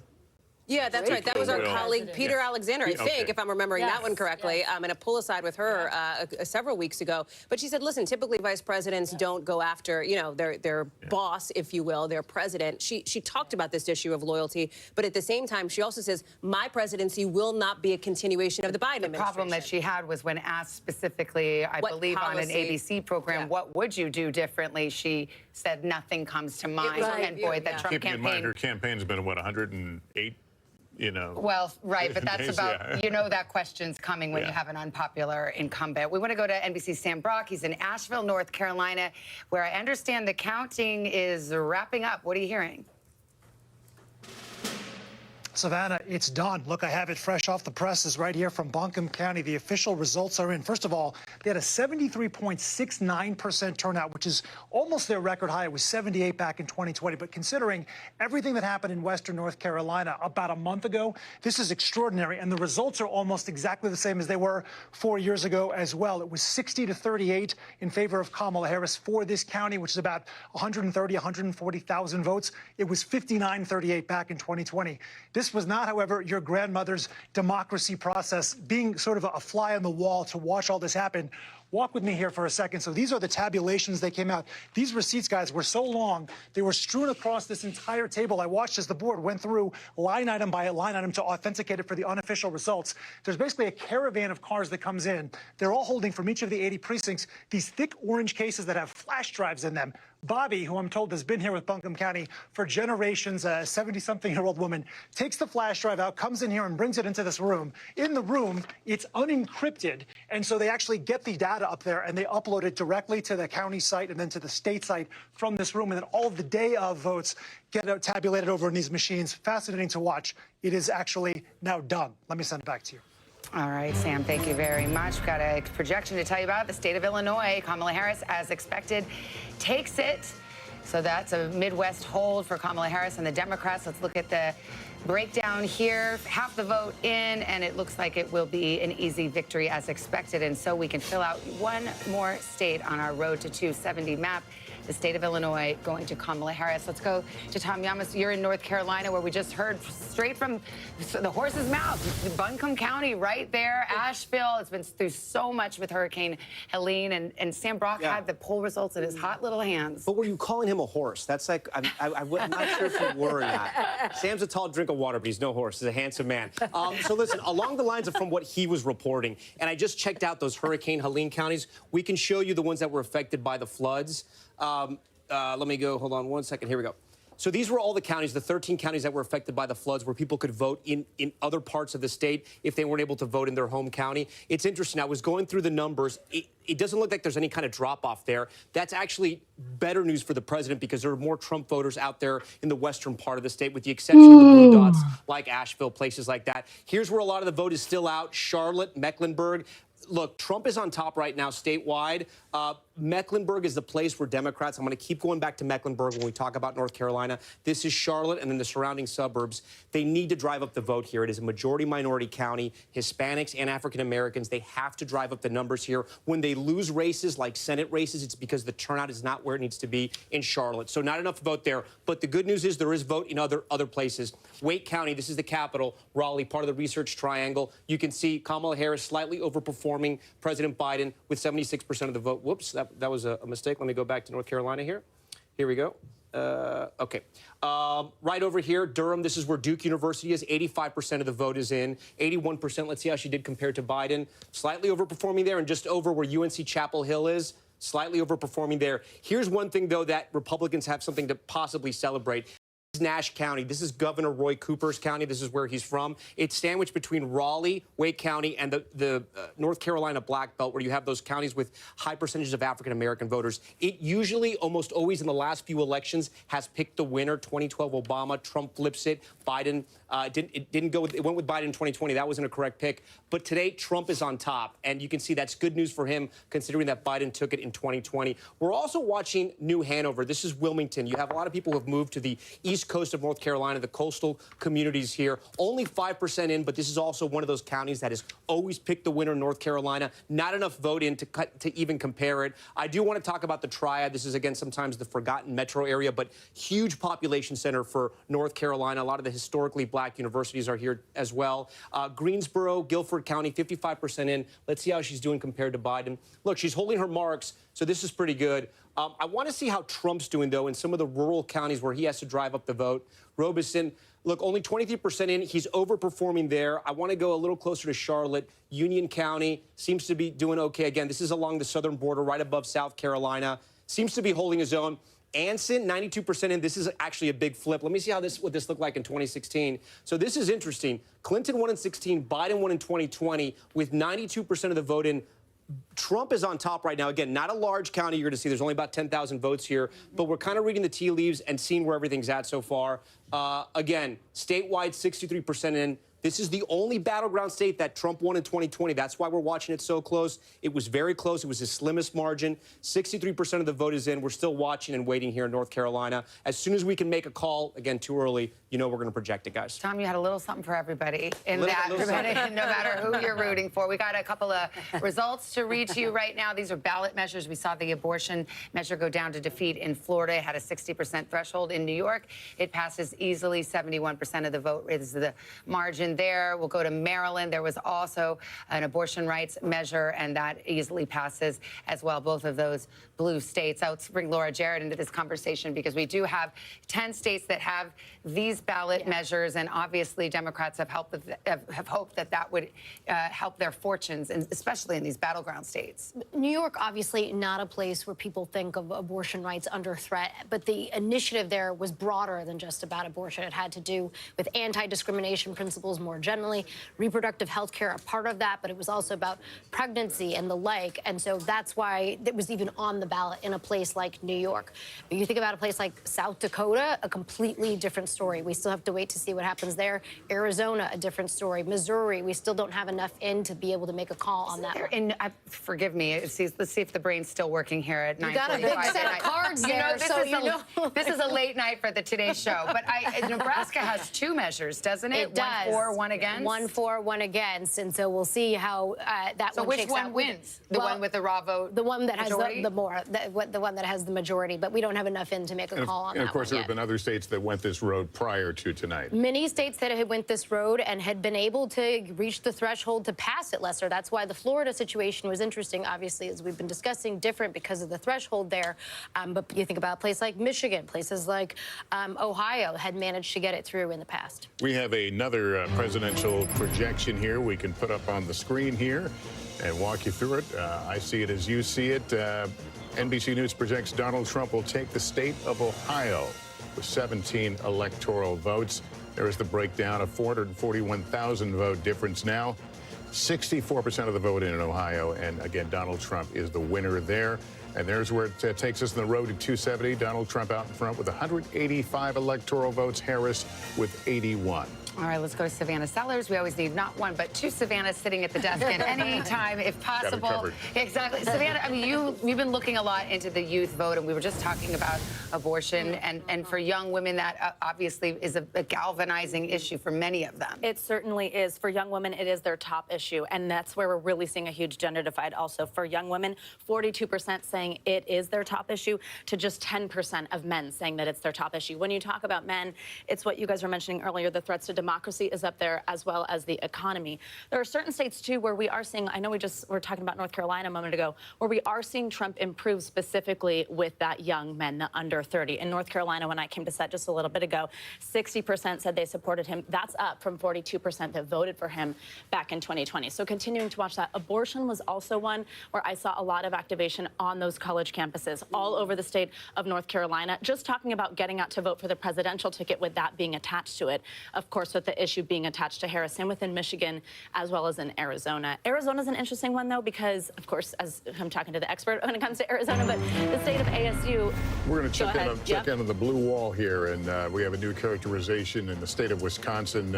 Our decision desk now calling it too close to call.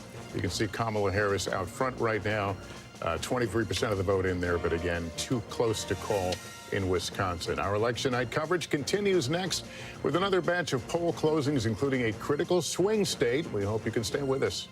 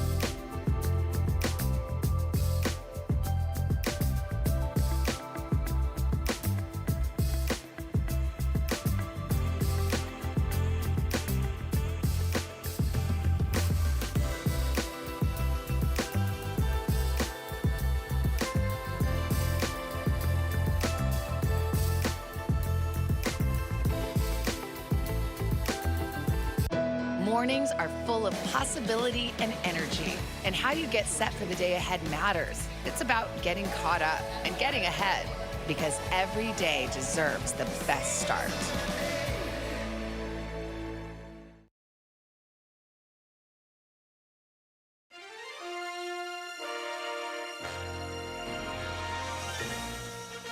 All right, as we come out of the commercial break, a new characterization here in Pennsylvania. Our decision desk now calling this race too close to call.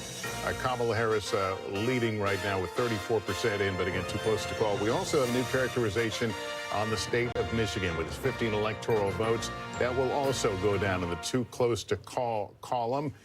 These aren't surprises. These are states that we thought would keep us up late, and they will. They will. They'll live up to their billing. We're also watching key Senate races, key House races. The balance of power in both houses of Congress are hanging in the balance. We've got Kristen Walker keeping her eye on some of those results. Yeah, Savannah, and some of these races are incredibly close as well. Let's take a look. We're going to start in Wisconsin. This is one of those races where Senator Tammy Baldwin, looking for a third term, was out front several weeks ago, but the polls really narrowed, and here we are. This race, too close to call. She's running against Eric Hovde, who is a real estate executive and bank CEO.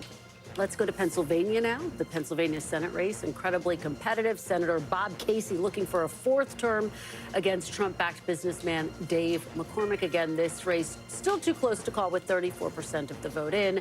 Let's head to Texas now. Colin Allred, former NFL star, making this a more competitive race than anticipated in red Texas. Senator Ted Cruz looking for re-election there. We'll continue to watch that.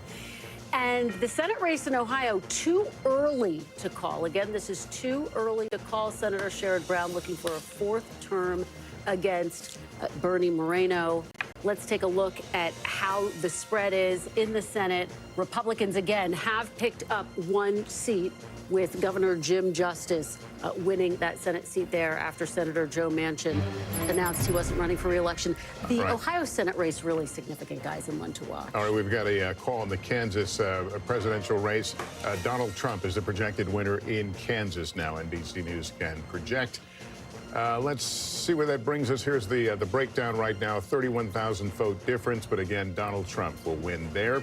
Let's take you to the map and see where we are on the road to 270. Donald Trump with 191, Kamala Harris 81 electoral votes. And we also want to go back and revisit, I think we have Michigan and Pennsylvania, I think, both too early to call.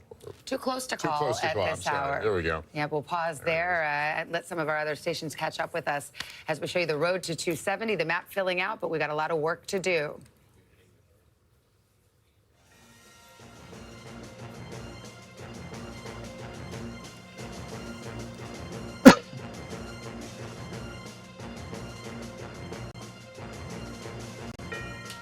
All right, welcome back. Here is where we stand right now on the road to 270. The map is slowly filling in. I think we're still at 6 of 7 battlegrounds. We've seen the polls close right now, so we are kind of in a waiting game. Actually, we have Kansas now. I believe we can make a call on. NBC News projects the state of Kansas will go to Donald Trump with 6 electoral votes. Here's the map now to 270 as we add that to the group. And Donald Trump out with 191 now to Harris's 81. You mentioned we have 6 of 7 presidential battlegrounds to get to. Nevada will close here at the top of the hour, but let's look at Michigan. Too close to call right now, just 15% in. We could be up all night and perhaps beyond. Michigan didn't get called till late the next day in 2020. Pennsylvania, need I remind you, we were here till Saturday waiting for its results, but officials think they will be able to move a little bit more quickly, but at this hour, it's much too close to call. A tight race there, difference of 48,000 votes, so we will see how that shakes up. About 9:53, we've got more polls set to close soon. Candidates hoping to strike gold in the silver state, Nevada, rolling their dice. We're heading into the final stretch. More poll closings across the West, including another battleground state. Nevada and its 6 electoral college votes could be critical. Nevada, get out and vote. Nevada, ours is a fight for the future. Both sides going all in, trying to win the state by targeting its large population of service workers. No tax on tips. We will continue our fight and eliminate taxes on tips. We're moments away from the first results from Las Vegas and the rest of the state as our decision desk gets ready to make new calls on the road to 270. And that brings us to NBC's Steve Patterson, who's in Reno, the biggest little city in America and a key swing county there. Hey, Steve. Hey, Savannah. I have some bad news if you like to sleep in this state. We're maybe about 5 minutes before the polls close, or do they? And I say that because the lines are still ridiculously long. I'm in Washoe County, as you mentioned, in Reno. This is the Washoe County complex. It's like where all the government buildings are, the county clerk's office, registrar of voters. If you come this way, you can see this line snakes beyond the county recorder. That county recorder means you have 40 minutes to go left if you've reached this point. Meanwhile, though, we're hearing about lines that continue to be long all across the state, southern Nevada. There's a place called Nye County where we're hearing lines that are up to 3 hours long. They don't have enough machines per people in that county. What that means is, unfortunately, because they cannot really release the data on how many people have voted, who has voted, some of the returns until the last person in line across the state has voted, it means numbers are going to be very slow. They can obviously tabulate sort of in person. They can tabulate the early voting. They can tabulate the mail-in ballots, but they can't release any of that data until the last person has left the line, which means it's going to mean a lot more coffee tonight for people that are trying to watch the vote. Also, one thing to keep track of, the nonpartisan vote. That's the reason why we're in Washoe County. This is an incredibly purple county. People vote the issues. They vote their feelings. They don't vote party line, which leads us to talk about nonpartisans. It is a third of the electorate in this state, higher share than Republicans, higher share than Democrats. These folks, we're not sure which way they're going to vote, which has been confounding pundits. And it's been really tough for people trying to read the tea leaves and what exactly the numbers mean. I've spoken to both campaigns in the state. Both seem to think that they have a Trojan horse. Of course, Democrats seem to think that nonpartisans are younger, a little more racially diverse. Republicans seem to think that they're going to skew more conservative. And so we will see. But unfortunately, I think not anytime soon. It could be a minute before we get any sort of results here in the Silver State. Savannah. All right. Well, Steve, stand by. Nobody sleeps in Las Vegas, maybe not in Reno either. We know you won't be sleeping tonight. Tom, let's look at Nevada. This is a state where Republican fortunes have risen since the last presidential election. Yeah, you are completely right. They have a Republican governor there. Let's talk about Nevada here. Right now, no vote in. Obviously, it's still too early for us to even start to get data in right here. But let's go to 2020. Both elections, both in 2020 and 2016, the winner were Democrats. Clinton in 2016, obviously, and Biden in 2020. The spread, though, was only 2 percentage points, a little over 2 percentage points. That's why it's a battleground for us. It's one of the reasons why we're watching tonight. I'm going to give you a primer on Nevada. What you have to understand is a lot of Nevada is Clark County. It's Las Vegas here. This is 3/4 of the electorate here. If Democrats can turn out their voters here, there is no way that Republicans can catch up. Between Las Vegas and Reno, which is Washoe County, this is the battleground county here. About 15% of the vote here. The vote in Washoe actually is more reflective of the entire state, much more than Las Vegas is. It's reflective because it's a mix of both Republicans and Democrats. Democrats have been able to hold Washoe County for a couple of elections now. If they can hold it tonight and do well in Las Vegas, it's game over there. But look at all of this Trump country in the middle. It's not a lot of people, but it is rural desert. With the exception of Elko, you have some population centers there. And this is where Trump hopes to run up the score. Something else we have to understand, I'm going to zoom out a little bit, about Nevada, is that you have people from Northern California who have been moving since the pandemic into Reno, right? And then Southern California moving into Las Vegas. People from California find it more affordable. They find it that they can get more for their money. Because of that, housing prices have gone up. So the economy and housing prices are a huge issue in Nevada. And finally, the last point I want to bring up here is that the unemployment rate right now in Nevada is over 5%. It's the highest of any state in the entire country. So the economy is going to be huge here. And you got to remember, Trump came out with his plan about no tax on tips. You have all those service workers and those service unions in Las Vegas. Democrats quickly adopted that plan because they knew it was a good idea. Unclear if it's ever going to become law or if they can even do that. But it was a plan that caught a lot of attention in Nevada, guys. And a populist appeal, definitely. And I think I'm glad Tom was talking through those points here, because I think of Nevada and I think economy, right? You talked about the Republican governor, largely driven by anger over pandemic shutdowns on the Strip, et cetera. No tax on tips. I'll also tell you another number. I think it's $3.80, just about $3.79. That's the price of a gallon of gas in Nevada, the highest of any battleground state. The economy is a big factor in this state, as are the Latino population, of course, and that's another factor that Democrats we're watching. for a long time had a big registration advantage, but that's all but disappeared. And as you mentioned, a Republican won statewide office, the governor's race in 2022. It's also one of these states with an abortion ballot initiative as well, in a state that the Trump campaign believes you could see some ticket splitters on that. And it's a competitive Senate race in Nevada as well. We talked about the fact that some of these Senate races, if you rewind about a month ago, weren't so competitive. It is incredibly tight. Senator Jackie Rosen looking for another term. Look, if the way so far that Donald Trump's performing tonight versus Harris, this really is an indictment of the Democratic Party for the last 3 years. Because you want to talk about Nevada, you talk about the voter registration advantage. Republicans, basically, for the first 3 years of this presidential cycle, just destroyed the Democrats on voter registration. All across the country in the battleground states, Republican registration advantage. The last 3 months, Democrats have done well. 3 years versus 3 months. So far, the 3 years is paying some dividends for Trump. All right, there's the countdown. We are waiting for another batch of closings, and this will bring us to battleground Nevada, which is our last battleground state we've not heard from, or the last to close the polls. NBC News can make a projection now in the state of Utah. NBC projects that Donald Trump will win in Utah and take those 7 electoral votes. And we go further into the west, into Montana. 4 electoral votes. Donald Trump, the projected winner in Montana tonight. Here's the map. The road to 270. Donald Trump now with 201. Harris with 81. That's the road to 270. Well, let's put Nevada up on the map here. It is, as you might expect, too early to call. And if you remember, in 2020, we didn't get a result in Nevada until Saturday, so we could be waiting a while. In fact, Oh, yes, we remember. Oh, we remember. You can send your Don't mail even- about- exactly. Don't even bring Don't it up. even They bring said it that up. everyone's Yeah. triggered here. Okay, Pennsylvania, too close to call. Got to say, that was a Saturday call as well in 2020. Michigan, too close to call there. Let's see how much vote we've gotten, though, at this hour. Just 16%, so there's a lot of vote to be counted there.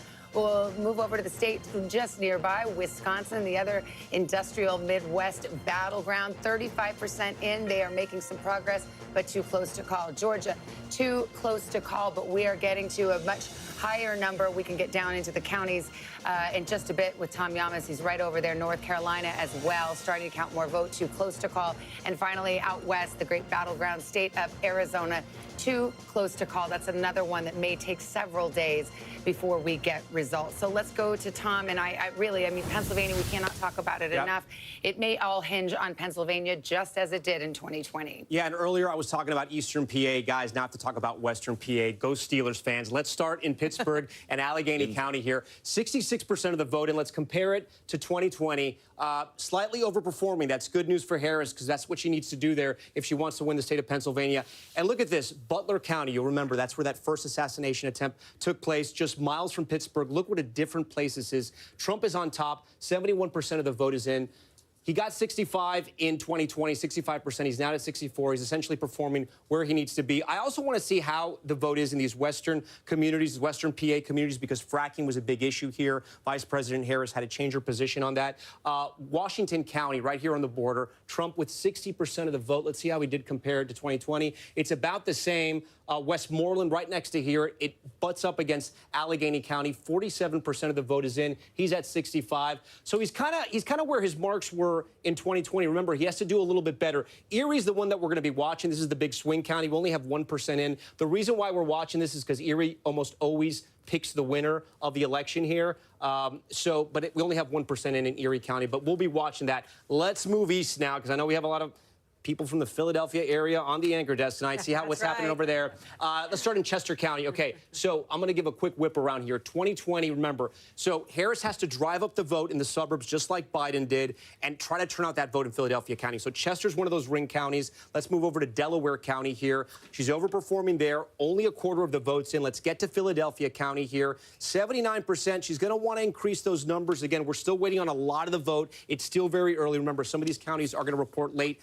Bronco, 28% in, 69% overperforming there.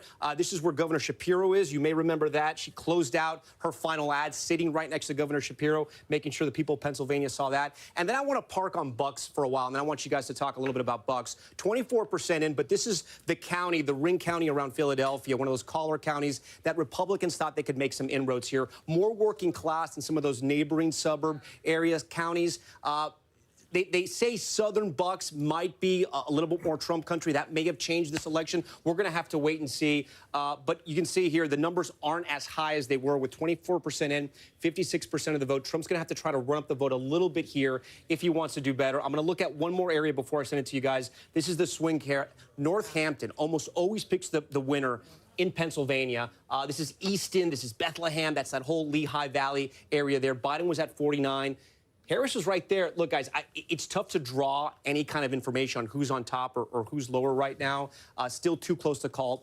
Trump's on top at only about 17,000 votes. You remember the spread in 2020 was about 80,000 votes. So a lot of votes still out here. One thing I do want to mention, there was an exit poll out of Pennsylvania on Latino voters, and they broke for Trump in a major way. That could possibly be a deciding effect here in Pennsylvania because you're talking about 600,000 Latinos that are registered to vote. Guys, back to you. Can we talk a minute about the amount of money that has been spent in some of these races? Pennsylvania, I'm just looking here, Pennsylvania, Biden, Harris, plus the DNC, $131.7 million. Yeah, $314 million, I think, overall when you add both campaigns together. It's $1 billion if you throw in the Senate race. That's right. In Pennsylvania. That's right. No, on one state. Yeah. I remember making a big deal like 12 years ago. We had a $1 billion presidential campaign. One state. Isn't that so funny? Because it started out as a tie, and now tonight we're ending up, and it's a tie right now. But we'll see what happens. Yeah, we're going to be living and breathing Pennsylvania. That's interesting, though, what Tom just mentioned about the exit poll. And again, do your caveats, but for Trump to win the Hispanic vote in Pennsylvania would be pretty huge because there's a big Hispanic population in Pennsylvania, especially in that Lehigh Valley. That's right. There's a big Puerto Rican population in Pennsylvania, too, the most of any battleground. So let's talk about where that is. And I want to start with the national Latino vote here. And Savannah, love you for the grain of salt caveat. We know that these exit polls could shift a little bit. But here's what's so interesting here. It is Kamala Harris, of course, the vice president, who is winning the Latino vote over former President Trump, 53% to 45%. This is nationwide. But the number that you want to look at is this 45%. That is because of the overperformance of former President Trump nationally among the Latino vote. And you can see it here. He's 45% this year. 2020, I mean, this is a double-digit plus overperformance from where he was just 4 years ago. And if you get into some of these key battlegrounds, Tom mentioned Pennsylvania. We were just talking about Nevada. Looking at my clock where the polls closed like 7 minutes ago. It is a similar story here. If we can pull up Nevada, you can see Latino voters, about 17% of the electorate there, broke for Kamala Harris, 48% to Donald Trump, 46%.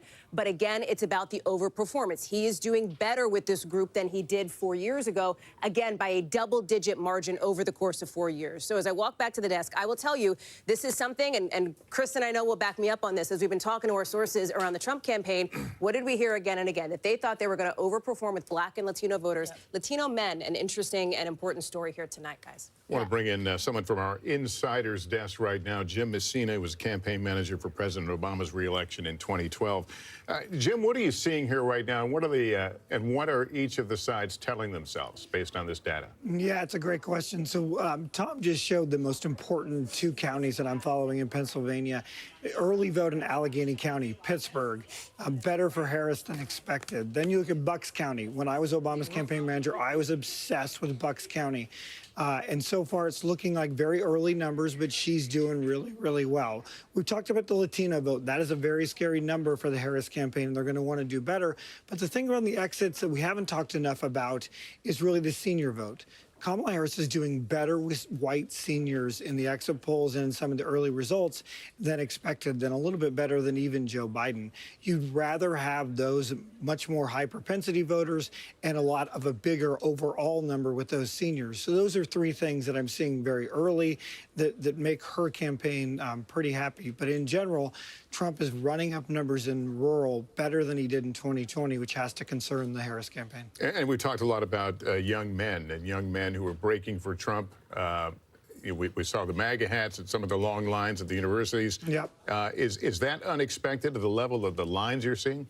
I think both sides have a little bit of excitement here. I've talked to Harris officials in the last hour who say, look at the lines in Penn State, look at the lines in Arizona, look at the lines in the Philly college campuses. They feel really good about their ground operation. They have the best ground operation person in American politics, and Jen O'Malley Dillon is the chair, who has built a $1 billion field campaign for this moment. And they're really going for it on the college campuses, and they kind of need it right now. Jim Messina, good to see you. Thank you. All right, we've got a winner to announce. Kamala Harris takes Colorado as expected. Used to be a battleground years and years ago, but has really trended to the Democrats in the last couple of presidential cycles. And here's how it shakes out. With 54% of the vote counted in Colorado, they vote by mail, and those ballots get to be counted quite quickly. So we see that Kamala Harris will take Colorado, so we can fill out the map just a little bit more as we lay out the road to 270, but those big battleground states, we have yet to call one of the battleground states for Kamala Harris. Right now, her best path remains those 3 industrial Midwest states, Pennsylvania, Michigan, Wisconsin. Donald Trump flirting with Georgia and North Carolina and perhaps Arizona and Nevada. It'll be a while before we get results there. We've got Garrett Haake, who is at Trump headquarters in West Palm. And Garrett, what's the mood there? What are you hearing? Savannah, I've been talking to Trump campaign officials, and look, we all know the cliche on election days where you hear campaign sources say they're feeling cautiously optimistic.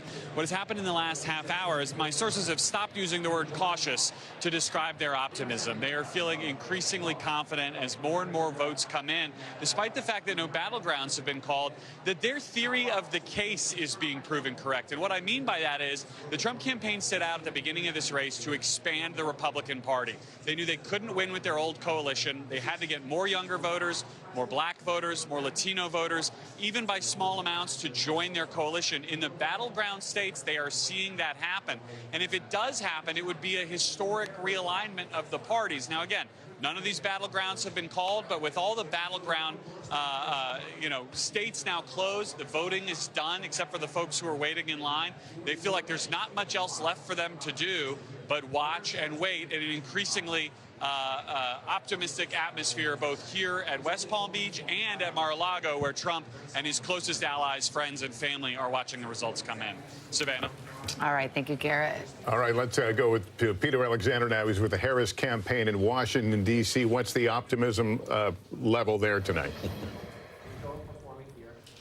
Well, I think there's certainly a level of anxiety, at least according to some of the Harris allies with whom I've been speaking to over the course of the last hour or so. One ally telling me that, just look at the state of North Carolina. Josh Stein, the Democrat, winning his effort to become the state's governor. That we were able to project a while back, but obviously not the same for Kamala Harris, at least not yet. That indicates that there's clearly some split ticket voters there. Some folks who will be voting for Josh Stein as governor, but then Donald Trump as president. Otherwise, we would have a projection already in that state right now. They say that is an indicator that gives some anxiety right now going forward that North Carolina may not be a state that they're able to win. If that happens, and these are all ifs, it's all very early here, that does again shrink their path to victory to 270. They really are relying heavily on those blue wall states right now. And one of those key states obviously is Pennsylvania, the biggest prize of them all with 19 electoral votes. I spent many of the last several days up there, and I was in the urban centers where the Harris campaign put a lot of its energy, including in Philadelphia, and particularly in places like Philadelphia, where they were sending buses up there to knock on doors to help swell the number. They're really relying on big numbers in places like Philadelphia and the collar counties that surround it. They need to run up the numbers among some of those suburban women in particular, the suburbs more broadly right now, and in Philadelphia. So that's where a lot of them are hanging their hat, at least according to the allies I'm speaking to right now. We're going to keep a close eye on that as this night progresses. All right, Peter Alexander, thanks very much. I think we have a call now in the Texas Senate race. NBC News projects that Ted Cruz will retain his seat again in Texas. Democrats have taken some big swings in recent years in Texas, but unable to land a haymaker. Colin Allred will come up short tonight in his bid to unseat Ted Cruz. Let's go to Chuck on this because, Texas is the white whale for Democrats.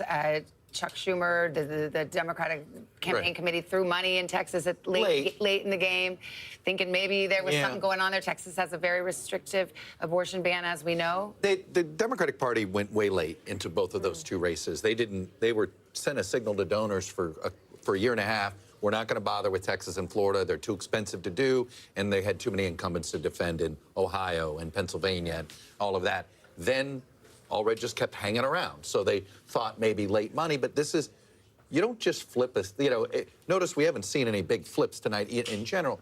You don't just flip a state in 3 weeks. You don't just show up in 3 weeks and think magically things are going to happen. Not with how embedded, not with how nationalized our conversation is, not with how polarized we are. And this is a case where at some point the Democratic Party, if they're serious about Texas, they got to spend 4 years there. You can't just do it in 4 weeks. And it's the same story we just talked about in Florida. And this is the difference. Again, I go back. The Republican Party for the last 4 years has been much more aggressive. You heard Garrett talk about it, and the Trump campaign is flexing its muscles because it worked. They had massive voter registration campaigns for the last 3 years, and it has padded them. It's what Texas, look, Republicans got stronger in Texas. I mean, that Latino vote in Texas, when you've got over 60% Latino men moving in Texas towards the Republicans, that's realignment. That is realignment that's happening. And I think we have another Senate call to make now in the, I believe, in the state of Maryland. NBC News projects that in Maryland, Angela also Brooks will win. And there's against Larry Hogan, former governor, difference 171,000 votes there. So here's the Senate at this hour. The Republicans have picked up 1 seat. They need to pick up 2 to take control of the Senate. And the ones hanging in the balance right now in terms of that are Ohio, Sherrod Brown in the fight for his political career in Ohio. We've got Michigan we're watching, Alyssa Slotkin trying to hold on to that seat after her retirement there. And Montana would be the flip. If it flips, that would give Republicans control of the Senate. Yeah. Absolutely. I think Montana and Ohio are the two, if you are Republicans, that you're watching quite closely to see if they can flip those states. I do think it's notable when you think about the realignment that Chuck is talking about. You think about the state of Pennsylvania, the Latino voters, the split there, the fact that what Trump is running on, remember, is his first day in office to start a mass deportation plan. A lot of folks have asked him for details about what would that actually look like.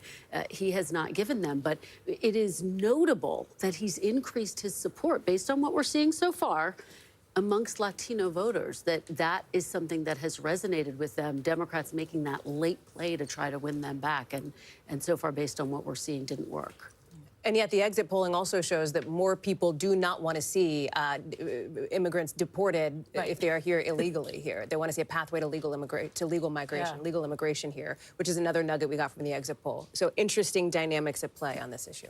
All right, let's go over to Tom Llamas. He's got the big board going, and the state of Iowa, which has been of intrigue since a Saturday night surprise with the poll. It was a huge question mark. If you woke up on Sunday and you watched Meet the Press with Kristen Welker, it was a huge headline, right? Yes. People woke up on Sunday, and according to the Des Moines Register poll, Harris was up by 3 points within the margin of error. The politics desk just pointed this out to me. Let's dig in because we have some voting data now. 45% of the vote is in, but let's look at Polk County. This is the biggest county, the most people. This is Des Moines, the capital here. So she's on top, 55% to 43%, 94% of the votes in. But look at Trump's margins. Trump's actually doing better than he did in 2020. Let's go over here to another county, Dubuque County, 94% of the votes in. Trump's at 52. Trump was at 50. So he's growing in both those districts, in both those counties, I should say. For Democrats to flip Iowa, he has to be doing worse in those counties. Again, look, there's still a lot of vote out. A lot of vote has to come in.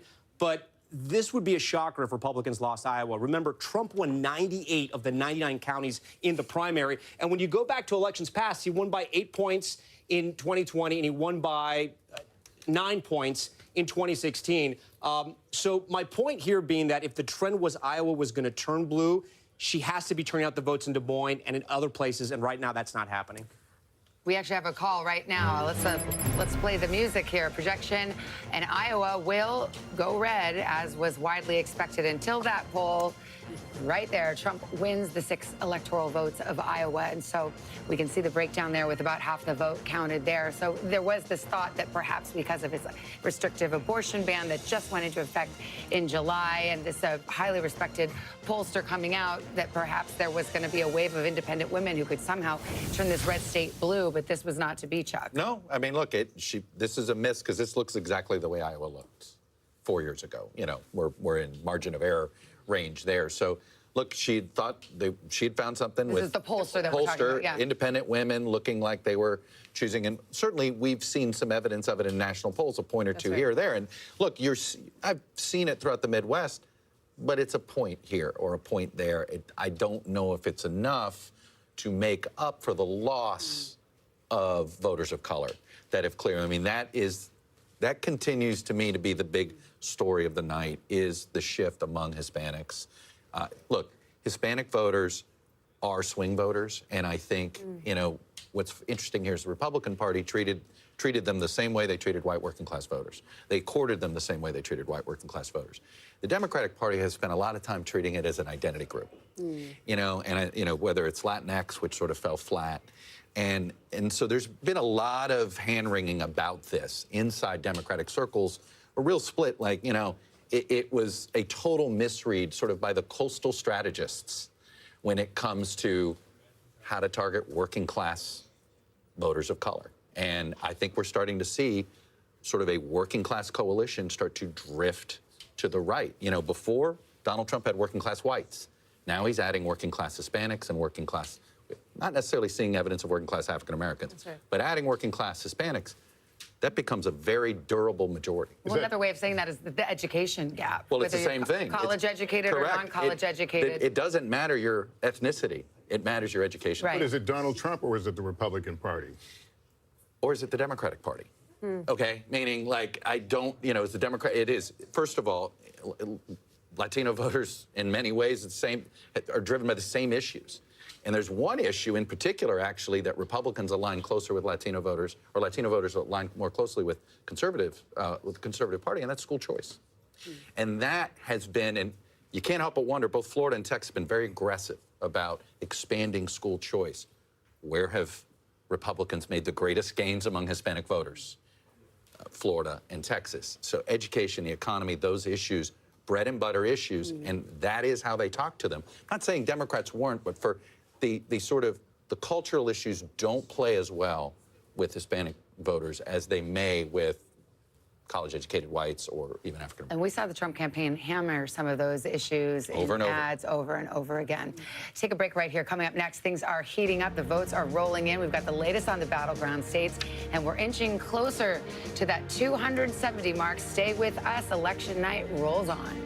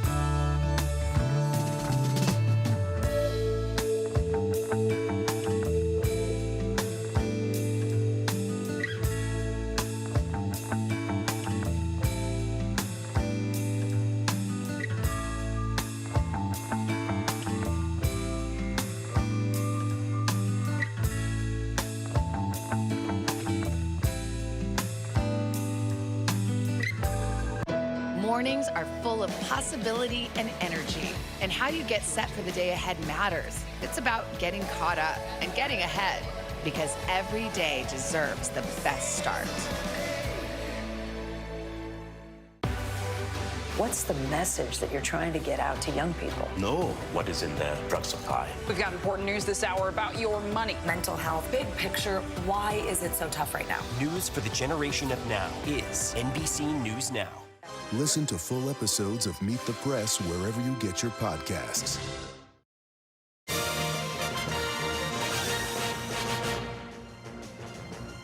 Welcome back to NBC News coverage of the road to 270 now. There's where things stand. Donald Trump out with 207. And we're able to make a projection characterization in Virginia. 13 electoral votes. They're too early to call that race in Virginia. We move to Nebraska right now. That race also too early to call. Less than half of the vote in, so still a ways to go there. We move to Minnesota. And Donald Trump and Kamala Harris right now, that's too early to call. Trump out to an early lead. In Pennsylvania, this is one of the big battleground states, could be the biggest, 19 electoral votes, too close to call, the characterization. Wisconsin, another battleground. Here's where it looks right now.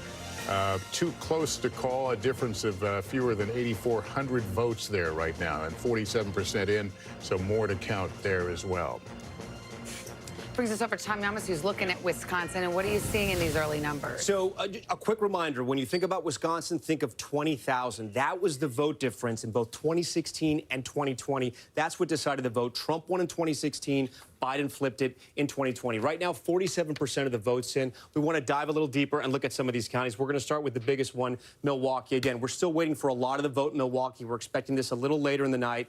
51% is in. Let's see how Harris is doing compared to Biden 4 years ago. She's down about 3 points, 3 or 4 points, 2 points, actually, we should say. But we're still waiting on the vote there. Let's go over to Madison. This is Dane County. This is where the University of Wisconsin is. This is one of the fastest growing areas of the state here. 75% for Biden in 2020. She's 2 points down, but again, 75% of the vote is still out. Let's talk about the Republicans now. We talk about the WOW counties. These are the counties around Milwaukee. The first one, Waukesha here. Trump's at 59.6. 77% of the vote is in. He's slightly underperforming by a percentage point or two. Let's go over here to the O and WOW, Ozaukee, 55. He's at 54. So, a slight change, but almost around the same margins. And then Washington doing much better. 50% of the vote is in, 49. He was at 68 in 2020. He's now up to 70. The other part where they do well in the other part of the state, in Green Bay, it's called the BOW. So, yes, it's the BOW counties and the WOW. Bow wow. I know that's pretty funny, but maybe it's not that funny. Anyways, Brown is Green Bay. It'll pass. It'll pass. Trump is 52%.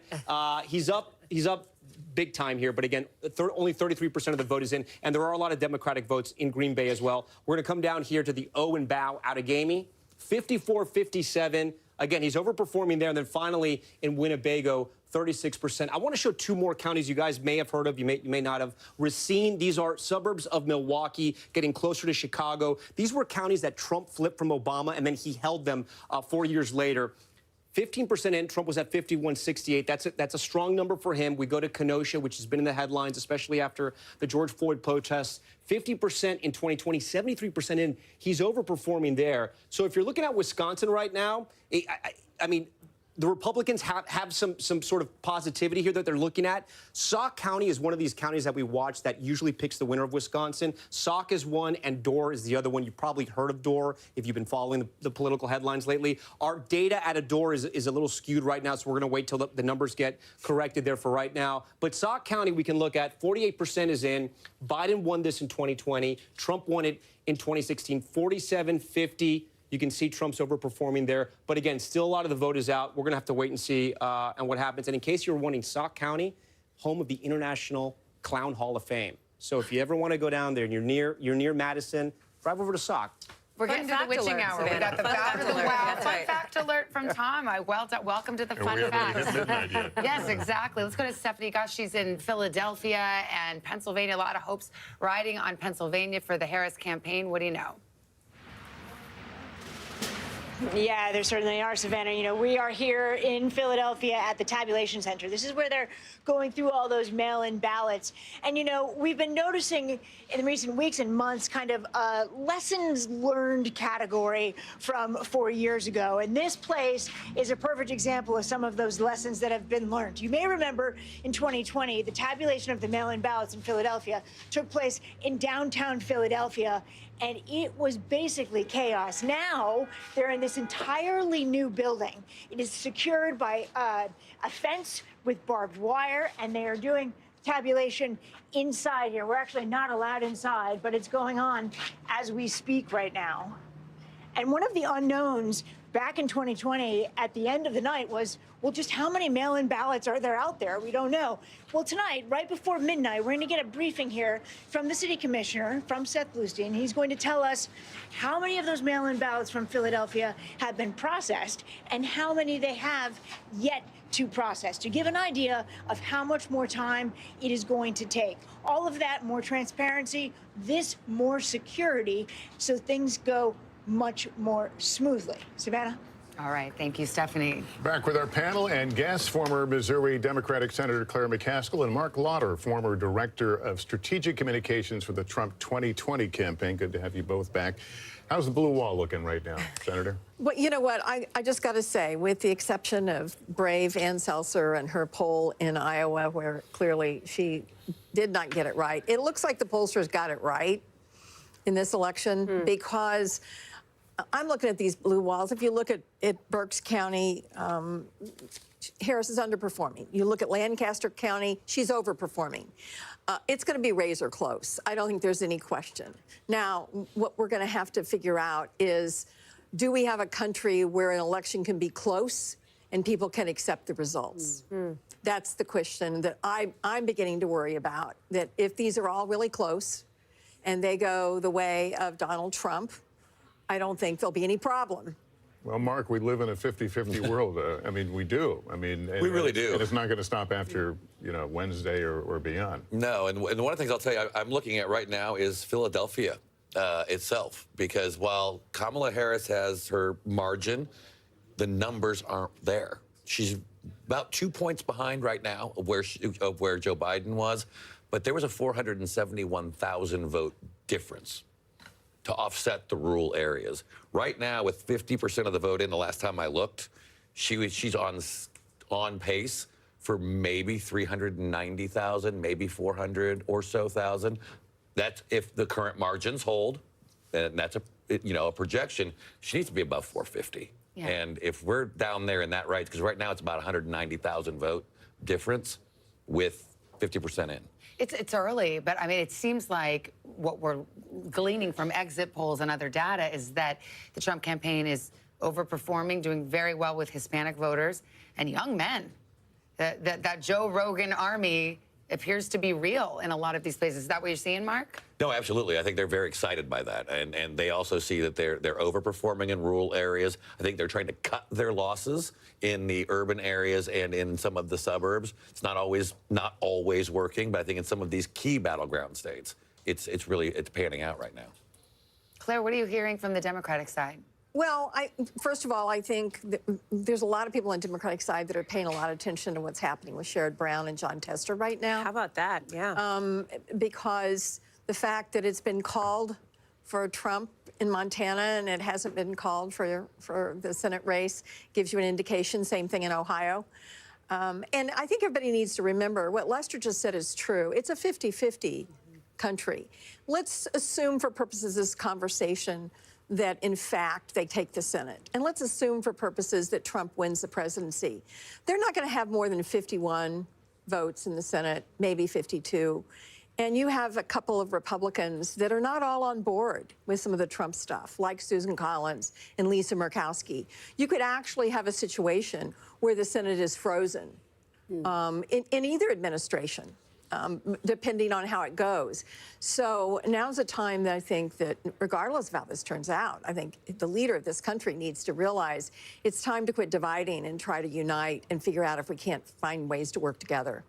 We have a divided Senate. I mean, already the status quo is, essentially tied with Democrats having control with the tie-breaking vote of Vice President Harris. We haven't even talked about the House, possibly because it will be weeks before we know. But Democrats are hoping to take back control of the House. They only need to net out 4 seats, so those races will go. But once again, I mean, you just look at a country, to Lester's point, that is very divided, and this is what the pollsters were showing. And right now, so far, that is what the results are bearing out. And I will say, we're sitting here, it's 10:30 Eastern time. This is kind of a little bit of a strange moment. We have some data in, but not all. We have a lot of exit poll data in, but not a ton of vote count yet. We still have our ways to go. We haven't called a single key battleground state yet. So this is an interesting moment in the evening, and I think it bears having this conversation, because when you look at the strategies from each of these campaigns, the vice president did something very specific. She looked to once she got into the race not too long ago, she looked to cast Donald Trump as a danger to democracy, but she also looked to make the positive case for herself and why she should get another 4 years.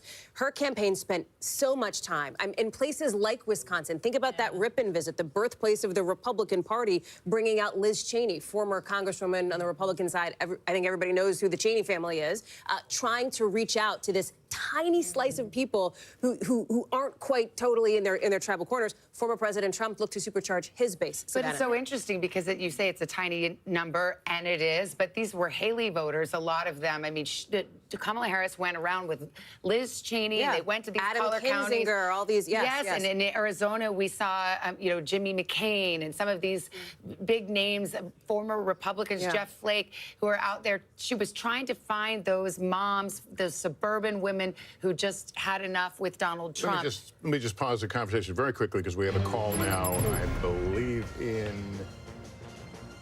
Nebraska. Okay, this is NBC News projects that 3 of the 5 electoral votes will go to Donald Trump. 3 of 5, you ask?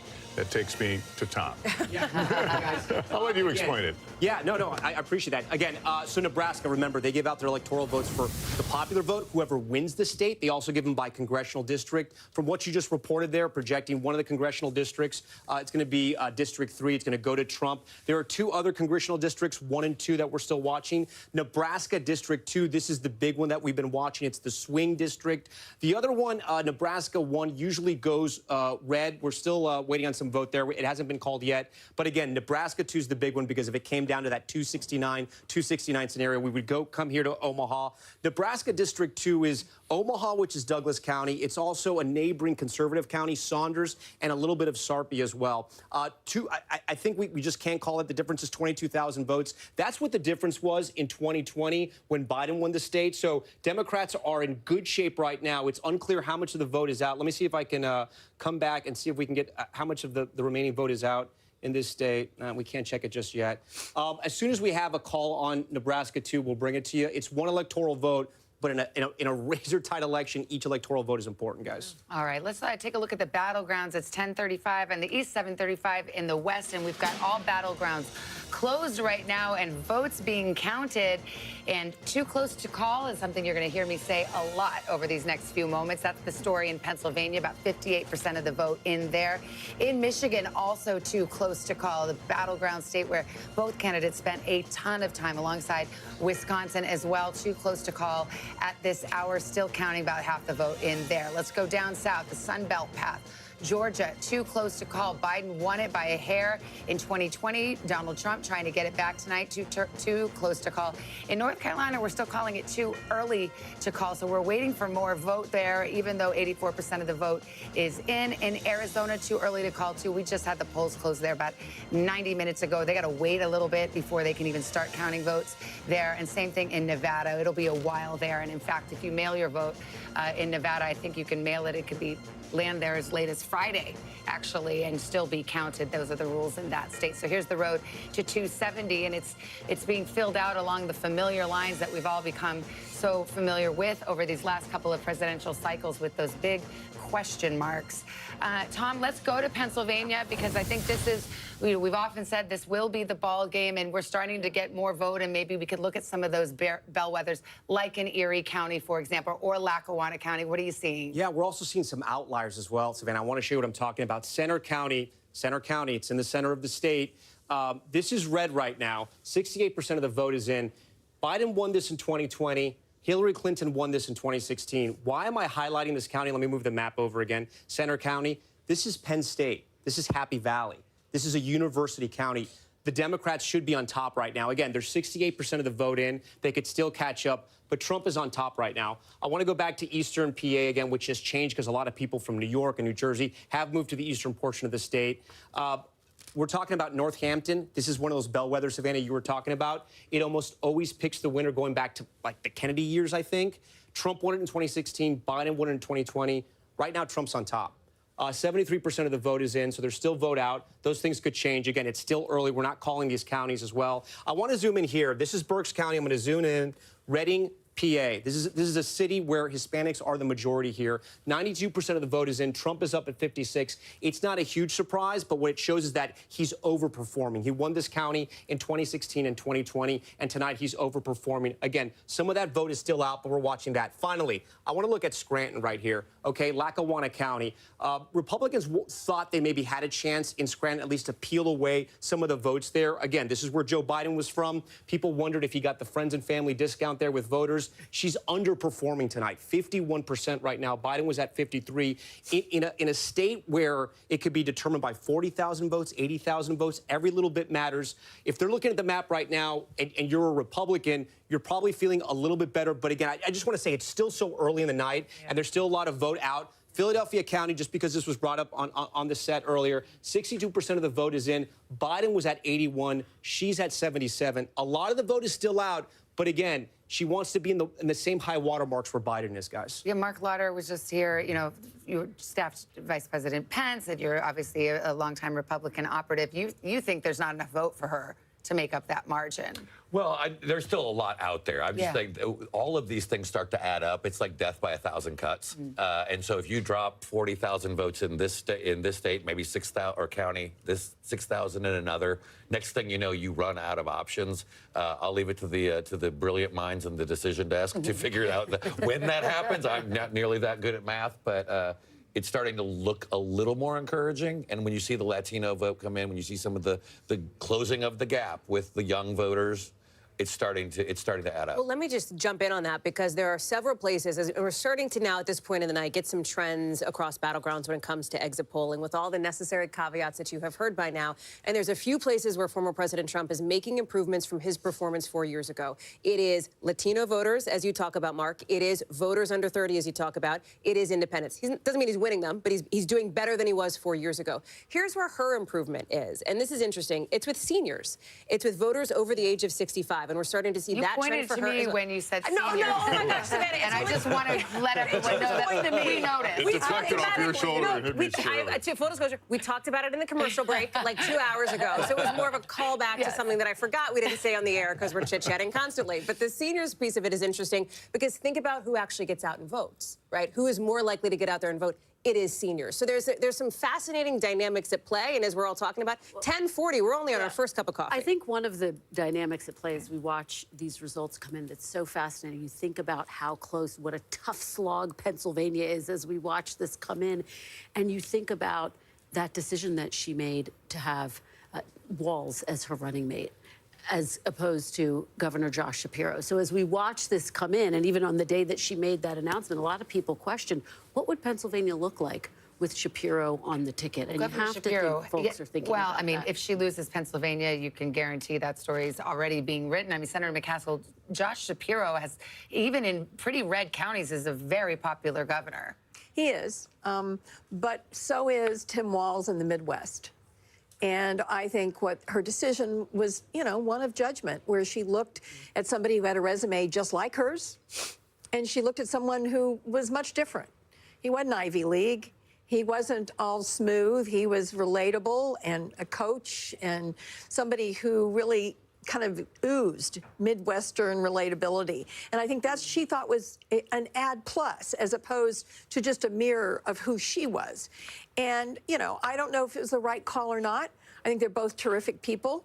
Either way, they're going to be around. Shapiro's not going anywhere. You may see him on a ballot in the future. Yeah, I'm just going to call it out. You sound like you see the end here. I don't. I do think that, you know, obviously we're disappointed about North Carolina and Georgia, because there was a real feeling that there was such a good ground game compared to what the Trump And to be team clear, was we doing. haven't called those. No, we haven't. But I'm looking internally at the numbers, Sure. and they're not as hopeful as I would like them to be. I still think we have a path, obviously, in the blue wall states. And I don't think anybody knows how Nevada is going to turn out. And I think that is another one. We could have 4 states that determine the presidency that are all decided by less than a half a point. Okay. Thanks for that. That's so 2024, Senator. How's that? Let's go to NBC News correspondent Ellison Barber now in Gwinnett County, Georgia. Ellison, how are things going there? Hey, Lester, so we're starting to get initial numbers from the early voting in this county. Initially, they were a little delayed in uploading some of those to the public because they said they were having difficulties with their software of getting a clear image. They were going line by line with a Republican watcher, a Democrat watcher, and other election officials getting those votes up. But now they have those reported, and based on the percent of early votes that are out, Harris is leading in the early votes that they have tabulated in this county so far, but still they haven't counted any of the precincts that reported today. That process still happening here. So you see these people coming in. They're all people who have come from the different precincts in this county. There are 156 precincts in Gwinnett County. What they're dropping off right now, you see these purple bags here. Those are provisional ballots, in addition to a lot of blue bags. And the blue bags, I'm told, have official election material that had to be returned. Pamphlets, things that sort of gave directions to the election workers, all of that stuff coming in now. It's coming in waves. The first wave of stuff that was brought in from precinct captains on were the memory cards with the vote. That's something that election workers tell me is a way, a thing that's changed over the years. They said they used to get everything, the election materials that had to be returned, provisional ballots, and the memory cards with the votes all at once. And because it took a while to clean up, it would take a little longer for those memory cards to come in. Now they get the memory cards first, then the rest of the materials. The memory cards, they're actually in all these little bags. You see them unzipping there. Those are from 156 different precincts. Each precinct has at least 2 memory cards that have the vote count from today on them. They go in here, they get processed, and they go out to the public. So they're still deep in that process right now. But let's go again to the back, because this is where we see a lot of activity happening on and off, whether it's the early votes being processed and scanned and tabulated, or mail-in ballots being opened and sorted, or provisional ballots being reviewed. So remember, the thing that we were watching in this county was what would the margins be like, because it leans Democrat. We expected Democrats to carry this county, but ultimately back in 2020, Donald Trump got 40% of the vote in Gwinnett County. And what Republicans were hoping was if they could notch that up by a couple percentage points, they could cut in to Harris's margins. And then if they also did well in Republican strongholds, could potentially carry the state. What we're seeing in turnout is turnout so far has exceeded the turnout numbers in 2020. And right now, based on what has been entered, Trump is holding at about 40%. So right now, those extra percentage points haven't come. Could that change? Yes, that's Tom Yamison's lane. We'll leave him on that. Over here, though, is where they're going through some of the different election material. And they've also been sorting provisional ballots. You can see them in the back here, Savannah and Lester. They're just busy working. They will be here late at night. They expected the last bit of stuff to come from the precinct to get here at 11:30. Savannah. All right, Ellison, thank you so much. We're going to take a short break right here. Many more poll closings coming up at the top of this hour, including California and its whopping 54 electoral votes, and a look at who's ahead in the race to 270 on election night.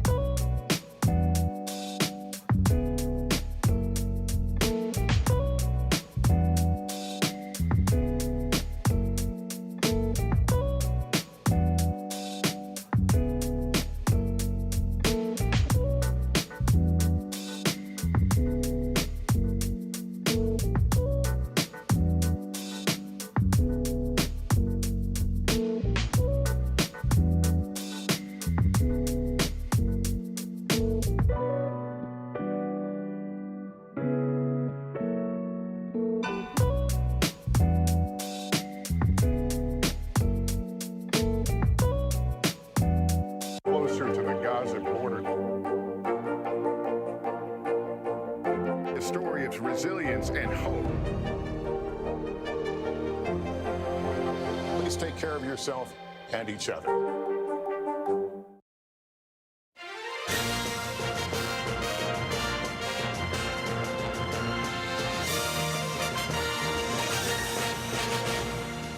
So far, no calls in any of the battleground races as you see Rockefeller Plaza here on this election night. The big prize, of course, the presidency, but also the balance of power in Congress. Kristen Welker is here with more on that. Hey, Lester. Well, again, just to recap for everyone, Republicans do have one pickup so far tonight. That's in West Virginia. No surprise there. Let's take a look at Arizona. Ruben Gallego, Kari Lake, too early to call right now with 51% of the vote in. Let's head over to Pennsylvania now, one of the most competitive Senate races. This race, too close to call. Dave McCormick with 49% of the vote. Senator Casey trailing there at this current point. Too early to call right now in Montana, one of the biggest potential pickup opportunities for Republicans there, so we watch that closely. We're watching Ohio closely as well. This race too early to call. Senator Sherrod Brown looking for a fourth term against Bernie Moreno. Let's take a look at the Senate map now. Take a look at where things stand. Again, as you can see, Lester, Republicans with one pickup, but we continue to watch Montana and Ohio so closely. Again, could Ohio be a state where we see a split ticket? Split tickets, as we've been saying throughout the course of this evening, have been diminishing. Democrats came in with a tough map to defend. Very tough map to defend, bracing for potential losses. And again, Republicans don't need many pickups. They need 2 seats if Vice President Harris wins the White House. They really need 1 seat if Donald Trump wins. So right now we are looking at 1 pickup. Just put it this way, right? If Republicans don't end up winning control of the Senate based on how this map looks, it would be a shocker, right? That's a huge storyline of the night. I mean, it's a big storyline either way because control of the Senate matters for a lot of the reasons that we've talked about. But that's how the map has been looking, and so we're waiting on these 2 outstanding states. And they're already part of the way there. They already have this pickup in West Virginia. We cannot stress enough, if Vice President Harris were to win the White House, it would be incredibly challenging for her to get judicial nominees confirmed, to get her cabinet confirmed with a Republican Senate. So here we are, we're nearing the top of the hour, but we're still no calls in any of the battleground states. Are you surprised we are where we are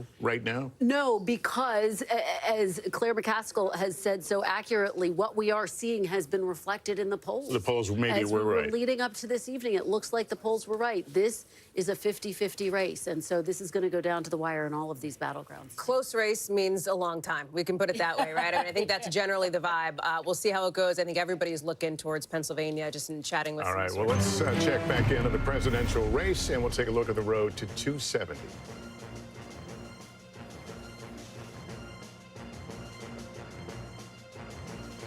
It is 10:51 in the East, and here is where we stand right now on the road to 270 electoral votes. Those will be the keys to get into the White House in the next year.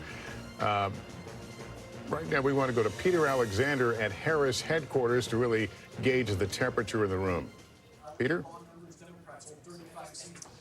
Well, we're outside, and it's a loud one here, but I can tell you if you get into the crowd here, it's particularly quiet in terms of their sense of optimism right now. That's how one Harris ally just described it to me a short time ago. I ran into a longtime Democratic source, a person who was close to the Harris campaign, and I asked them what they make of the results they've seen so far. They said, honestly, this is not looking so good for us, but then they quickly put on a smile and said, but you know what? We just got to keep smiling for the night. They may give you a better understanding of where they feel like things may be going right now. It remains early, a lot of votes still to count. But I'll tell you what I just heard from a Democratic lawmaker right now who just wrote me in part, quote, it's pretty concerning. I just keep reminding myself that 8 years ago, all the trends in the first few hours showed Hillary winning, and then she didn't.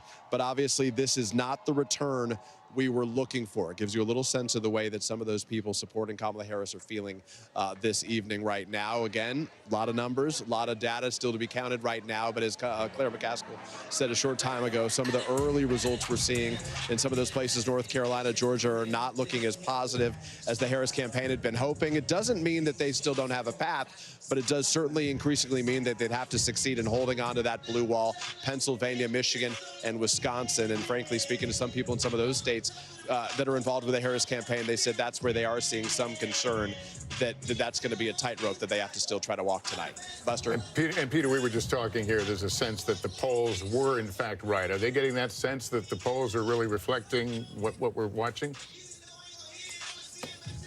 Well, I mean, nationally, this is basically an evenly divided country, right? So the idea that our last poll showed at 49-49 is sort of a overall popular vote, that may be pretty close to where this thing ends up. But remember, for the Democrats to win the Electoral College, they generally have to have a better advantage as it relates to the popular vote. So if the country's evenly divided in terms of a popular vote, that may not be enough for the Democrats. Still a long way to go. Obviously, nobody here is leaving. They're still waiting to hear from the vice president. They recognize this may be not just a matter of hours, but days right now, and they're still hopeful that people are waiting in line, including on those college campuses. They point to campuses in Pennsylvania in particular, some of the campuses out west in Nevada. They're still circling on the map as a place they think that they have the ability to perform well in right now. But, you know, frankly, that's the candidate assessment for the people I'm talking to. So I pass it on to you. Yeah, and as we said, none of the battleground states have been called as of yet, so we continue to watch. But they're as close as they can be. Let's go to battleground Wisconsin. Shaquille Brewster in Milwaukee for us. Hi, Shaq. Hi there, Savannah. And, you know, one thing that we're hearing is that just heard from the Milwaukee elections clerk, and they're saying that they are processing these absentee ballots. All of the early vote, all of the mail-in vote is counted here in this warehouse. And this update is despite the fact that there was a little hiccup that we saw earlier today. I'll show you what happened. It was on these tabulators that we see. And if you look closely at that red sticker there, they say that that flap was not locked. The tabulator was sealed, but the actual flap there that opens up, it was not completely locked. So what they did is they got a bipartisan group together. They went through to all of the 13 tabulators, high-speed tabulators in this entire facility, and they went through and emptied them out and restarted the count of some 30,000 ballots. Now, despite that, they say that they're moving along fairly well. When you look around here, you see at each of these stations, the election workers, the election clerks are counting those ballots. And, you know, when you talk to operatives in the state, one thing that they're focused on is what will come from the vote here in Milwaukee. And I talked to a Republican operative who said he's, quote, feeling very good about what they're seeing on the Republican side. They say when you look at Dane County, that Vice President Harris is not meeting her marks there. And pointing to Milwaukee, he's saying that the turnout is not meeting what the Democrats should be getting in this area of the state. But when you look at the amount of vote that's here, we know there's about 107,000 ballots that have yet to be counted, and we are still hours away from that being sent over to the county for the public to see. So it's expected to be a long night of counting here in Milwaukee. All right, Shaq, thanks very much. Let's go over to Tom Llamas, who's over at the big board. Couple of things. Let's look at North Carolina. You got it. Still too early to call. And how about Virginia? Yeah. It's a blue state. Haven't called it yet. We'll talk about both those because both states have interesting things happening. So first off, 85% of the voting, if you're asking yourself, why is it too early to call? Why hasn't NBC News projected this race just yet? Because listen, there are still 875,000 votes that are out. So we're going to wait till we can make a clear projection there. I do want to highlight some things. I've been talking about Charlotte, Mecklenburg County all night long. This is where Democrats had to turn out the vote. This is where races are won and lost in the state of North Carolina, is in Charlotte. Clinton at 62, Biden at 66.7. Harris is at 65. Remember, she has to win this state because they lost it 4 years ago. She has to be doing better than Biden. And now I want to take you to the Black Belt. Again, these are the counties that there's not a ton of people, but they're largely African-American counties. And I'm going to go to compare this to 2020. And I want you guys to watch these numbers. Remember, the number on the left, it has to be higher. The number on the left has to be higher. So we're going to lock this in. Let's go through here and just watch. Every county, she's underperforming. With a lot of the vote, there's still some vote out. But in almost every county, she's underperforming. Again, this is the Black Belt, high proportion of African-American voters here, and she's underperforming. Not a population center, but if she wants to win North Carolina, she has to be doing better there. I know you were asking about Virginia. Savannah, let's take a look at Virginia. We haven't called Virginia yet, you know, and if we, just to give you context, the last two elections, it came kind of close in 2016, about 4 percentage points, 4 or 5 percentage points. In 2020, Biden grew that lead much more. It was about 10 points there. Tonight, here's where it's at. 77% of the votes in. There's about a 2% spread. I'm being told by our politics desk, a lot of the vote that is out is still in the Northern Virginia suburbs. This is the Democrats' sort of their sweet spot where they're going to drive up the votes. Also, Richmond County, a lot of African-American voters there, too, that could possibly vote Democratic. But listen, Republicans have been making inroads in there as well. We can take a quick gander. How much time we have? About a minute? 2 minutes. Now we're going to say goodbye. We'll come back. We'll dig into those northern suburbs in just a minute, Savannah. Let's do, because, northern suburb resident Chuck Todd says you can't count. We're waiting on that vote. You're waiting on that vote. But I want to go to Mark Lauder on this. Also, I think a Washington, D.C. former area resident. So you get to weigh in on this, too, and you too, Senator. I mean, would you have expected that Virginia would take this long to call? I mean, is this concerning? Does it give you any other trend lines? No, I mean, I saw a lot of energy, and I live in Northern Virginia as well. I've seen a lot more Trump signs in people's yards where 4 years ago, 8 years ago, you would have never dared put one up there. So I think there was a little more of an emboldened activity, but you know you're not going to win that area. But I think this does point to what we were talking about we see going on in Philadelphia, which we see going on in some of the other Charlotte areas. She's underperforming in the metro areas, which is where she needs to overperform. I think when it's all counted, when everything comes in Northern Virginia, and Chuck's not here, so I'm a little nervous about that. But I think she'll end up winning Virginia by a comfortable margin. And I think when you actually analyze the data, what you're going to see is there was more enthusiasm in the rural areas of Virginia than there was for Biden. I mean, I think we need to start saying out loud that, what is different between Joe Biden and Kamala Harris. Everybody thinks they're exactly the same on policies, but one is a woman of color and the other is a white man that everybody was really comfortable with, that were moderates and knew him well and had known him for decades. So I think you're seeing more Trump support in some of the areas where Biden could cut in, and you're not, but Virginia's going to be fine. She's going to win Virginia. But you might see that maybe in like a Lackawanna County or something in Pennsylvania, that same dynamic that you're talking about. Yeah. We shall see. Okay. We want to pause just a moment. We've got a lot more to get to. Top of the hour, we're going to have the big poll closings in California. Got an election alert. Poll closing in about 20 seconds or now. So there'll be some biggies out there to talk about. Yeah, you see California, Idaho, Oregon, Washington. Those will all be closing here in about 10 seconds. And then, of course, we'll have the latest characterizations. We're going to pause for a moment while some of our East Coast stations go to their local news now.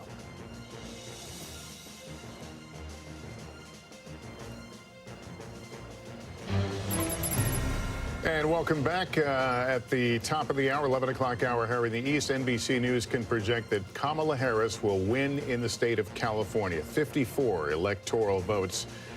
In the state of Idaho, NBC News projects Donald Trump will win and take those 4 electoral votes in Idaho. Here's the map where it moves in the road to 270. Donald Trump with 214. Harris now with 145. So things certainly becoming a little more interesting as the evening progresses. Okay, for the 11 o'clock poll closings, we have a couple of uncalled races, Oregon and Wisconsin. We just called California. Now let's go to our battlegrounds. Pennsylvania, too close to call, 11 o'clock Eastern, 8 o'clock in the West. Same story in Michigan, too close to call at this hour, with about a third of the vote counted there. In Wisconsin, it is too close to call. You knew it would be a tight election. The polls all showed it, and that's certainly being borne out tonight. 60% of the vote in there. In Georgia, it is too close to call. Getting closer to that final number there, but we're still, the margins are just too close to make a call in that presidential race. Same thing in North Carolina. In fact, it's too early to call. We are still awaiting vote there. In Arizona, let's go out west. We've got 2 battlegrounds out west. We've got Arizona and Nevada. Polls closed there about a couple of hours ago. Well, 2 hours for Arizona, last hour for Nevada. Both of these too early to call. And Tom Llamas over at the board. And we talk about Arizona. We haven't given its due tonight in Maricopa County. And don't forget, the great county of Pima County, home to Tucson, Arizona. And give some credit to Arizona. Already 50% of the vote is in. I mean, they're doing their job there, so congrats to them. Maricopa County, this is the big swing county that we're going to be watching here. This is going to be about 60% of the vote in the state of Arizona. So important. If you want to win Arizona, you got to win Maricopa. You can see Trump won it in 2016. Biden won it in 2020. Tonight, with 50% in, Kamala Harris is on top right now. Phoenix, one of the 5th largest city in the country, one of the fastest growing areas in the country. early. Something else interesting about Maricopa, it's not so much people from other states moving there for the jobs, it's people from all over Arizona moving to this area. You have Mesa, Tempe, Scottsdale, a lot of growth there. We're going to go to this other county here, Pima County. Savannah, you've heard of this county? Maybe, maybe not. 50% of it is in. This is Tucson. This is a Democratic stronghold, but it's not like Cambridge, Massachusetts, right? It's not 60-40 split. It sometimes is, but not really. Tonight, she's doing well. She's turning out the vote there, about 30% Hispanic in Pima County as well. It's on the border. Just next door to Pima is Yuma. Now, this is majority Hispanic, an interesting county, but this is a place where Republicans can run up the score. Trump overperforming right now, only 35% of the vote is in. Arizona, still very, very early, 11 electoral votes. As we get information, we'll sort of dissect it and figure it out, but it's going to be a while before we call Arizona, Savannah, as you know. All right. Thank you, Tom. We got our panel here. We got Chuck. We got Savannah Sellers over here. Chuck, what are you making of what we're seeing, what the trend lines are?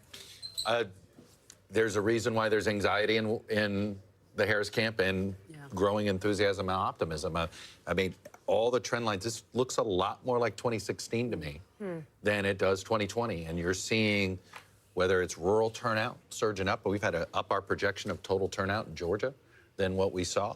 And as we'd been saying, and we'd seen this, higher turnout was always going to be better for Trump. Not, you know, there's always been this pre-Trump era conventional wisdom used to be Democrats would perform better, but he has the sort of the occasional voter. And it looks like, and we're actually even seeing evidence of what I call these shotgun Trump voters. They come in, they vote Trump, and they leave because there's about 100,000 vote gap. I mean, the Democratic Senate candidates in the blue wall are all in better shape right now than Harris. And did Republicans crack the code of early voting and finally glomming onto that, even though Donald Trump is sending a separate message? Well, one might argue now, if you look at the 3 Trump elections, 1, he obsessively made sure people didn't vote early. 2, he didn't.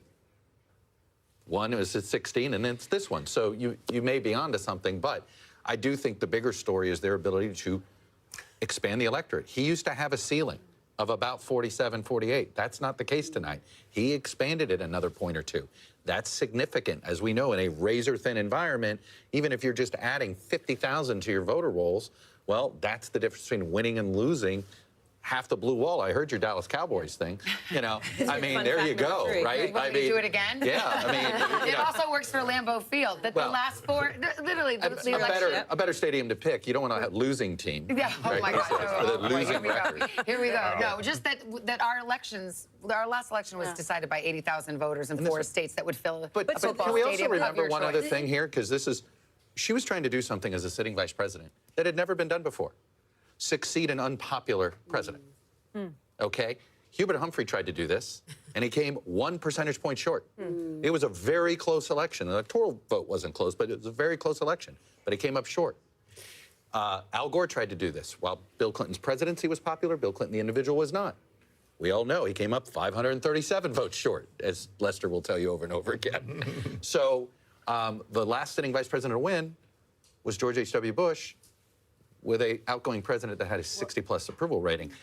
He was at 41%. I mean, that is, you are asking somebody to overperform in a way that we may find out was politically impossible. This sounds a little bit like a postmortem, so I want to make sure we No, and I don't think we're there. We have not called. And let me give you the view from the Harris campaign. And by the way, they know if they win, it's going to be like this. Like, their path is razor thin. That's exactly what they're saying. There's this new memo that is out now from the chair of the Harris campaign that was sent to staffers, obtained by our Monica Alba and our team that covers the Harris camp. And this is exactly the point, right? Which is why I wanted to jump in here on this.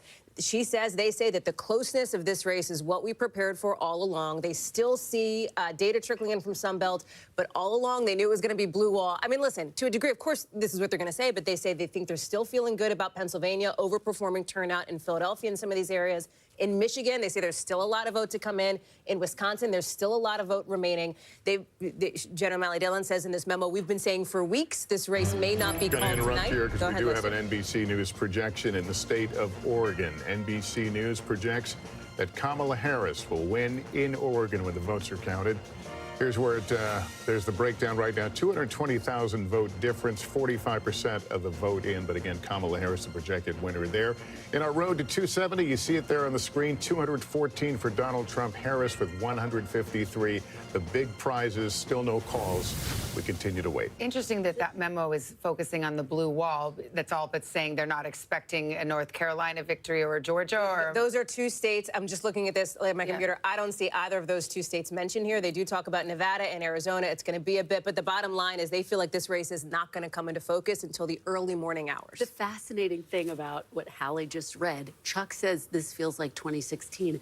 That's almost verbatim a memo that we got in 2016 saying we're focused on the blue wall. Everyone's focused on the blue wall. No one panic. And this, we have a lot more vote to count. So I want to be very cautious in saying this. But tonally, it is fascinating that that is the message that they're sending. Well, not for nothing. They did their last rally, Kamala Harris in Philadelphia, on the eve of the election. All she did was focus on which is exactly what they had their eye on the ball. I mean, you can't say, right, they didn't do that in 2016, right? She was doing Arizona, she was doing Texas, and she sort of... the night before was in Philly. True, but they sort of didn't do the blue. To their credit, I mean, she lived in Pennsylvania, but I'll tell you this, we'll see. There's probably a lot of people wondering who should be the running mate? Who should be on this Democratic ticket? We had that discussion. Because some people will, if she loses Pennsylvania, there'll be a lot and if that's the only state, right, that'll be the hand range. Because Josh Shapiro is a very popular Democratic governor who was on the short list for vice president. Let's bring Savannah Sellers into this. I mean, what are you reading out of the exit polls? Are you seeing any trend lines? I know you've got your brief. You really look at young voters, and you've got your finger on the pulse there. What stands out? Absolutely. I'll start with some numbers and then give you some anecdotal information. First, let's talk about first-time voters. This is not just young voters, but that's 57% of these first-time voters are under the age of 30. They are breaking for Trump. That is a major reversal from 2020. 53% for Trump right now, 46% for Harris. Back in 2020, 64% went for Biden. Something that I've been tracking, and I've been even watching it tonight on apps like TikTok, on apps like Instagram, when you just talk about like who's popular, who do people like. The Harris campaign had such a robust internal social media play. They had this team of 20-somethings. They had very little oversight. They were allowed to kind of post what they wanted, react in real time to trends, to the news cycle. We remember Brat Summer and the whole Brat They co-opted that immediately, exactly, which, by the way, is a compliment to say Brat now. But for the former president, there wasn't so much going on internally. It was not as robust. He had this sort of grassroots organic catch-on TikTok. I heard so many young people say to me, in a positive way also, he is a meme. His things travel far. It's objectively funny when you see this information. So many young people, therefore, on these apps were served content straight from and straight about the former president.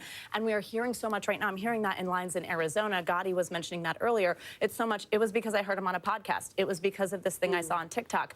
I also heard from a voter in almost every single swing state and multiple in several of them, including Pennsylvania, voters who were eligible in this age group to vote in 2020 who did not. And they came out tonight to vote for the former president. I'd be so interested. He's winning the youth vote in these exit polls. I'd be fascinated to see what the gender breakdown is there too, because this poll with young men, and that was a concerted effort by the Trump campaign, and the Joe Rogan and the bro wave seems to be real. I have two Gen Zers, okay? I have one who votes and one who's going to be voting next year. One in each gender, and I see it with their friends. You see it. It's real. This gap. This is not about Trump and Harris. There is a growing cultural gap, if you will, between young men and young women. I have that number too, really if you want it. The gender gap on this. First-time men, Trump 62%, Harris 36%. First-time women, the gap is less here. Trump 46%, Harris 53%. So that young men turnout is real. Well, people who thought that young women would be voting in droves for Kamala Harris, especially because of reproductive rights, I mean, that exit poll does not suggest that. Absolutely. It doesn't, and this goes back to what Chuck has been saying, which is that the person who ultimately winds up winning this war of the sexes is the candidate who does a better job appealing to the weaker gender for them, whoever is weaker for them. And so we've seen Trump not only clearly energize, drive up young men of various different racial backdrops, but also chip away at Vice President Harris's lead. I mean, her lead among women continues to be, based on what we're seeing so far, less than his lead with men. The gender gap is interesting, but also, as we've alluded to here on the table, the education gap is also becoming such an interesting storyline here. As Chuck talks about kind of a realignment in this moment and where we are, that's another thing to be watching for tonight. Again, it is 11:11 Eastern time, but there's still plenty of vote to come in. I want to go to Tom right now. Tom, I'm looking at Wisconsin. Looks like 62% of the vote in there. You're picking up some things. Share them with us. Too close to call right now. Trump on top 50%. The difference is 39,000. Remember, the last two elections in Wisconsin, presidential elections, 20,000 votes was the difference between both candidates here. We want to go back to Madison, the capital of Wisconsin, Dane County. This is also the site of the University of Wisconsin as well. 92% of the vote in. Harris doing a little better than when we last checked in with her, but again, she's slightly underperforming Biden. She still has time to catch up. There's still 8% of the vote that's out. We actually know exactly how much of the vote is out. About 30,000 votes remain there. So maybe she picks up the margins there. We also want to talk about Milwaukee. This is the biggest population center in the entire state of Wisconsin. Right now, 54% of the vote is in. So a lot of that vote is still out. It's probably going to be a little bit later till we can call Milwaukee by itself. Biden was at 69. She's down about 2 to 3 points. Again, this would be concerning for Democrats. But look, there's still a lot of vote out in Milwaukee. Door County, if you've been following the presidential race at all, everyone's been talking about Door County in Wisconsin. It's this peninsula that shoots out into Lake Michigan. The last 6 statewide elections, presidential elections, I should say, they've picked the winner. This is a good sign for Kamala Harris. She's on top there, overperforming Biden just slightly. 95% of the vote is in. Again, Door, if we bring it out to past elections, it almost always picks the winner in the state of Wisconsin. So that's a good sign for her because it's a bellwether. I do want to check in some of these Democratic strongholds. Eau Claire, 92% in, kind of performing at the same level as Biden. That's good news for her. She wants to keep it there. We don't have any data there. What else we have? I think here in La Crosse, this is another Democratic stronghold, 92% in. Biden was at 53. She's 55, I should say. She's slightly underperforming.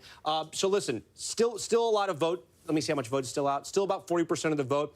But here's what's tough for Democrats in Wisconsin. Of the battleground states, each of those blue wall states is different. But of all the battleground states, Wisconsin is the widest. So they can drive up the margins with at least African-American voters and some Latino voters that are going to stay loyal to the Democrats in this election. What they can do, there's about 100,000 college students in the state of Wisconsin, and they usually fare better, much better with those university students. We're going to have to wait and see, as we say right there, too close to call. All right, we got a big projection to give right here. This is the Ohio Senate race. It was a hotly contested race. Bernie Moreno, the car dealer, Republican, will pick up that seat, unseating the incumbent Sherrod Brown. This is quite a moment because, barring any unforeseen circumstances, it appears that Republicans, with that victory, will take control of the United States Senate. Again, it's not an official projection at that moment, but if things happen as expected, it would look like a two-seat gain here in the Senate. And so this is a hugely consequential vote here. Sherrod Brown, in a red state, was fighting for his political life. He's pulled that rabbit out of the hat a few times, but not here tonight. 3 times, Savannah. And he has been someone who's been very adept at straddling that line, reaching out to working class voters throughout his state. His father was a doctor, grew up in Mansfield, really had that working class appeal. And yet, this Trump-backed candidate, Bernie Moreno, a car dealer,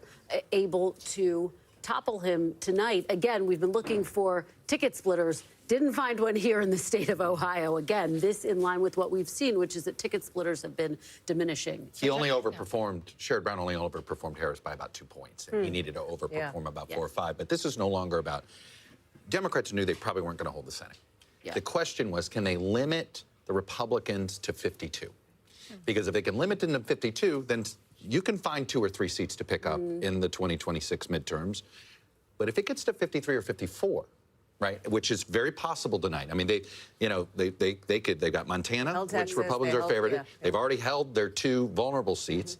Nebraska's sitting out there, and it's really is a coin flip race right now. That's a unique situation. But they could get to 53 or 54, which could put the Senate out of reach for Democrats for 4 years. So at this point tonight, it's about whether Democrats can hold enough of their seats this cycle so they actually have a shot at winning back the Senate can be competitive in 2026. Sherrod Brown way outspent Bernie Moreno in Ohio, too. Just dumped a ton of money, pro-Democratic allies in the state of Ohio. But remember why the Senate matters, not to give a civics lesson here, right? But the Senate can act in some ways as the brakes or the accelerator for whoever ends up in the White House. They can either get a president's policies moving to a degree if the House is the same party, or not, right? And that's what this comes down to here, is how much, if it is Donald Trump in the White House and a Republican Senate, what could they do for his policies? If it is Kamala Harris in the White House and a Republican Senate, how does that interplay work when it comes to some of the issues? I have to say, the House is much more important, though, at this point, if the Democrats are not going to win the White House, they have to have that. I mean, if you win the White House, you want your party to have that. If you're going to not have a chamber, don't have the Senate. It's the House you really worry about, because the House has subpoena power. Yeah.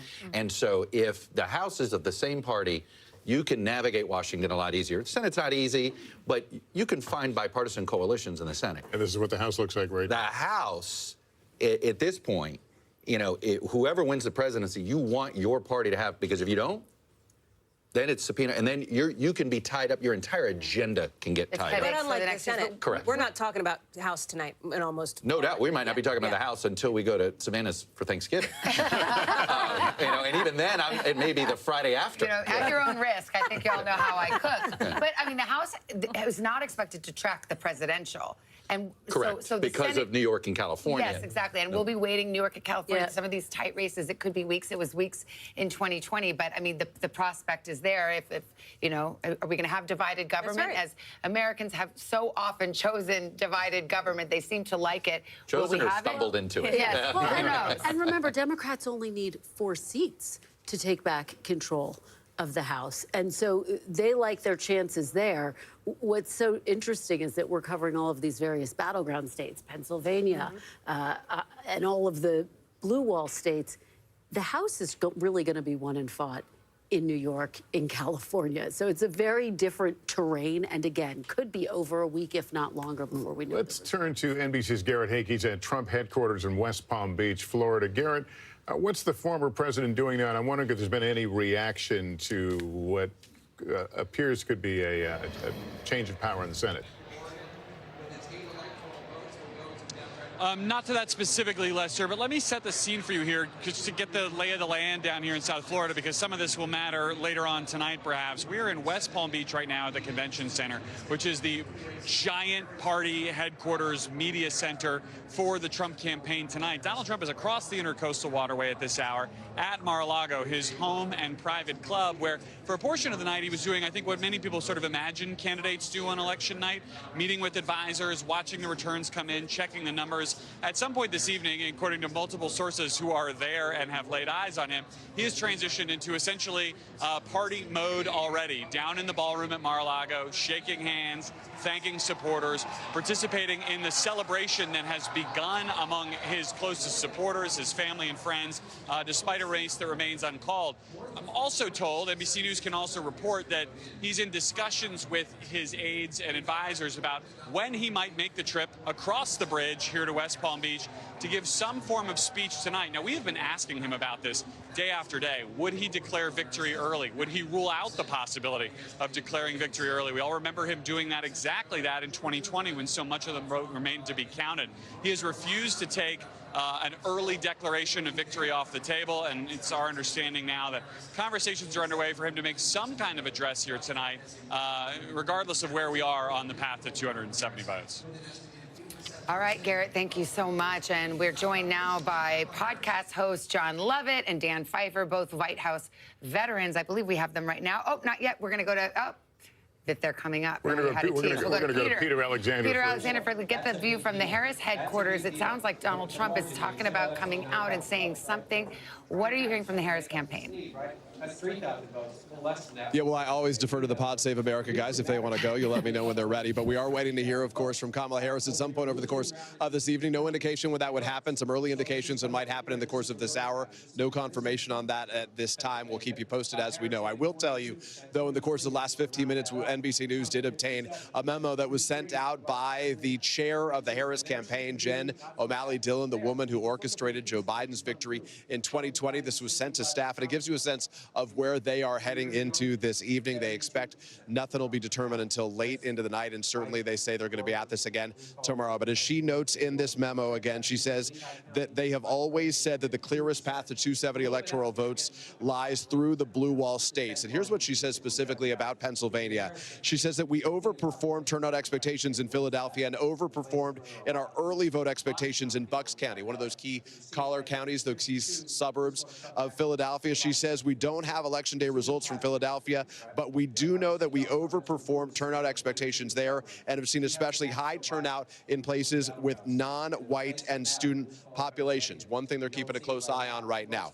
About Michigan particularly, they say the city of Detroit won't be reporting out until roughly midnight, but that they have seen strong turnout from early vote and election day voting in other parts of the state. And finally, in Wisconsin, where they're keeping a close eye on that blue wall, that they do not expect complete results from Wisconsin until tomorrow morning between 3 a.m. and 5 a.m. But the biggest takeaway perhaps from this memo is the sense that as the chips start falling, it appears that they are leaning heavily into the blue wall, which started and may be ending as their best path to victory here.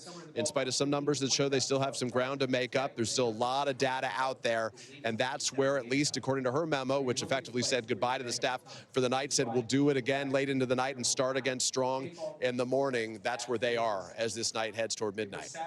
All right, Peter, thank you. Now, without further ado, let's go to the hosts of Pod Save America, Democrats John Lovett and Dan Pfeiffer, both White House veterans. And Dan, I know you to be a number cruncher, and I wonder what you're thinking about the numbers that you're seeing. You just heard what the Harris campaign is saying, but the vibe check is that this path is narrowing significantly and that it's blue wall or bust at this point for Kamala Harris.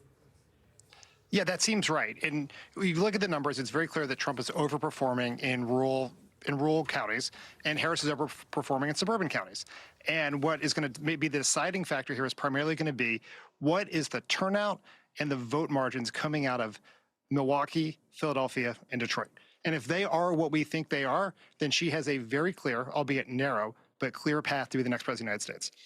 John, let me ask you about what we've been observing. Young voters, particularly male voters, who seem to be breaking for Trump and, in fact, winning the youth vote, according to our exit polls. Does that surprise you? What's your take on that dynamic? That would be surprising. I think that's another reason to drink. But I do think that I You're think drinking it's alone, pretty John. early. I think that's fine. That's fine. I think it's pretty early to be drawing conclusions based on the exits and trying to figure out what happened with specific demographics. I think where we're at is this was always going to be close. It is close right now. I think there was some hope based on vibes that perhaps this wouldn't be as close based on some late polling and some late momentum and a terrible event at Madison Square Garden. Could we hope that maybe this night wouldn't be as long? And the answer is no. The polls largely were showing a very tight race, and that's what we're kind of living through.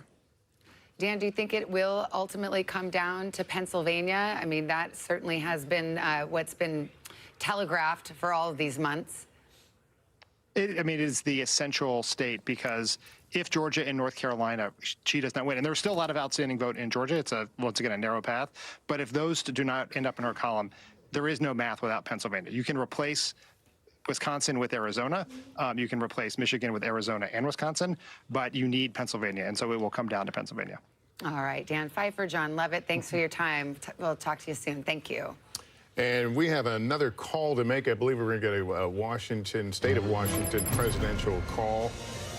Let's see where we are. NBC News now projecting that Kamala Harris will win the 12 electoral votes in the state of Washington. Here's how it breaks down right now, a difference of about 473,000 votes. In the road to 270, that leaves Harris with 165, 214 for Donald Trump down. Let's go to Republicans Mike Dubke, White House Communications Director under former President Trump, and Sarah Fagan, a former aide to George W. Bush. Mike, first of all, give me your thoughts here. We've had no calls in battleground states so far. Is this a matter of viewing pieces through a microscope right now to try to understand where this is going? Well, it sounds that way from the Harris campaign, but I want to stick with the vibe comment that John Lovett just made, because I really do think that what we're seeing now is this coming to fruition, this vibe versus issues election that we've had. The Harris campaign really put on the vibes, the joy, and all of that. And I think the Trump campaign tried to stick to issues, immigration, inflation, instability around the world. And if you look at the exit polls that you all have been talking about today, you really see that Americans think that the country's on the wrong track. We think the economy, we were better off 4 years ago than we are today. And when you look at the way Harris tried to distance herself from Biden, I think this all came down to whether she'd be successful with that, and it looks like she wasn't. Hey, Mike, let me just ask you just to bear with me for a second, because we have another projection we're going to put up here on the screen. And this is the state of Connecticut. NBC News projecting that Kamala Harris will win in Connecticut when all the votes are counted. 7 electoral votes. There is the breakdown right now, about a 10-point difference between the two of them. And here's where it takes us in the road to 270. Donald Trump standing at 214. Harris now with 172 electoral votes. We'll get back to our conversation. Sarah, let me turn to you. You've heard a little bit about this memo now with this campaign memo. What do you make of it? Well, I think it's a campaign doing what it can to try to keep hope alive. Look, I don't see any good news for Democrats in these results. Donald Trump is running about a point or a point and a half ahead of where he was in 2020. And in these counties, in these blue wall counties that 75% of the vote is in, and Kamala Harris is running behind in these urban areas by 1 or 2 points compared to where President Biden performed. You look at that coupled with Donald Trump's overperformance with Hispanic voters, with young voters. I don't think they have a lot to hang their hat on. It's not over. There's votes to be counted. We should point out that these blue wall states tend to be red mirage. They go red, and then they tend to go, the race narrows as these big urban areas come in later. But when you just look at the underperformance of Kamala Harris and the overperformance of Trump, it's going to be pretty hard, I think, for her to catch him. Yeah, the Harris team is saying they believe they overperformed in Philadelphia. Does that give you pause? I don't see where they're saying that. Now, they're looking, I'm sure, at precinct analysis, and we're looking at a county total, so we should give that caveat. But, Joe Biden got 80% of the vote in Philadelphia County, and she's not running at 80%. I think the last I looked, was at 77 or 78%. So that's a pretty significant difference when a race is as close as it is. All right, Sarah and Mike, thanks to both of you. Tom Yamas has more from the big board on Georgia. Yeah, Georgia, but I also want to give us just sort of a vibe check of where we are. It is still very early in the night, right? And even though people may be claiming they've won certain states yet, we still haven't called any of the battlegrounds here at NBC News. And a reminder, Harris's easiest path is to hold the blue wall. If she wins Pennsylvania, Michigan, and Wisconsin, remember, she gets to the White House. Even if she loses Georgia, North Carolina, the entire Sun Belt, she still gets there. Let's talk about Georgia, though. Let's find out where we are there in the Peach State. Still too close to call for NBC News right now. 91% of the vote is in, but let's talk about where the vote remains. Look at, okay, the giant circles, remember those giant bubbles? That's the vote that still is outstanding. We're still waiting on this vote to be counted. And we know the exact number, or we can estimate the exact number. We think it's going to be about 487,000 votes. There's still almost 500,000 votes out in Georgia, still up for grabs here. Let's make some comparisons here. Remember, I told you Harris has to drive up the vote in the Atlanta metro area. 50% of the vote is going to come from this area right here. First County, Cobb County, she's performing just like where Biden is, slightly better. Fulton County, performing a little bit lower, but slightly, and there's still 7% of the vote out in Fulton, where Atlanta is exactly. Gwinnett County, 80%'s in. Look, she's holding the same marks of where Biden was. She's overperforming in Douglas County as we move further south. Look, she's almost exactly where Biden was all around the ring counties of Atlanta. That's good news and overperforming in Rockdale County. But if Democrats wanted to expand the map, we're not seeing that tonight. A place like Cherokee, we're going to see if they could make inroads there just north of Atlanta. It touches those ring counties. Trump was at 68% in 2020. Tonight he's at 69%, and they've almost got all the vote counted there. I want to move down, though, because there is something interesting happening in the Black Belt of Georgia. I was talking to you guys about the black belt of North Carolina earlier and how she was underperforming there. Remember, this was Biden's number. This is her number tonight. Watch as we go around here, okay? These are counties where it's a majority African American. 52%, 50% for Kamala Harris. This is a rural county. Trump is overperforming here. We go to another rural red county, overperforming here. We come down here to Doherty County. She's slightly overperforming Biden there. But again, if she wants to win the state of Georgia, she's got to be doing better than Biden. It seems like she could be doing that in Atlanta. The numbers are good for her right now in the metro region, but it's still really too close for us to call here in Georgia. Guys, I'm going to send it back to you. Okay, Tom, thank you so much. I want to go to Chuck because, Chuck, we were talking about Donald Trump getting new voters, people that didn't vote in 2020, and those voters breaking for him. And you're seeing some pretty astounding numbers. Well, you are. You know, it's interesting. Well, first of all, look, Georgia is going to shrink. You got about all of this vote is going to be Democratic vote. She's got to win the remaining probably 2-1.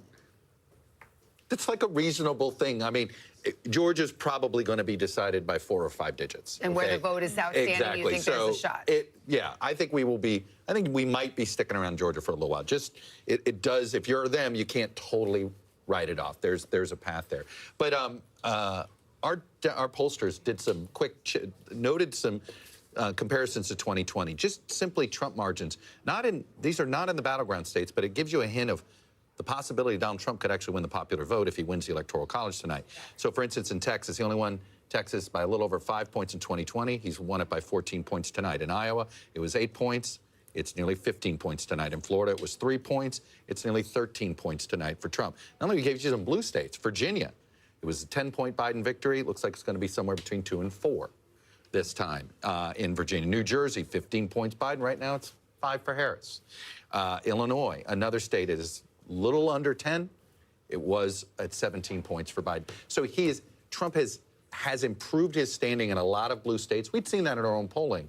But it is why this time we are unlikely to have a split between the popular vote and electoral. Whoever wins the Electoral College is probably going to win the popular vote. Those are pretty dramatic margins. I mean, we're not picking about a point or two here. You're talking with Texas 5 points, 5, 10 6, points, 7, 8. I mean, that's this is the Hispanic shift in the Southeast. It's clear. Florida and Texas, that's the massive Latino shift that we've seen tonight in those 2 states. But it may be spots of it everywhere. So I'm getting reaction in from Democratic lawmakers, from Democratic operatives.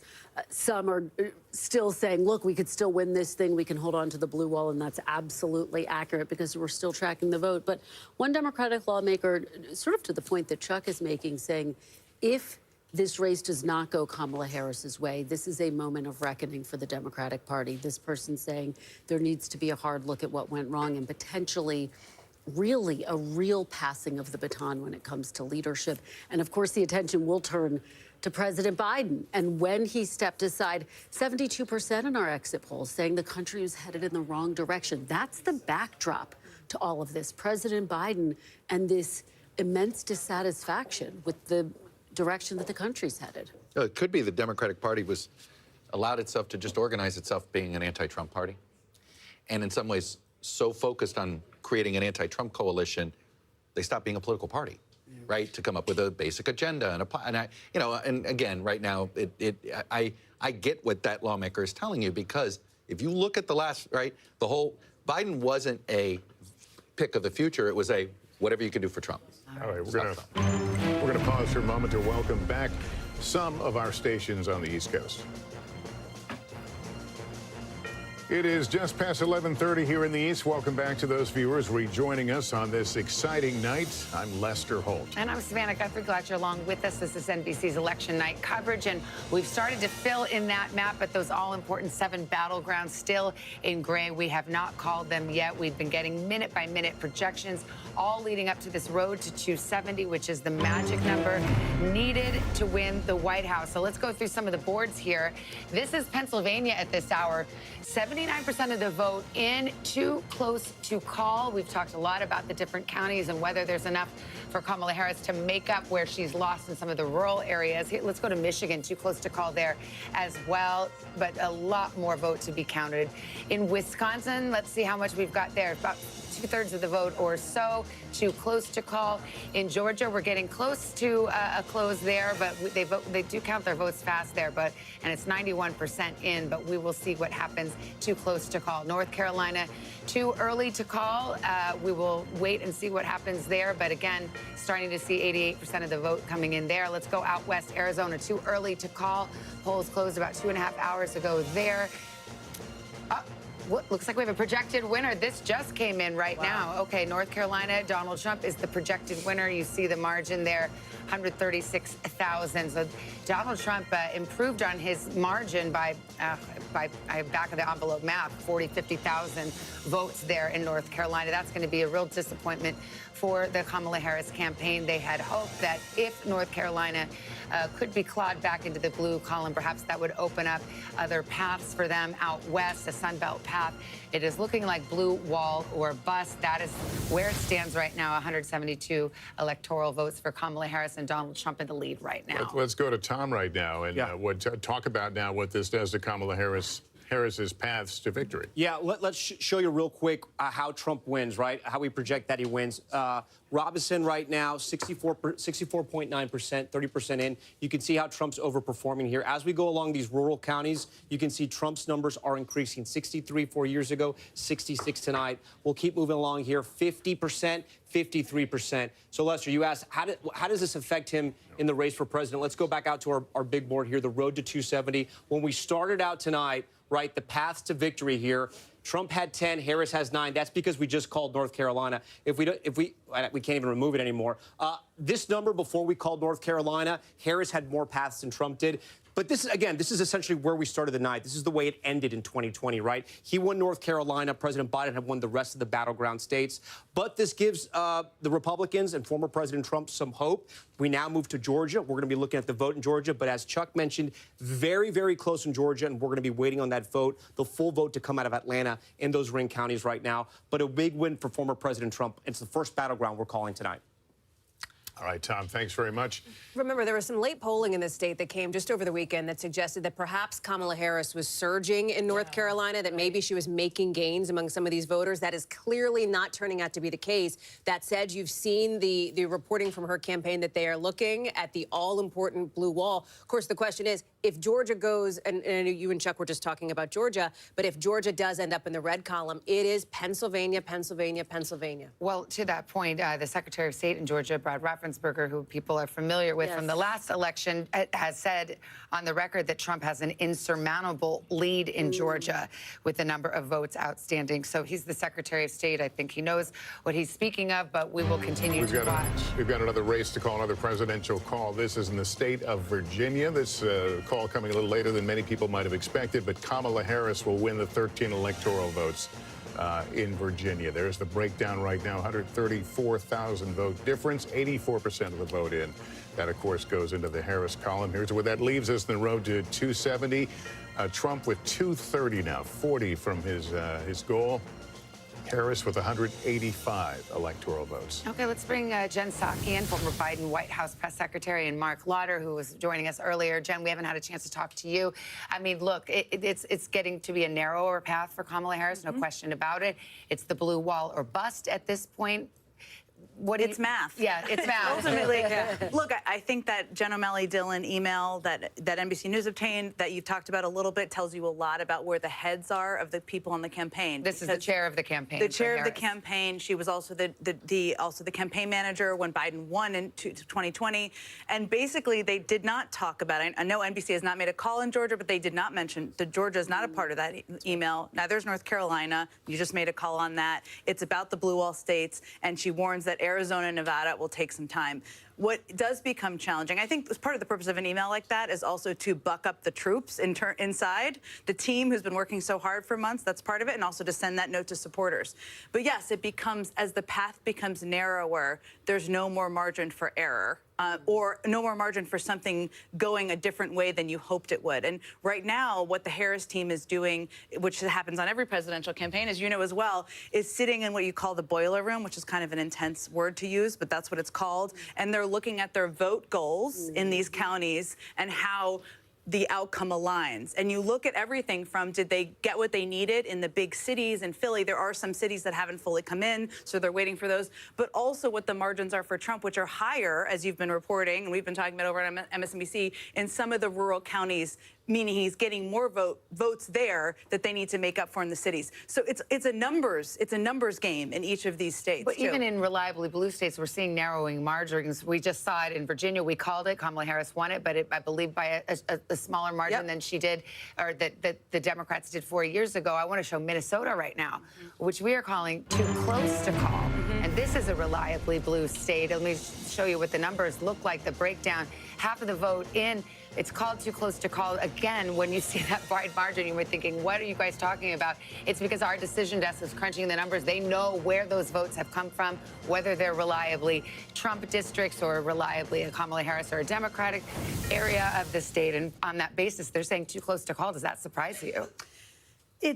Minnesota's a close state. It often is a close state. It's one certainly that the Harris team would love to have been in their win column earlier. But again, I think for them, what becomes harder and harder is as you get more vote total in, and the path becomes narrower and narrower and narrower, and that's a bit where they are at this moment. The sitting governor Tim Walz on the ticket, Minnesota's governor Tim Walz, and a pretty popular governor in Minnesota. And there's a lot of things that bend the mind a little bit if you're the Harris team, including that. I don't know that they're overly worried about Minnesota, but certainly, yes, would have liked to have that and Virginia in their win column earlier. I've heard a lot from people on the left who have asked over the last several weeks, how can this be a tie? What's your answer?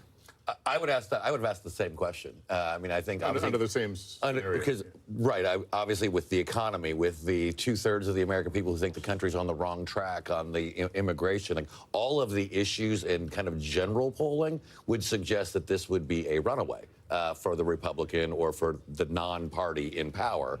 The fact that it's not, I think there's obviously a lot of. Do you think if any other Republican were on the ticket, you'd have much greater margins in terms of a Republican victory? That's difficult to answer because Donald Trump brings out such a passionate base where you might have a problem getting that overperformance in rural areas because he is so animating, especially on the right. Now, he's equally animating on the left, which turns out that opposition. Or you might get suburban women on the side of a different kind of Republican. Jen, has the conversation begun yet about Joe Biden and about the decision to ask him to step aside? It will begin. It will begin depending on the outcome. And obviously, there hasn't been a race called yet. If this is not a Harris win, that will certainly be part of the discussion.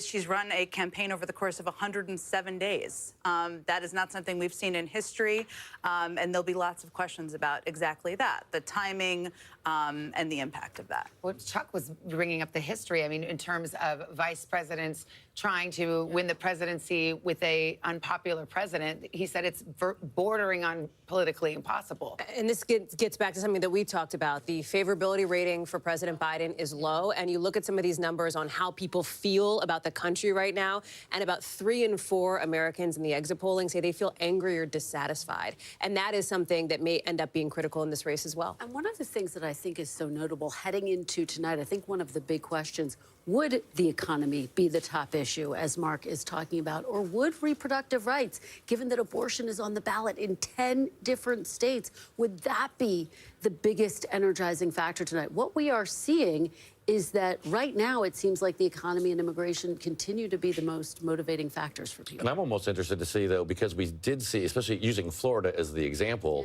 it was not close in Florida, whether at the presidential level or with the Senate, but at the same time, they're sending Rick Scott and Donald Trump. Obviously, they barely defeated a constitutional amendment on abortion. So they almost, like we would say split ticket voting with Senate and Congress and president. They kind of split their ticket going, no, I don't like this, but I do like them. And that's not something that is captured necessarily, because polling doesn't function this way in polling about abortion rights, right? That there are people who could vote for Trump and also vote for protecting abortion rights. Arizona is another interesting state to watch on that front, as you know, Arizona native, because I talked to Senator, or maybe we'll see, Congressman Gallego the other night, and there are people who could be Gallego, Trump, abortion rights voters, which bends the mind a little bit. But that's where maybe we don't entirely understand how the electorate comes down on these issues. Well, It maybe feels people conflicting, but maybe it's not for them. Neatly categorized as political journalists would like to believe. Yes, that's true. Well, we're just moments away from midnight here on the East Coast. What are you guys doing tomorrow? I'll tell you what you're doing. Right The here. battleground Caffeinating. states, they have not been called yet. Stay with us. We will be right back after a quick break.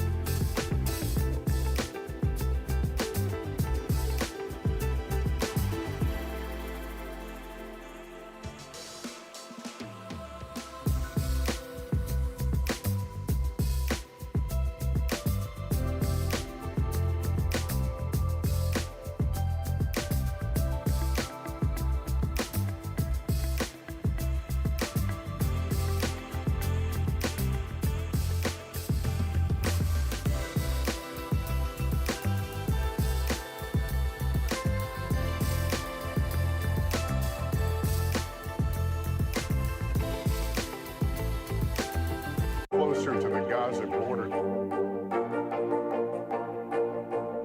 A story of resilience and hope. Please take care of yourself and each other.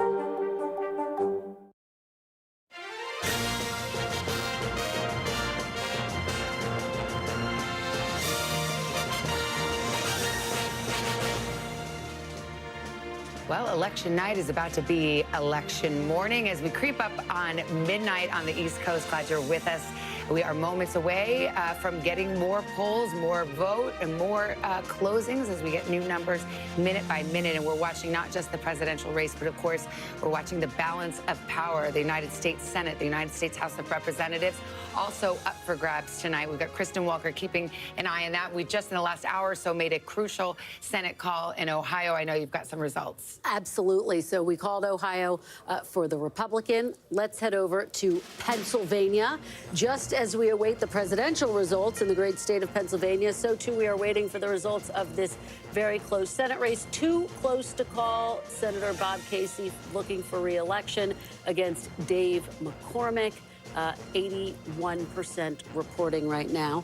Now let's head over to Wisconsin, where we have Tammy Baldwin looking for another term. She is trying to fend off a challenge from Eric Hovde, businessman Eric Hovde. Let's head over to Montana now.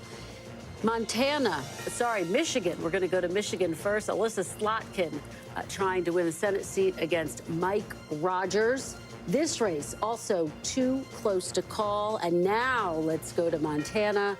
This is one of the seats that Republicans are eyeing as a potential pickup. John Tester looking for a fourth term against Tim Chee. This race too early to call. Let's take a look at the map.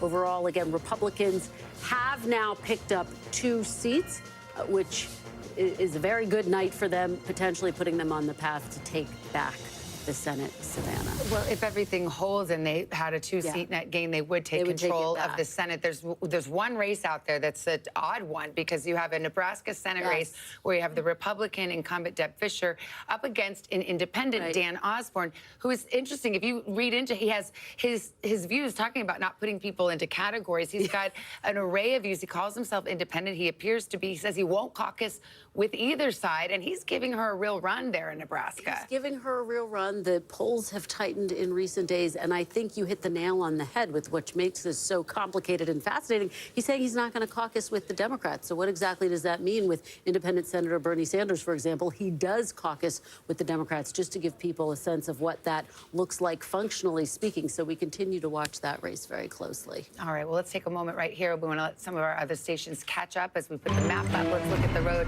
to 270, and we will wait a few moments and let some other stations join us.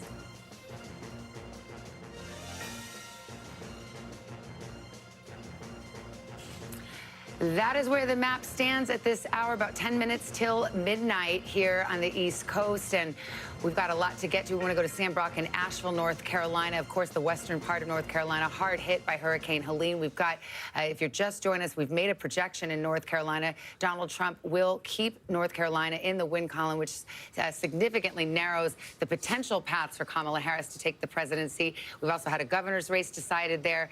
Sam, what you got? Yeah, that's very apropos, actually, Savannah. I'm going to talk about the governor's race in a second, but a few reflections here. First, the Democratic strongholds in North Carolina, Buncombe County and Asheville being one of them, Mecklenburg with Charlotte, of course, and Wake and Raleigh were almost identical in terms of the splits. 60-38 for Democrat versus Republican here, 66%, I believe, in Mecklenburg and Charlotte, 63% in Wake. That's almost identical to what it was 4 years ago, but it's the margins in the rural parts of the state that really drove this victory, at least by a couple of percentage points for Trump, which sounds pretty familiar. Tom was talking about that a second ago. That's thought one. Thought two is the Democratic race, the governor's race, excuse me. There was a lot of thoughts about split tickets and whether Mark Robinson would be potentially dragging down President Trump or even affecting the down ballot races. We have updates here, and it's not just Mark Robinson losing convincingly to Josh Stein, 55 to 39% with 85% or so of the votes in so far, but it's also the lieutenant governor's race. The Democrat up a couple percentage points there, Rachel Hunt. Jeff Jackson, the AG, he's up a couple percentage points over his Republican opponent. So you're seeing truly Republican voters here in North Carolina going across the board for statewide Democrats and then also voting for Donald Trump. So we're seeing that sort of as a microcosm of this overall picture. And then lastly, you have roughly 37% of the electorate in North Carolina that is unassigned, right? Not Democratic, not Republican. Democrats, registered Democrats in the state had gone down about 80,000 or so, I believe, votes from the previous election. Republicans had gained 100,000 plus registered voters, but the reality here is now 400,000 new unaffiliated voters, and we're wondering where will they fall? What is the fault line going to be for those folks, especially these hundreds of thousands that are moving in from out of state? North Carolina gained the third most amount of people post-pandemic after Texas and Florida. How would they play out, especially in the suburbs of these large, Democratic cities? By and large. And what we're finding out right now is that the exurbs did really lean more Trump and that a lot of these folks in the unidentified category were going more red than blue, at least in this election. That's what the early results appear to show, Savannah. All right, Sam Brock in Asheville for us. Thank you. Let's go over to Tom Yamas, who's looking at Minnesota. We were just talking about Governor Walz, the sitting governor on the top of the ticket here, and it's too close to call. Too close to call right now. Democrats, though, are okay with this margin right now. About 50% of the vote is still out. This is how it ended up in 2020. You can see Harris is overperforming slightly. Biden right here. I wanted to look at Minneapolis, Hennepin County. This is the largest county in all of Minnesota. She's doing fine. She's tracking just like Biden did. So this is not really a worry for them. I did want to show you something, though. Blue Earth County, okay? So this is a county that Trump is on top right now. Biden won it in 2020. Why do I want to show you Blue Earth County? Well, besides having the coolest name in the entire country for a county, this is where Governor Tim Walz is from. This is where he taught with his wife. This is where Coach Walz is from. Right now, Republicans are winning his county. It just goes to show when you talk about how Trump may or may not win this election, he's driving up votes in rural areas. I'll show you another one, Stearns County, which actually has a large Somali-American population. 95% of the vote in, he's overperforming there. So again, Minnesota, it doesn't look like it's in trouble for Democrats right now. Still 50% of the vote is out. But when we look at those rural counties, he's overperforming even in a place where Governor Tim Walz is from. Guys? All right, Tom, thanks very much. Let's bring in NBC's Blaine Alexander, who was in the Atlanta area tonight with some developing news. Yeah, we have heard some notable remarks from the Georgia Secretary of State, Brad Raffensperger, concerning the race here in Georgia. Now, before I say them, I want to make it clear, NBC News is still characterizing Georgia as too close to call. But I want to let you know what Raffensperger said not too long ago in a news conference. He said that he believes, looking at the numbers, Donald J. Trump has a, quote, insurmountable lead with the number of votes outstanding. He later goes on to say, it looks like this is pretty much done, and then says, quote, I think the results are pretty well baked in based on where the leads are right now. He's talking about the state of Georgia. Now, again, NBC News still characterizing this as too close to call, but we're talking with Brad Raffensperger. Of course, he is in the control center in his Secretary of State's office, watching those results come in, watching the numbers, and also where those votes are coming in as well. Now, I've spent the evening talking to some of my Republican sources throughout the state, and I asked them the question. I said, you know, one, how are they feeling? They were all optimistic. But I said, if there is a lead from Donald Trump winning here in Georgia, what would be different from 2020? Of course, we all know that Georgia kind of shocked so many people around the country 4 years ago by flipping blue and helping send Joe Biden to the White House. But they said, again, across the board this time, that it was the push toward early voting by Republicans that they believe has really made a difference in the Peach State this time around. You remember 4 years ago, Donald Trump was really waving people off from voting early, telling them to go on Election Day. This time we've seen a very different message. His surrogates have been preaching a very different message. Even Governor Brian Kemp and other top Republicans in the state have been pushing that early voting message. When I spoke with one Republican source earlier tonight, he said, looking at early voting, he was optimistic. Also, the fact that Republicans tend to turn out more on Election Day, he was feeling good about the way things were going here in the state as well. So several sources telling me they believe that early voting did make a difference, guys. All right, Blaine Alexander, thanks very much. You know, I was going down, as we bring the panel back, I was going down the most important issues from the exit polls. Yeah. Immigration was number 4. That's right. And that was Donald Trump's closing message, right? I mean, it was his message since he's been in the race. Think about his biggest day one policy priority, mass deportations. He's talked again and again with very few specifics on how that would be implemented, about deporting people who have come into this country illegally here. It's always been a big issue for him, dating back something like 8 years now, 4th on the exit poll list. But look what was up there at number 2, the economy. And remember, just because a candidate were to win on the top issue, which this year, based on the exit polls now, is state of democracy, doesn't mean they're going to win overall. And state of democracy is complicated as the top issue because Republicans and Democrats see it different ways. Yeah, both sides think there's a threat to democracy for different reasons. Can we go over to Tom Yamas? He's been pacing over there by the Georgia map. Because it's interesting. I mean, we have the Secretary of State, Brad Raffensperger, a Republican, but who has certainly shown his independence, saying that Trump has an insurmountable lead. I believe you and Chuck have said there's still some vote out there. It's not over yet. What do you see? I'm going to give you point counterpoint. First off, let's see where that remaining vote is so far. Again, the giant bubbles, that's where the vote still needs to be counted. It's all over the Atlanta metro region. This is where Democrats are going to run up the score. This is where their base is, where they've been able to expand. So I'm going to click on a county here like Cobb County. I'm going to bring it out to compare to Joe Biden in 2020. Remember, she wants to perform over or at where Biden is right now to kind of see where her watermarks are. I'm going to highlight this so you guys can see the numbers to follow. Remember, on the left-hand side, she wants to be at where he is or higher. So let's see where we're at here. Fulton County, 71-72, slightly under. We move over to Gwinnett, a little bit under, 73. She's overperforming in Rockdale County. We come to DeKalb here, a little bit under. We come over to Douglas County. She's overperforming. But here's the flip side of all this. Let's throw a dart to the east side of Georgia. Any county, I'm going to pick a random county. Look how Trump's overperforming, 68% to 71. Again, I'm going to just touch random counties here, 65, 69. These aren't big counties, but any county I touch, he's going, except for that one, any other county. Well, actually, no, he flipped it. Actually, any county you come here in rural Georgia, he's flipping all these counties. And like Jen Psaki just said, it's math. Can they run up the score here? Is this what the Secretary of State is talking about, that the numbers are so high in the rural counties, Democrats won't catch them in the Atlanta metro region, but there's still a lot of vote out in this area. So that's one of the reasons why we can't call Georgia just yet. Let me go, election alert. Okay, where you have polls closing at the top of the hour and the beginning of the morning. It'll be midnight in the East Coast, and we await the results from Hawaii. The polls close there in about 10 seconds from now, so we'll take a pause here so our other stations can join us or head to their local news.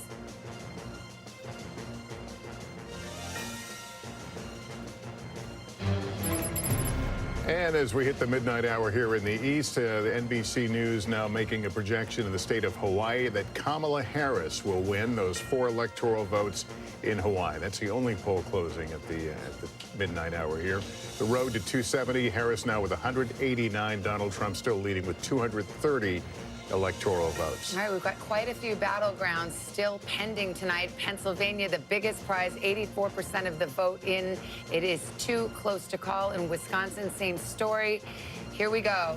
75% of the vote in, a difference of 87,000 votes. Michigan, too close to call at this hour as well. Midnight on the East Coast. 15 votes up for grabs. They're too close. Arizona, too early to call. Just been counting for about 3 hours now. Out west in Nevada, also too early to call. And in Minnesota, we have too close to call. Democrats still feeling very good about their prospects there, but the margins are not at a place where we are ready to call that.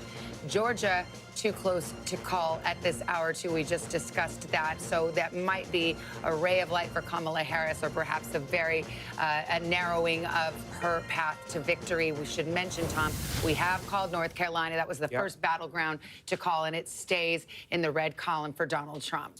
Yeah, and I want to go through Pennsylvania now because we're starting to get more vote in Pennsylvania, and I want to focus on the east side of Pennsylvania here. This is 2024 right now. Look, a lot of the vote is still out, but let me show you 2020. You can see how much of this section was blue in 2020. Again, Biden won these counties. Now this is 2024. He's flipping counties like Monroe. Again, it's about a 200 vote difference there, so we can't really put too much in that, but he's ahead. Northampton County, remember, this is the one that has picked the president, or at least picked the winner of Pennsylvania, going back to the Kennedy years.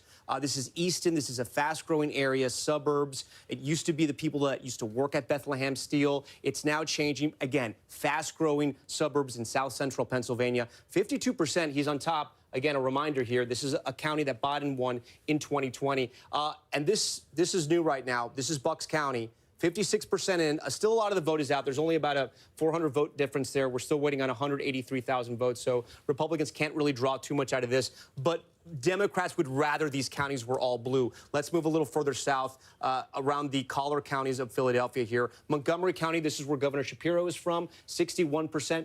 Performing slightly under Joe Biden, but not too bad. Chester County, 58 to 54. That's a bigger gap there. Again, remember, Joe Biden wins Pennsylvania because he does better than Hillary Clinton in those suburbs around Philadelphia. And let's take a look at Philadelphia right now. Okay, 81 for Biden, 77 for Kamala Harris. There's still about 30% of the vote is out. But again, these aren't the trend lines that Democrats are going to want to see. Look, it could all change when that vote comes in. This is where we are right now. This is a snapshot in time. It could all change. Erie County is another swing county that we're watching. About 75% of the vote is in. She's overperforming Biden there. That's a good sign for her, especially in Western PA, where Democrats knew they were going to have some trouble because of the issue of fracking. And let's look at Allegheny County real quick. This is Pittsburgh. 94% of the vote is in, and she's about at the same mark where Biden is. That's where we stand right now, guys, in Pennsylvania. How about Wisconsin? Can you do Door County? Because as you well know, fun fact alert, Door County has, do you like the fun fact alert? Fun fact number 7. It's picked the president the last 6 elections. Yeah, so right now, if that's what you're betting on, Door County is blue. Democrats are on top there. But look, guys, this is a very small number. Door County is not a big county, but it's one that all the political watchers look at because it usually picks the winner almost always of the statewide race in Wisconsin. Right now it's blue. That's a great sign for Democrats. I'm going to look at another one like I mentioned, Sauk County. This is another one that usually picks the winner. Trump is on top here. Biden won it in 2020, so he's really overperforming, going from 48 to 52.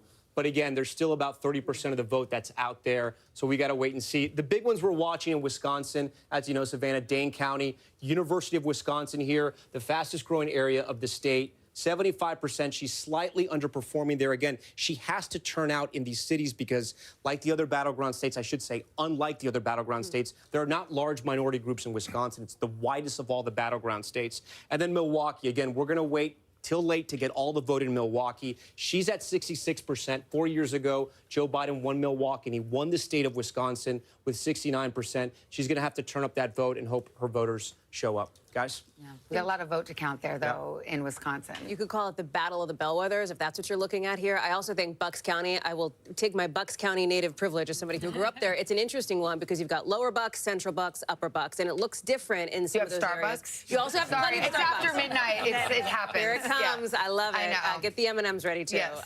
But it looks different than like Montgomery County, Delaware County demographically here, and I was in touch with a good Republican source there who thinks that Donald Trump is going to do better, and we're seeing it, starting to see it in some of these numbers in Bucks than he did in 2020. That said, remember, this was a +4 county for Joe Biden back in 2020. It is represented by a Republican in Congress, so it's one of these places very, very swingy and a place that a lot of folks are watching, and I see you nodding your head, Jen. Yeah, well, I did not grow up in Bucks County, but I've spent a lot of time thinking about Bucks County over the course of many years in politics.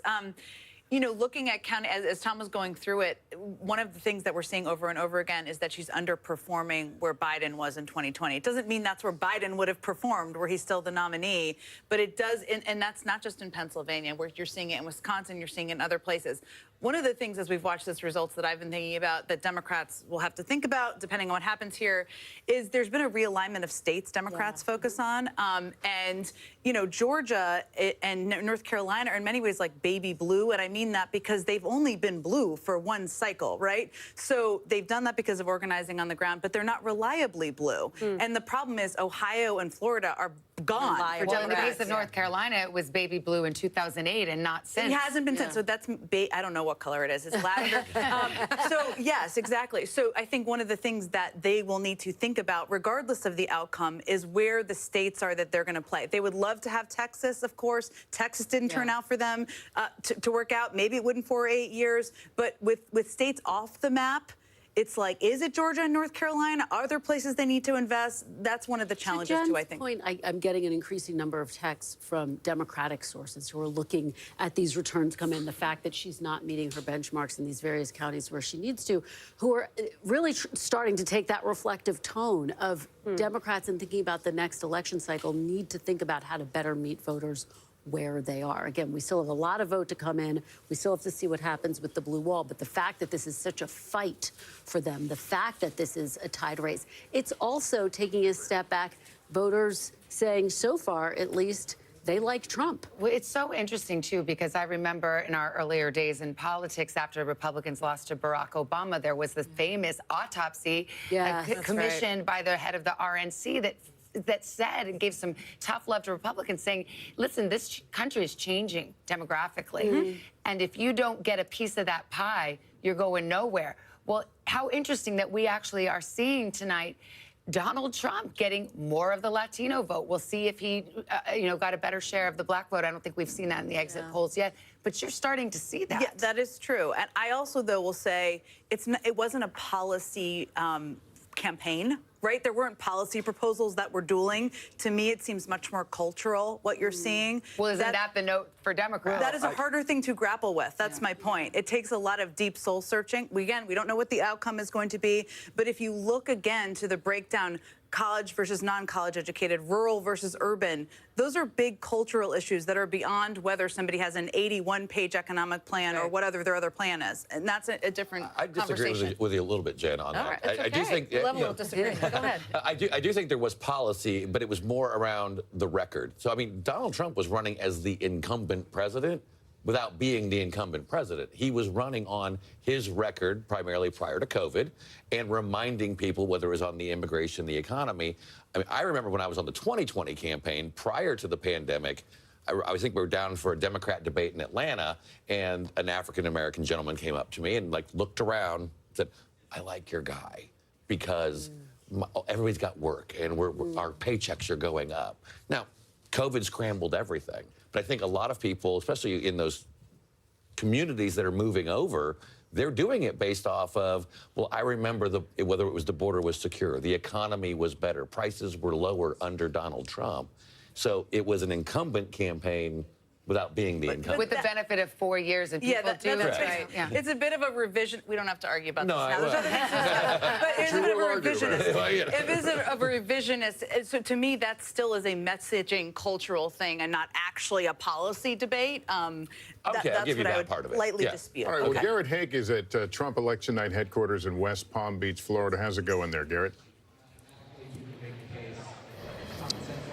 Lester, there's sort of a barely contained sense that the party is really going to get started here at any moment at this Trump election headquarters. Every time a new result is announced on screen behind me, there are huge cheers from a crowd that has been filing in here, drinking beer, wine, and cocktails for some time now and is ready to celebrate. And I'll just say, anecdotally, it is a younger crowd. It is a younger crowd than other election nights I've covered, other Republican events that I've covered.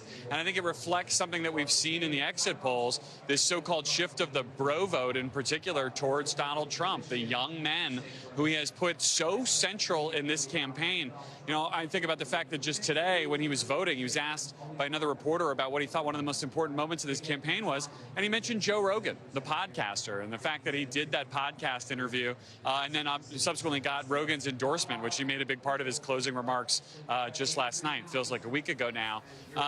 Trump is talking to a different segment of America and has created a different electorate for Republicans than has existed in any other Republican race that I've covered. It's reflected in this room. I think we're seeing it reflected in the states he's putting together, just as you guys were just discussing about kind of what states are in play, what the map is going to look like now, and potentially for cycles in the future. All right, Garrett, thank you. I want to go over to Peter Alexander, your counterpart over at Kamala Harris headquarters in Washington, D.C. So what is the mood there? Well, you can hear the music blaring, but within the crowd right now, it's pretty silent. A lot of glum looks on the faces here over the course of this evening. They've been playing as the returns were coming in on one of the cable channels, and frankly, they weren't the returns that most of the people here in the room wanted. So you start hearing several dozen people start chanting, "Music, music." They muted the TV and blasted some music so they could sort of lift the spirits of some of the folks here this evening. I'll tell you, based on an attendee who was at one of the Harris events taking place at a hotel not far from here, the situation there, the scene was described as that of a funeral right now. Now, that doesn't mean this thing is over, but it does give you a sense of the way people are feeling right now. I was with Kamala Harris just yesterday as she was traveling through Pennsylvania at that late night event. Actually, it was just 24 hours ago that she was with Lady Gaga, Ricky Martin, Oprah Winfrey, and she said to the tens of thousands gathered that momentum is on our side, but clearly there was a different message being communicated now in the form of that document that was obtained by NBC News, the statement sent by the campaign chair, Jen O'Malley Dillon, saying basically that we always knew this race was going to be tight, and increasingly it appears that they believe the blue wall states are their best path going forward at this time. That's what it seems to be the way this night is going to go for most folks here. It's not the end of the road. Jen O'Malley Dillon also saying we're going to keep at it tomorrow, but we wait to hear from Kamala Harris, of course, in the course of the next couple of hours, and we'll let you know. Jen, how important are notes like that, not for our consumption, but for the consumption of the campaign? Hugely important. I think people forget. I've been on winning presidential campaigns, and losing ones feels better when you win, just to state the obvious. But, I agree. you know, there we go, we can agree. But, you know, this is a team that has been, many of them through a massive transition just 107 days ago, where many of them signed up to work for somebody slightly different, and Joe Biden. You know, it's been...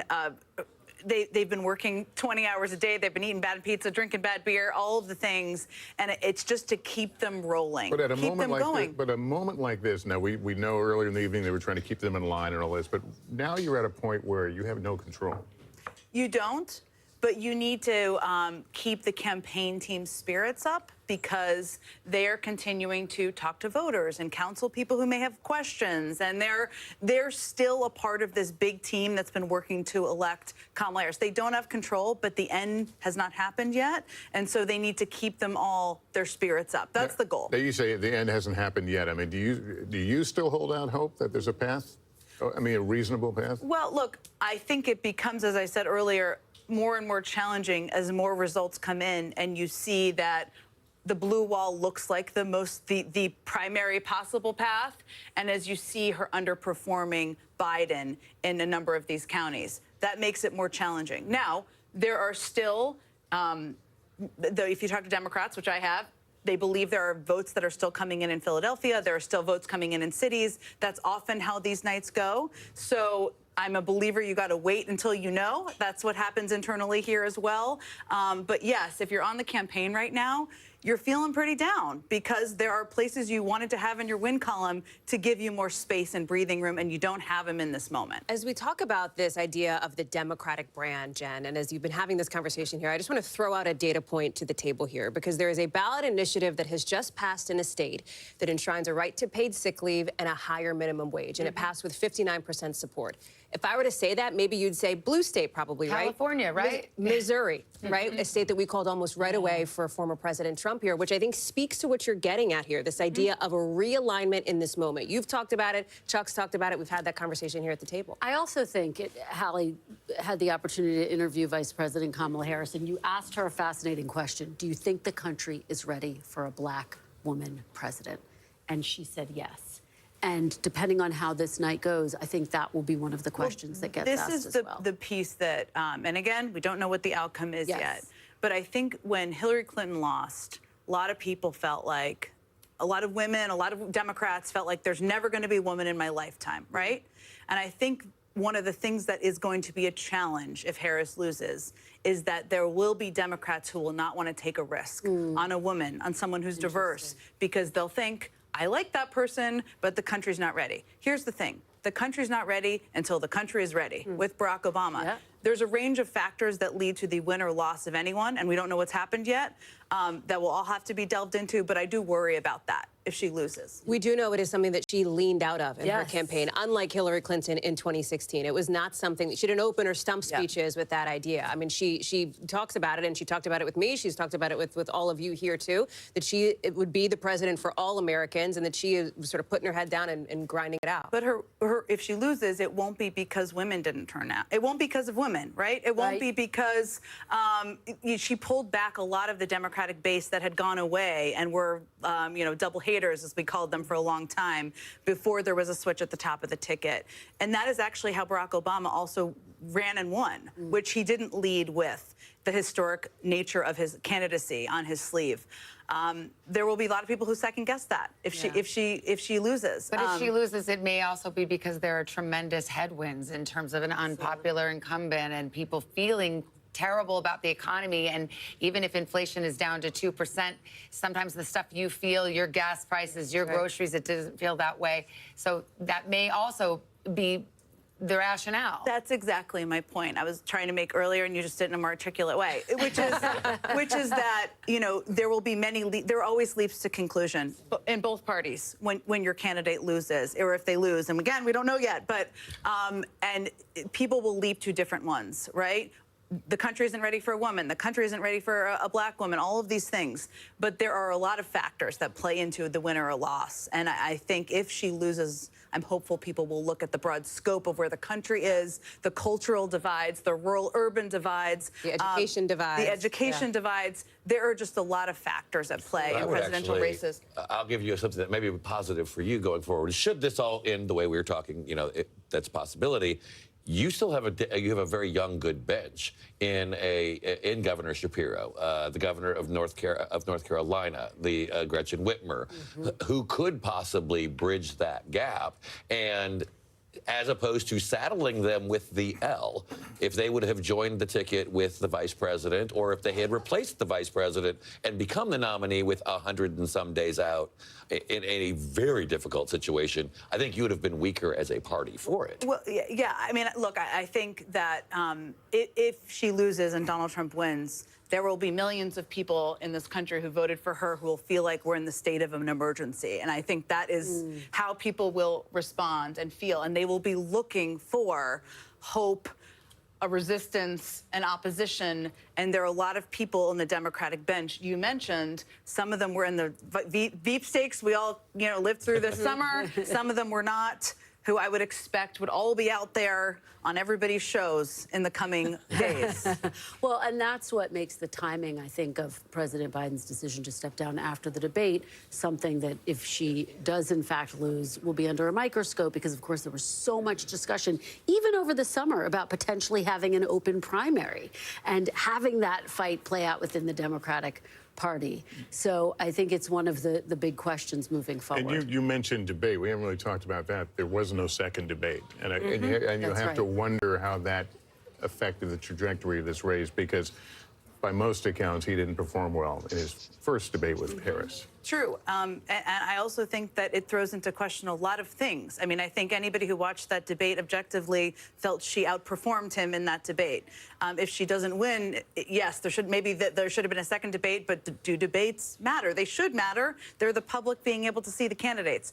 She has a far superior ground operation that has been invested in across the country. The Republican state parties, you can disagree with me here, of course, are falling apart in many states in the country. That will throw into question, does that matter? It should matter, but it will throw that into question. So, yes, not a second debate, not an opportunity for people to see them person to person. The first one definitely benefited her, but if she doesn't win, it didn't benefit her enough to put her in the White House. Well, we've got a lot to talk about. We're still waiting on a lot of numbers from the battleground states and the road to 270. We'll be right back after this break.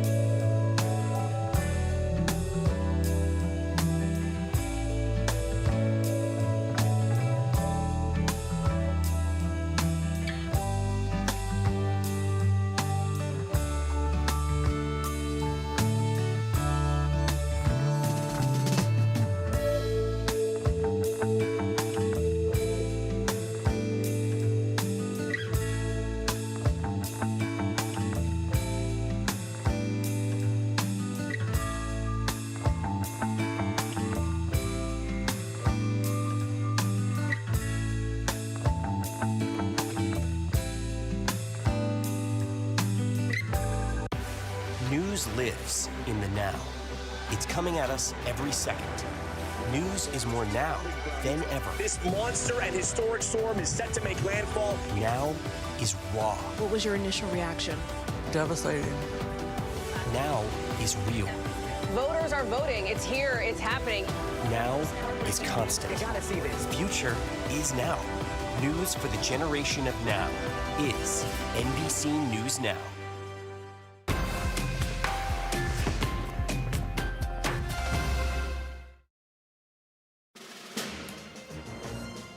Welcome back. If you have stepped away or heard parts of the conversation, know that this race is not over. This is the road to 270. That, of course, the magic number. Donald Trump right now leading with 230, Harris with 189. All right, here's what we have from the state of Nevada. It's 6 electoral votes. It's too early to call. That's NBC News characterization of the race. You can see Donald Trump appears to be well out in front right now, but again, too close to call. Georgia.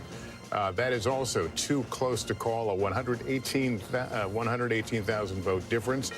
Let's look at the other battleground. Michigan, 15 electoral votes in play, too close to call. Donald Trump with a narrow lead of Kamala Harris as we continue to watch this one unfold.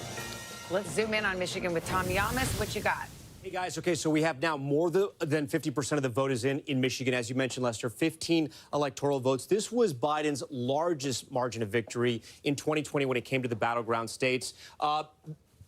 Almost the whole game is Wayne County. It's Detroit. Not enough vote there. About a quarter of the vote is in.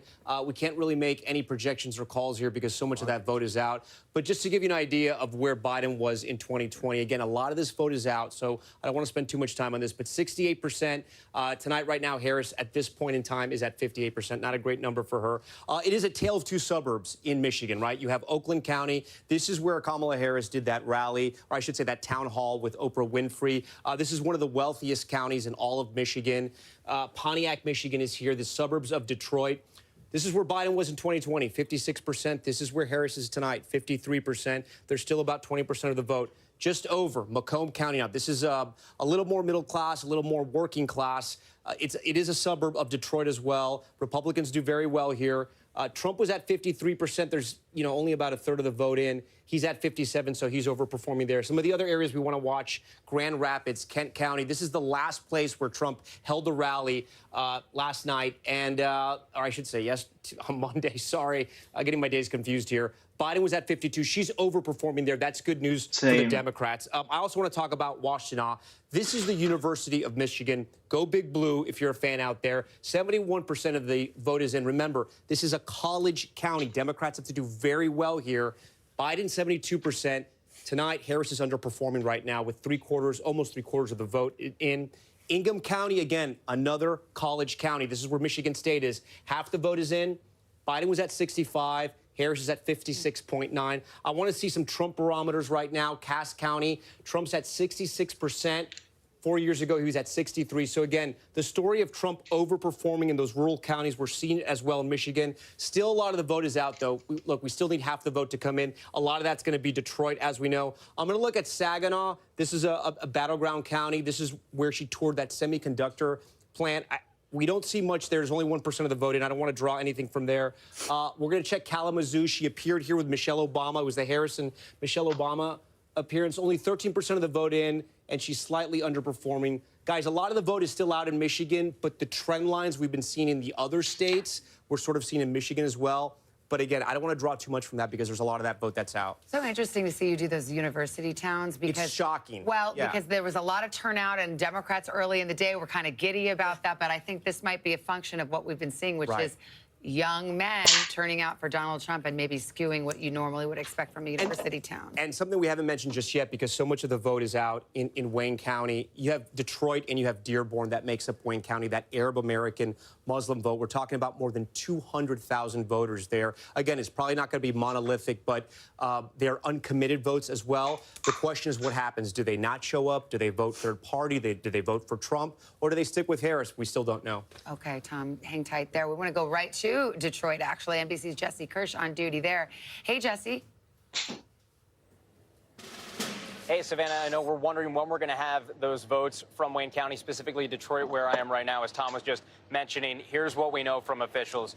Here in Detroit, city officials had expected around midnight that the full tabulation would be completed. So we haven't received word that that has been finalized, but that was the estimate earlier in the evening. We know that absentee ballots, around 95% of that had been pre-processed before Election Day. So the overwhelming bulk of the absentee ballots were ready to be tabulated before Election Day. So that was what was the expectation heading into tonight. Just a short time ago, we heard from the Secretary of State here in Michigan herself, and she says that they are further along in tabulation, including for here in Detroit, than was anticipated. Her initial estimate before Election Day was by midday Wednesday. So today, we would have an answer on the unofficial results. She says it could be sooner now. There is a caveat. Remember, in 2016, former President Trump won this state by around 10,000 votes. We are told there are around 6,000 ballots outstanding from military and overseas. If they're postmarked by Tuesday, they can be counted if they're received by a week from yesterday, which would be Tuesday, the 12th. Back to you guys. All right, thanks, Jesse. And in battleground Georgia, Ellison Barber is in Gwinnett County. Ellison, what's it looking like there? Hey, Lester, it's starting to get a lot quieter in this tabulation center, and that's because for the most part, they're almost done here. We're told by election officials in this county, there is one precinct that is still out of the 156, 155 have been counted. They're still counting one final precinct and a few absentee ballots, but voter turnout here has surpassed what we saw in 2020. That's something both Democrats and Republicans were hoping for. But what Republicans were hoping for specifically was that Trump could maybe get a couple percentage points above the 40% that he had in this state back in 2020, and that it would be enough to chip into Harris's margins and the Democrats' margins here and then carry the state. And right now, he's a little over 41% of the vote in this county. So it looks like what they were hoping would happen here in terms of those couple extra percentage points might have happened. I will remind you when we're talking about Georgia, think of what happened here back in 2022 in the midterms where you had Trump endorsing candidates in the Senate race, in the gubernatorial race, and in the Secretary of State race. All of the candidates he'd backed lost that election cycle. The state essentially seemed to be rebuking Donald Trump. Tonight, Lester, it seems like we're seeing a very different Georgia than what we saw in 2022. Lester. All right, Ellison, thank you. All right, let's go out west. Reno, Nevada. Steve Patterson is there in Washoe County. Tell us what you're seeing there. Democracy in action, Savannah. We're in the tabulation center. The machines are humming. The ballots are coming in from polling places all across the county, although it is now abundantly clear that the workers you see over my shoulder are going to be here for a while. That is because we just heard from an election official about 10, 15 minutes ago to say that people are still voting. It is, 2.5 hours past when polls were supposed to close. People that are still in line can still vote, and they are still voting. We're hearing that there's a polling place, a tribal community that has about 50 people still in line. It is going to take a while for those votes to get counted. In-person votes that come in today have to wait to be counted until the very last person in Nevada takes their turn to vote. So this is going to take some time. We also understand there was a University of Nevada, Reno, that took a while. There were about 50 people that still had to vote after polls closed there. That is because we're hearing same-day registrations were spiking at college campuses. College students realized, you know what, I think I am going to vote. And so they signed up to vote on the same day, clogged the system a little bit. None of this is to say that this is any indication that there's anything wrong, any indication of fraud. It just means that the system is taking a while. And as we often report in the Silver State, it may take a minute before we get totals here. Back to you. All right, Steve, thanks very much. NBC News senior legal correspondent Laura Jarrett joins us now. She's at the Vote Watch desk with an update on the abortion measures on the ballots in several states. Hey, guys. Yeah, we've been tracking these across 10 different states tonight. And at least so far, we can make calls for 4 different states. And it's worth noting here, the places where the abortion referendums have actually gone through and passed are places where abortion rights are not in jeopardy. Places like Colorado, where abortion is easily on the ballot there and has managed to pass. The first one, New York. Again, obviously you can still get an abortion in New York, but there was part of a package of anti-discrimination laws to try to shore up these rights. Again, these are constitutional amendments.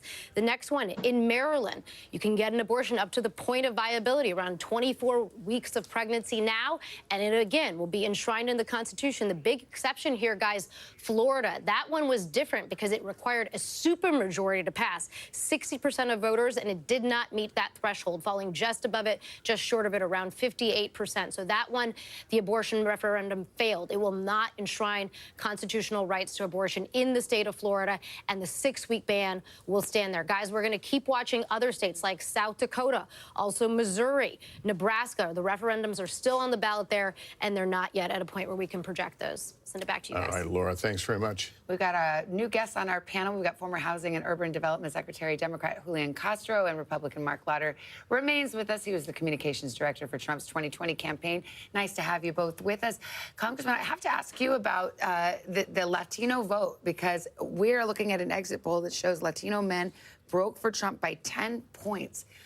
They went for Biden by 23. That's a 33-point swing. How do you make sense of that? Yeah, I think all of us are trying to make sense of that. Look, this is one exit poll, so I'm not prepared to draw complete conclusions from this, but I think it's safe to say, right? We've seen enough evidence that there was a significant shift among Latinos. I attribute that to several things. I think that you were talking about divides earlier, right? There's this, in this Trump era, the rural-urban divide, also around educational background. I think that's true in the Latino community, too. If you notice, particularly in these places that are more small town and rural, he has picked up significant Latino support. I think we're seeing that in places like Pennsylvania. In addition to that, from what I could gather, the economic message really resonated. You have to remember, this is a working class community by and large, and all of those messages he stuck to about we had the greatest economy and, look how bad inflation is and so forth. I think that played well this year. I'll be interested to see whether there's a difference in Nevada and Arizona. Those are states where the Latino community is much more organized and has been by Democrats for longer than in places like Pennsylvania or some of the other battleground states. We've got to make a call here, Secretary. This is NBC News projection in the state of Georgia. NBC News projects that Donald Trump will win in Georgia when all the votes are counted. There's the breakdown right now, 118,000 vote margin. But again, Donald Trump, the projected winner. This is a big call here on a night in which we've waited quite some time for some of these important battleground calls. Here's what the road to 270 looks like. Donald Trump drawing closer now to that magic number. He's at 246, Harris at 189. Well, this means it's boo wall or bust for Kamala Harris. It's Pennsylvania, Wisconsin, and Michigan, or there is no path to 270 for her. So we'll continue to keep an eye on this as we await results in those big industrial Midwest states, as well as the battlegrounds out west. We're going to pause a moment. We want to let the local stations hit their local news, and we'll be back in a moment.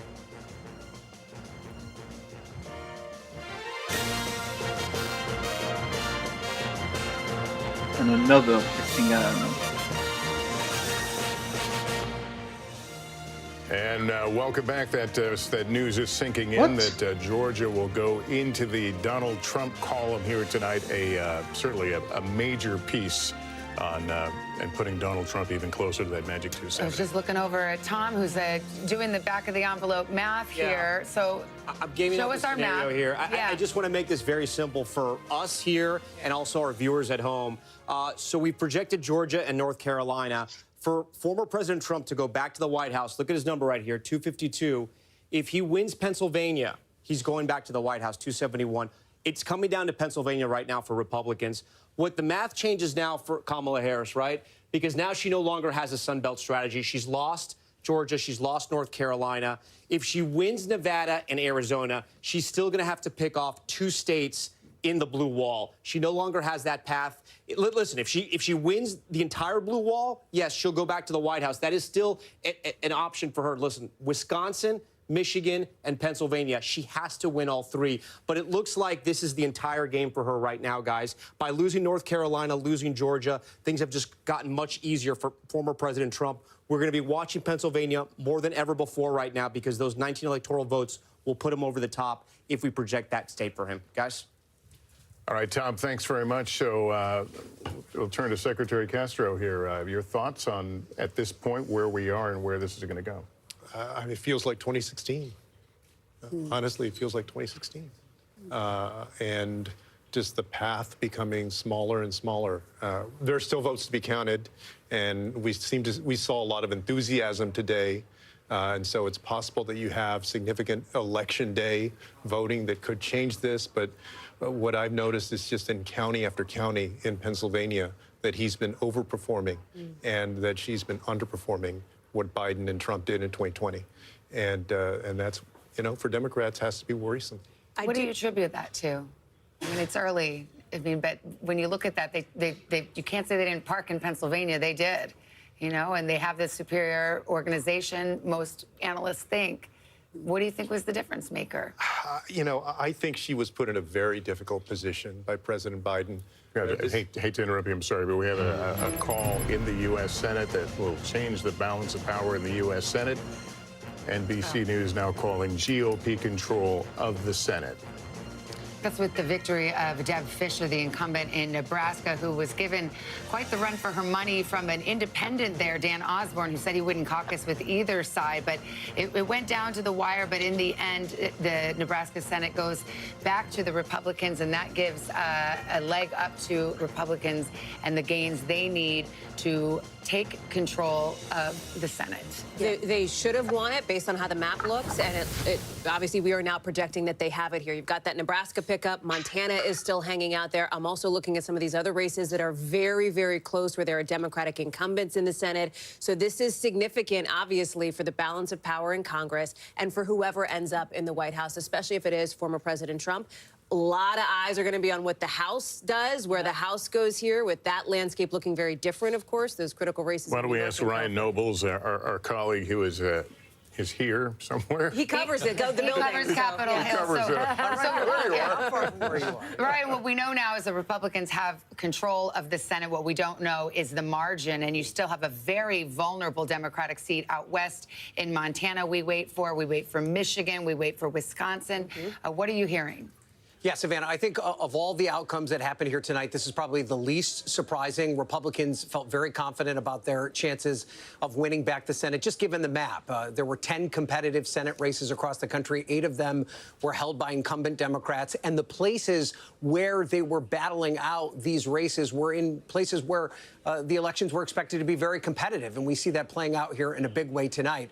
I do think perhaps the most interesting dynamic that's now playing out at this hour is that where Senate Republicans were confident of winning the majority, but they were very much talking to us about the idea of 50+1. They just wanted 51 seats to make sure that they would have the Senate Majority Leader, that they could control the legislation that came on and off the Senate floor. They're now talking about perhaps significant margins.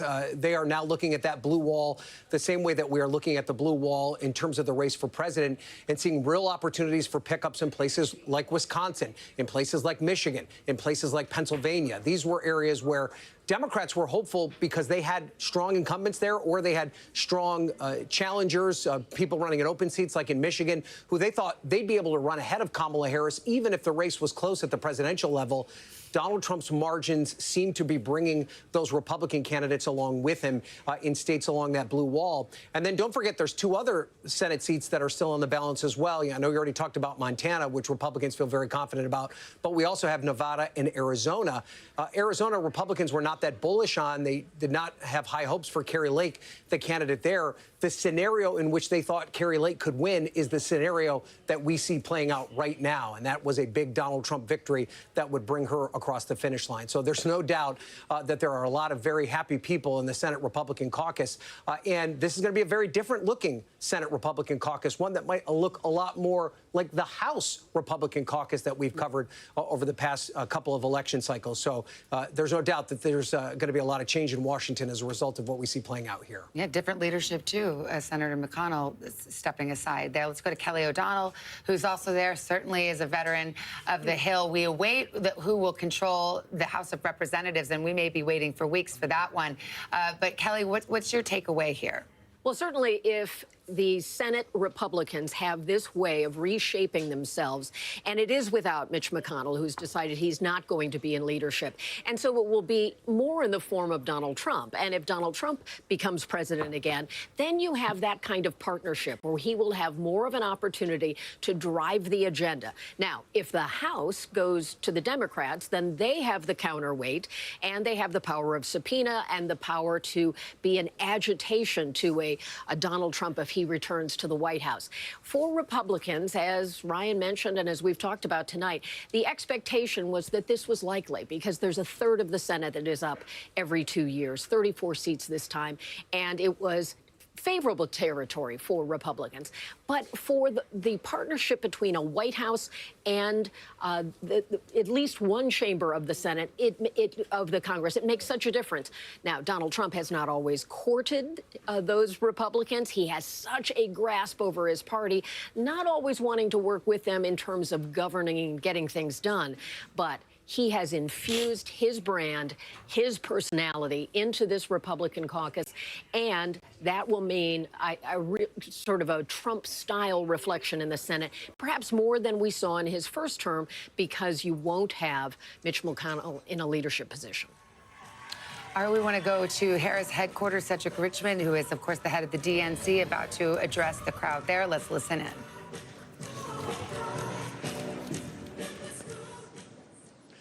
Good evening, Howard.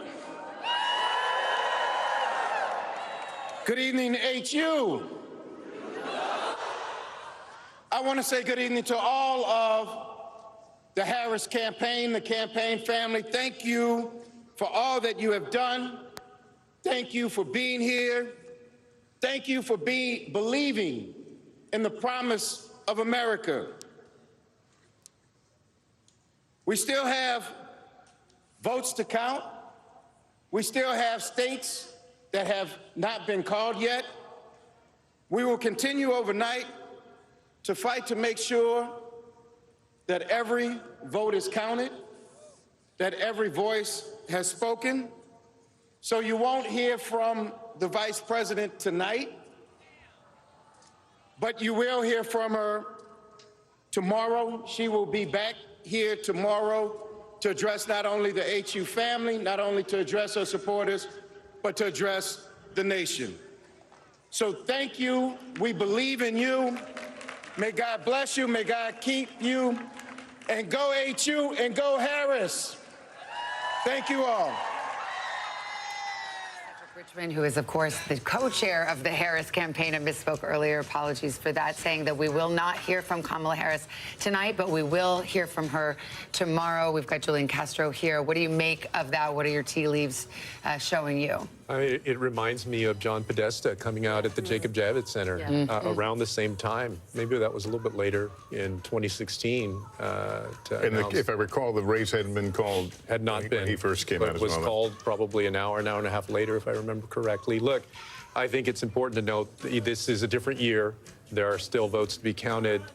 You know, none of those battleground states have been counted, but it feels eerily similar to 2016. The parallels are really striking. If you were there at the Javits Center, which I was, to see not the candidate herself come out, but to see, in this case, Cedric Richmond, just as John Podesta came out. And again, I think the themes, one of the questions that we were looking at in 2016 was the fact that Hillary Clinton didn't visit Michigan, for example. This was very different. Vice President Kamala Harris went everywhere. She showed up in Wisconsin. Of the She showed up in battleground those states, blue wall but states. again, her messaging, and we all noted this at the time, her closing messaging really focused on the issue of democracy, when polls showed issues like the economy, like reproductive rights, are really the top issues for voters. So that's undoubtedly one thing. Although in our exit polls, threat to democracy is the number one issue. It's just that it's in the eye of the beholder, and it means different things. I mean, Mark Lauder's here, a veteran of Republican campaigns and the Trump campaign in 2020. I mean, a threat to democracy, I think, is, you know, the pollsters, we're going to all have to come and workshop a different way of putting it, because for some, for Democrats, it certainly means January 6th and some of those, you know, extra legal, not legal moves to try to hold on to power in 2020. For Republicans, it might mean cultural changes to the way our way of life, things that threaten. It could be a number of cultural issues that they think are just as existential, and it's really about the direction of the country. Yeah, well, obviously I don't speak for every Republican. I do think there are a lot, though, that believe the threat to democracy also is packing the Supreme Court. It is the use of the lawfare, whether it was in New York, whether it was the special counsel, for things that really, like, as we often describe it, the New York case was about accounting and a paperwork issue. And yet he was, you know, fined hundreds of millions of dollars, faces jail time. So those kinds of things, I think, also resonate for many. But I know we've talked about a lot about the 2016, and I was on that campaign as well with then Governor Pence, obviously part of the Trump campaign. It reminds me of 2016 in so many ways because of the theory. It's not you have to win wow counties, or you have to do. I'll use the McDonald's reference because it's an iconic photo. He supersized 2016 and said, I'm going to grow my rural numbers, and then I'm going to take them up another level even more. Well, as we go to a commercial break, there's the side-by-side picture. If you were just tuning into all this, I think the pictures speak loudly. On the left, the Harris campaign headquarters for the night, as people are packing up and leaving, told they will not see the candidate tonight as they process some unhelpful trends for them. On the right side, the Trump gathering in West Palm Beach tonight, where we have seen dancing and celebration. Again, the race has not been called yet, but they, like everyone else watching, some interesting trend lines that seem to be pointing in that direction. We'll take a break here. Still be with us, and we'll be right back. 60% of the vote in. I'm seeing a lot of red lining up and down Lake Michigan. And for a while, you know, that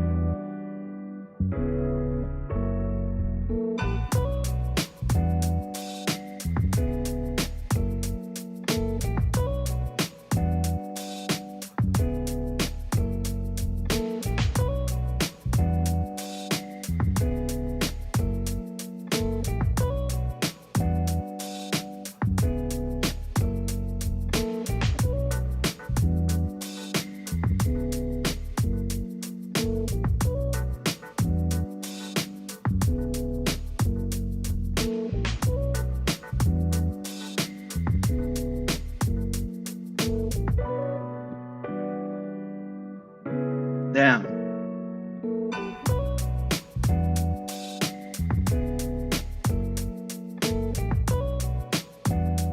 More Americans turn to NBC News than any other news organization.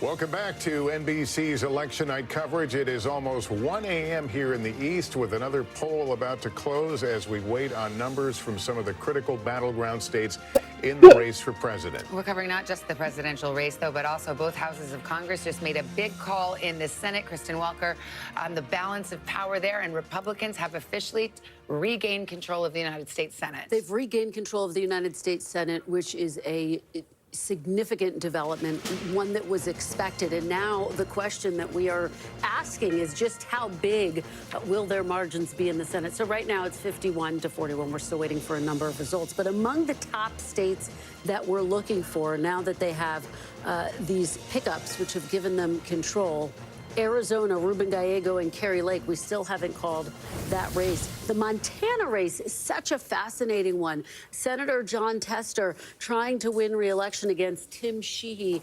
Tim Sheehy is a somewhat controversial candidate, and yet it looks like Jon Tester could potentially be poised for defeat. We'll have to see how that race goes. It's a very red state, Montana, so he was one of the most vulnerable incumbents. Absolutely. And when Republicans were eyeing how are we going to win the Senate, this was the race that they continued to reference. We're also waiting for Pennsylvania. Senator Bob Casey looking for a fourth term against Dave McCormick, Trump-backed businessman Dave McCormick. So we're watching, and Tammy Baldwin, by the way, also in Wisconsin is looking for re-election. How about Michigan? We've got an open seat, a Democratic retirement. In Michigan, absolutely. You have Alyssa Slotkin and Mike Rogers running very close. And again, I keep making this point. Some of these Democratic candidates actually looked like they had a good shot at winning re-election.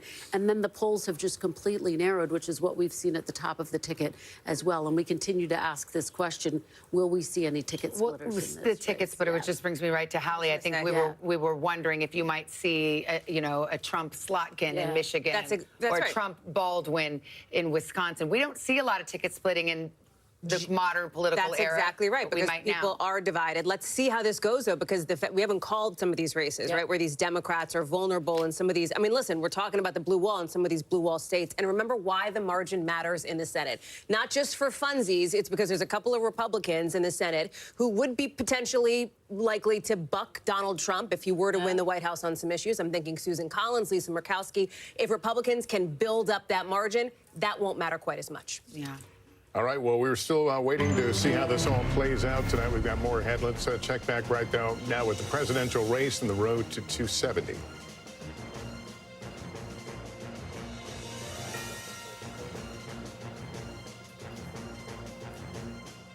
Coming up on 1 o'clock in the morning in the East, that's the road to 270. The map filling out 6 of 7 battleground states have been called. And we just got word from Harris headquarters and the co-chair of the campaign, Cedric Richmond, that we will not be seeing Kamala Harris tonight, but we will see her tomorrow. Let's go to Harris headquarters. Peter Alexander, our correspondent, right there. So what are you hearing? What is the decision-making process there? The fucking music, dude. Savannah, we did just hear from Cedric Richmond making the announcement to the thousands who had gathered here. Frankly, many of them had already left as we approached 1 o'clock, saying that they would not hear from the Vice President Kamala Harris tonight, instead saying that she would speak to her supporters, not just here at Howard University, her alma mater, but to the nation as well, in an address that would take place at some point tomorrow. No specifics on when that would occur. For those who have kept track of the Trump era, you'll remember in 2016, a very similar circumstance there at the Javits Center in New York City at Hillary Clinton headquarters, where one of her top aides, John Podesta, came out and spoke to the crowd saying she wouldn't be speaking. Ultimately, she conceded the next morning, Wednesday morning. So a lot of votes still out there. No plans for any concessions, certainly at this point. But I can tell you in conversations we've had with a series of individuals, including a Democrat who was attending a donor event that was taking place at one of the glitzy hotels not far from where we are here in Washington, D.C. They say the atmosphere there was like a funeral. Another person said that the situation, in their words, was just,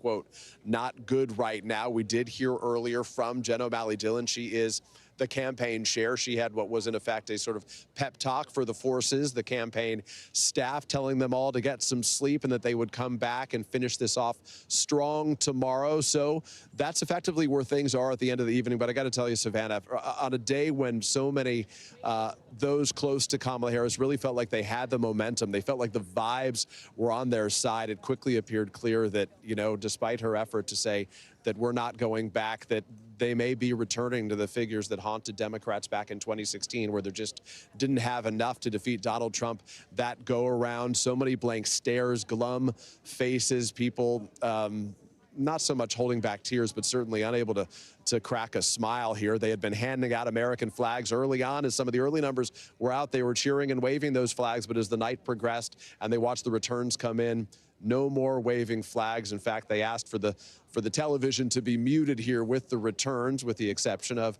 Hawaii, Colorado, other places that Harris won. They turned them on and got cheers for that. Instead, they blasted music to try to sort of distract from the situation, try to give a little pick-me-up to the people here. All right. Peter, thank you so much. I want to go over to Garrett Haake, who's at Trump headquarters in Florida, where it looks like the party is still going. And, of course, the question is whether or not we will hear from the former president tonight. Yeah, Savannah, Trump supporters reveling in the news that they're getting here in this ballroom just over the last half hour or so. Huge cheers in this room as the networks called Georgia for the former president, and a loud chorus of boos when Cedric Richmond took the stage in Washington to announce that Vice President Harris would not be speaking. There has been movement from Mar-a-Lago across the Intercoastal Waterway towards West Palm Beach of Trump supporters. The party there emptying out a lot of the folks he had been with. Governor Burgum, for example, other close Trump aides and allies making their way across the street. Still no sign of the former president here yet, Savannah. Okay, thank you. We've got another call to make here. I believe this is the state of New Mexico. NBC News projecting that Kamala Harris will win in New Mexico, 5 electoral votes. Here's the breakdown right now. You see the difference, 43,000, 95% of the vote in there, so very little left to count. Where does that bring us to in the road to 270? Donald Trump at 246, Harris now up to 194. Let's go over to Tom Llamas, who's at the big board of Pennsylvania, and you've got some bellwether counties that are reporting in now, and it's a good news for Donald Trump. Yeah, one in the east, one in the west. Let's start in the east. Northampton County, this is Easton, PA, right here, south central suburbs. 95% of the vote is in. Trump is there with 51%. Remember, Biden won this in 2020, so Trump able to flip that bellwether county. There's still some vote out, but it's unclear if Harris can catch up. Erie County. We haven't talked enough about Erie County tonight. This is one of those swing counties that we watch in western PA. Biden won it in 2020. Tonight, Trump is on top. There's about 3,000 votes still left to be counted here. It's unclear. She's going to have to get all those votes if she wants to flip that county back blue. Let's go to the caller counties in Philadelphia. Let's talk about what we have here. So we want to compare to 2020 to see how she's driving out the vote. Underperforming right now in Chester County. Still 20% of the vote is out there. Montgomery County, 86% of the vote is in. 62% for Biden. Again, 60%. She's underperforming there. We move down to Delco. 95% in, 62.9, slightly underperforming there. Philadelphia County, this is where she closed out her campaign with Lady Gaga and Oprah as well. There's still a lot of vote left to be counted, 20% or so. 81% was where Biden was at. She's at 78. And finally, Bucks County here. Trump has flipped this right now. There's still about 30% of the vote is out, 69%. He had 51. Biden did in 2020. Trump tonight with 50%. Still some vote to be counted there. But those aren't promising numbers in the collar counties right now. And the bellwethers, one in the east, one in the west, showing signs that Pennsylvania could turn red. Still a lot of vote out, guys. But this may be one of the reasons, and we don't know why Vice President Harris decided not to speak tonight, but this may be one of the reasons why the trend lines in Pennsylvania, from what we're seeing, if she doesn't win Pennsylvania, there is no longer a path for her.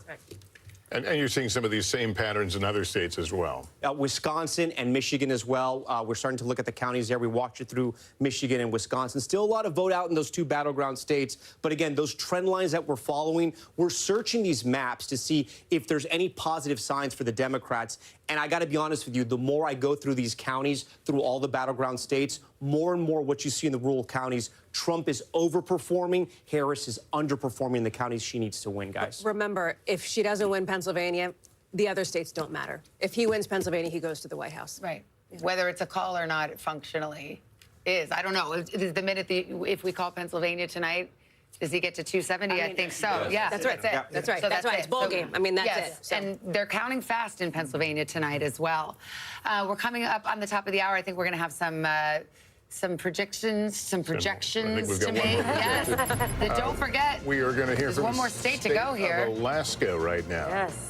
And NBC News projecting that it's, well, not projecting at all. We're saying it is too early to call on Alaska. And here's where the road to 270 stands right now. Harris with 194. Trump gaining ground now, 246, as he looks forward to scoring 270 electoral votes. Okay, let's see the battlegrounds. Pennsylvania, we just discussed it. Too close to call right now with 92% of the vote in. Same story in Michigan, but we've been discussing how some of the trend lines are not positive for the vice president tonight. Michigan too close to call. Minnesota still too close to call at this hour. Of course, that's the home state of Governor Tim Walz, but too close to call right now with the what we have in here. Arizona too early to call. And in Wisconsin, too close to call. So I think, Tom, you've got Wisconsin. Yeah. We'll give you a chance to do the bow and the wow counties again. Bow, wow, wow, yippee-yo, yippee-yay. Okay, Madison, this is Dane County. Nice. For Democrats right now, she's doing just fine here. 75% is where Biden was in 2020. With 95% of the vote, and she's at 75%. That's fine for her. Milwaukee, we're going to be waiting on the biggest city and the biggest county in Wisconsin for a few more hours, I would say, maybe more than that. She's at 66%, but again, 40% of the vote in Milwaukee is not in. This is a big Democratic county, so maybe she can run her numbers up there. But then when we look at the wow counties here, Ozaki, this is the O in the wow, 81%. Trump was at 55.2. He's almost matching where he was 4 years ago. Let's go over to Washington County, 68, overperforming there. Let's go down to Waukesha. Slightly underperforming, still some of the votes out there. But these two counties just south of Milwaukee, they're still part of the Milwaukee media market. Racine, 51%. He's overperforming there, but still half the vote is out there. And then Kenosha, 95% in, overperforming there as well. These are counties that were blue under Obama. Trump was able to flip them over and then hold them as well. We can go to the bow counties now. This is around Green Bay. 56% Trump overperforming there. We'll come down. Sorry, let me go over here to Winnebago. 50, again, overperforming. And we go to Outagamie, again, slightly overperforming. Guys, so as we study this map, let me go to some of the Democratic strongholds, see how she's doing. La Crosse, 95%. So, look, it's a slight drop. But, again, when we're talking about a margin of 20,000 votes, that's what it was in 2016 and 2020. You want to be on top. You want to be overperforming everywhere you look. She's about at the same mark, slightly higher, but not by much, in Eau Claire. And then another one we're watching, Sauk. This is one of those bellwethers, 50%, matching Biden 4 years ago. 95% of the vote is in. And we'll look at Dorr. That's the one we're watching. She's on top, but only by about 466 votes.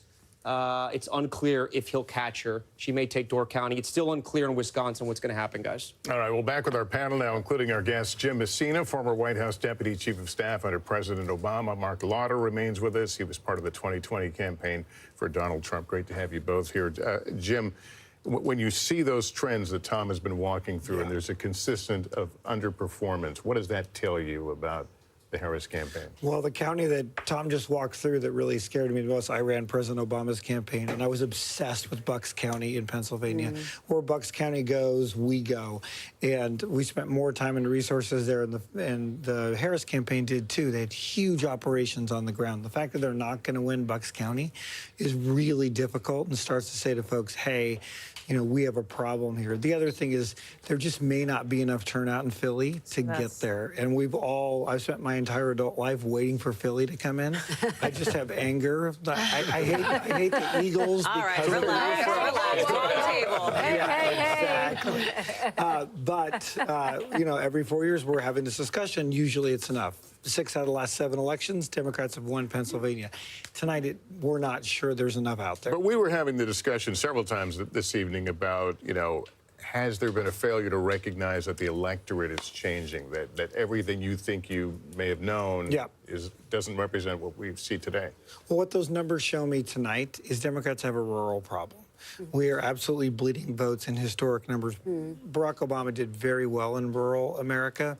It started with Hillary. Biden did a little bit better. But when you look at the numbers, what's happening tonight, the gender gap is there. Women are performing in the suburbs. That's not the problem. The problem is we're just doing 2 to 4 points worse in rural, and we're not getting the big turnout in the cities because we're bleeding some of the young voters you guys have been talking about. But also, Donald Trump keeps finding more voters in these rural areas. I mean, I think there's, you know, you often hear in these political shows that you all host, you know, you hear about the ceiling that Donald Trump has. Oh, he can't get over 48. He can't get over 49%.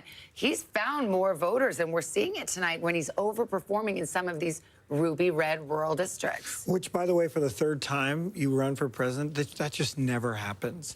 And I really do think that his campaign has figured out a way to do this and really target some of these demographics. Obviously, the young white male was the right thing to do. Getting into minority communities was the right thing to do. You know, Democrats need an entire autopsy if it goes the way it looks like to say, what do we need to do here? But does Trump transcend politics as we know it? I mean, that he was been able to be as successful as he had by sticking his finger in the eye of the political establishment, of going where no other candidate could or had gone before. What is true is Donald Trump has always been underestimated by Democrats and has always figured out a way to juice turnout in ways that we thought were both abhorrent and didn't make sense to Democrats, but clearly has worked tonight. And this is that was the story of 2016, and it is a story of tonight. You know what's interesting to me? I'm thinking back to the Republican National Convention when we were all sitting there and Hulk Hogan came and ripped off his shirt in sort of that moment of sort of super masculinity. And one of the conversations that we had at the time was about this, and it just, as it's named, so-called bro vote, right? The young male voter. And the Trump strategy all along had been supercharge the base, boost that turnout, crank it up big time, get those so-called low propensity voters. People, listen, young guys typically don't show up to vote all the time, and they typically don't show up to vote consistently. I will tell you that the Trump campaign has, for a bit now, been feeling good about being able to get those low propensity, those people who don't typically vote, out to the polls, specifically with young Well, it's so interesting because we heard anecdotally, again, from some of our correspondents about frat houses, fraternity brothers getting really into voting for Donald Trump. So I don't know if this is, we call it the bro wall, you know, is that somehow Donald Trump has gotten these low propensity young male voters to come out and vote for him. It is the hardest demographic in American politics. Males under 30 to turn out. They're the lowest turning out segment. I've spent hours on your show, you and I, talking about running up the numbers with women. And, you know, the Harris campaign did some of that tonight. The Trump campaign decided, let's just give her that and let's go grow our electorate differently. And it looks like tonight that worked. We've got another result on one of the abortion referenda. Well, let's go to Laura Jarrett in the newsroom. Laura, what do you have? Yeah, Lester, this was another ballot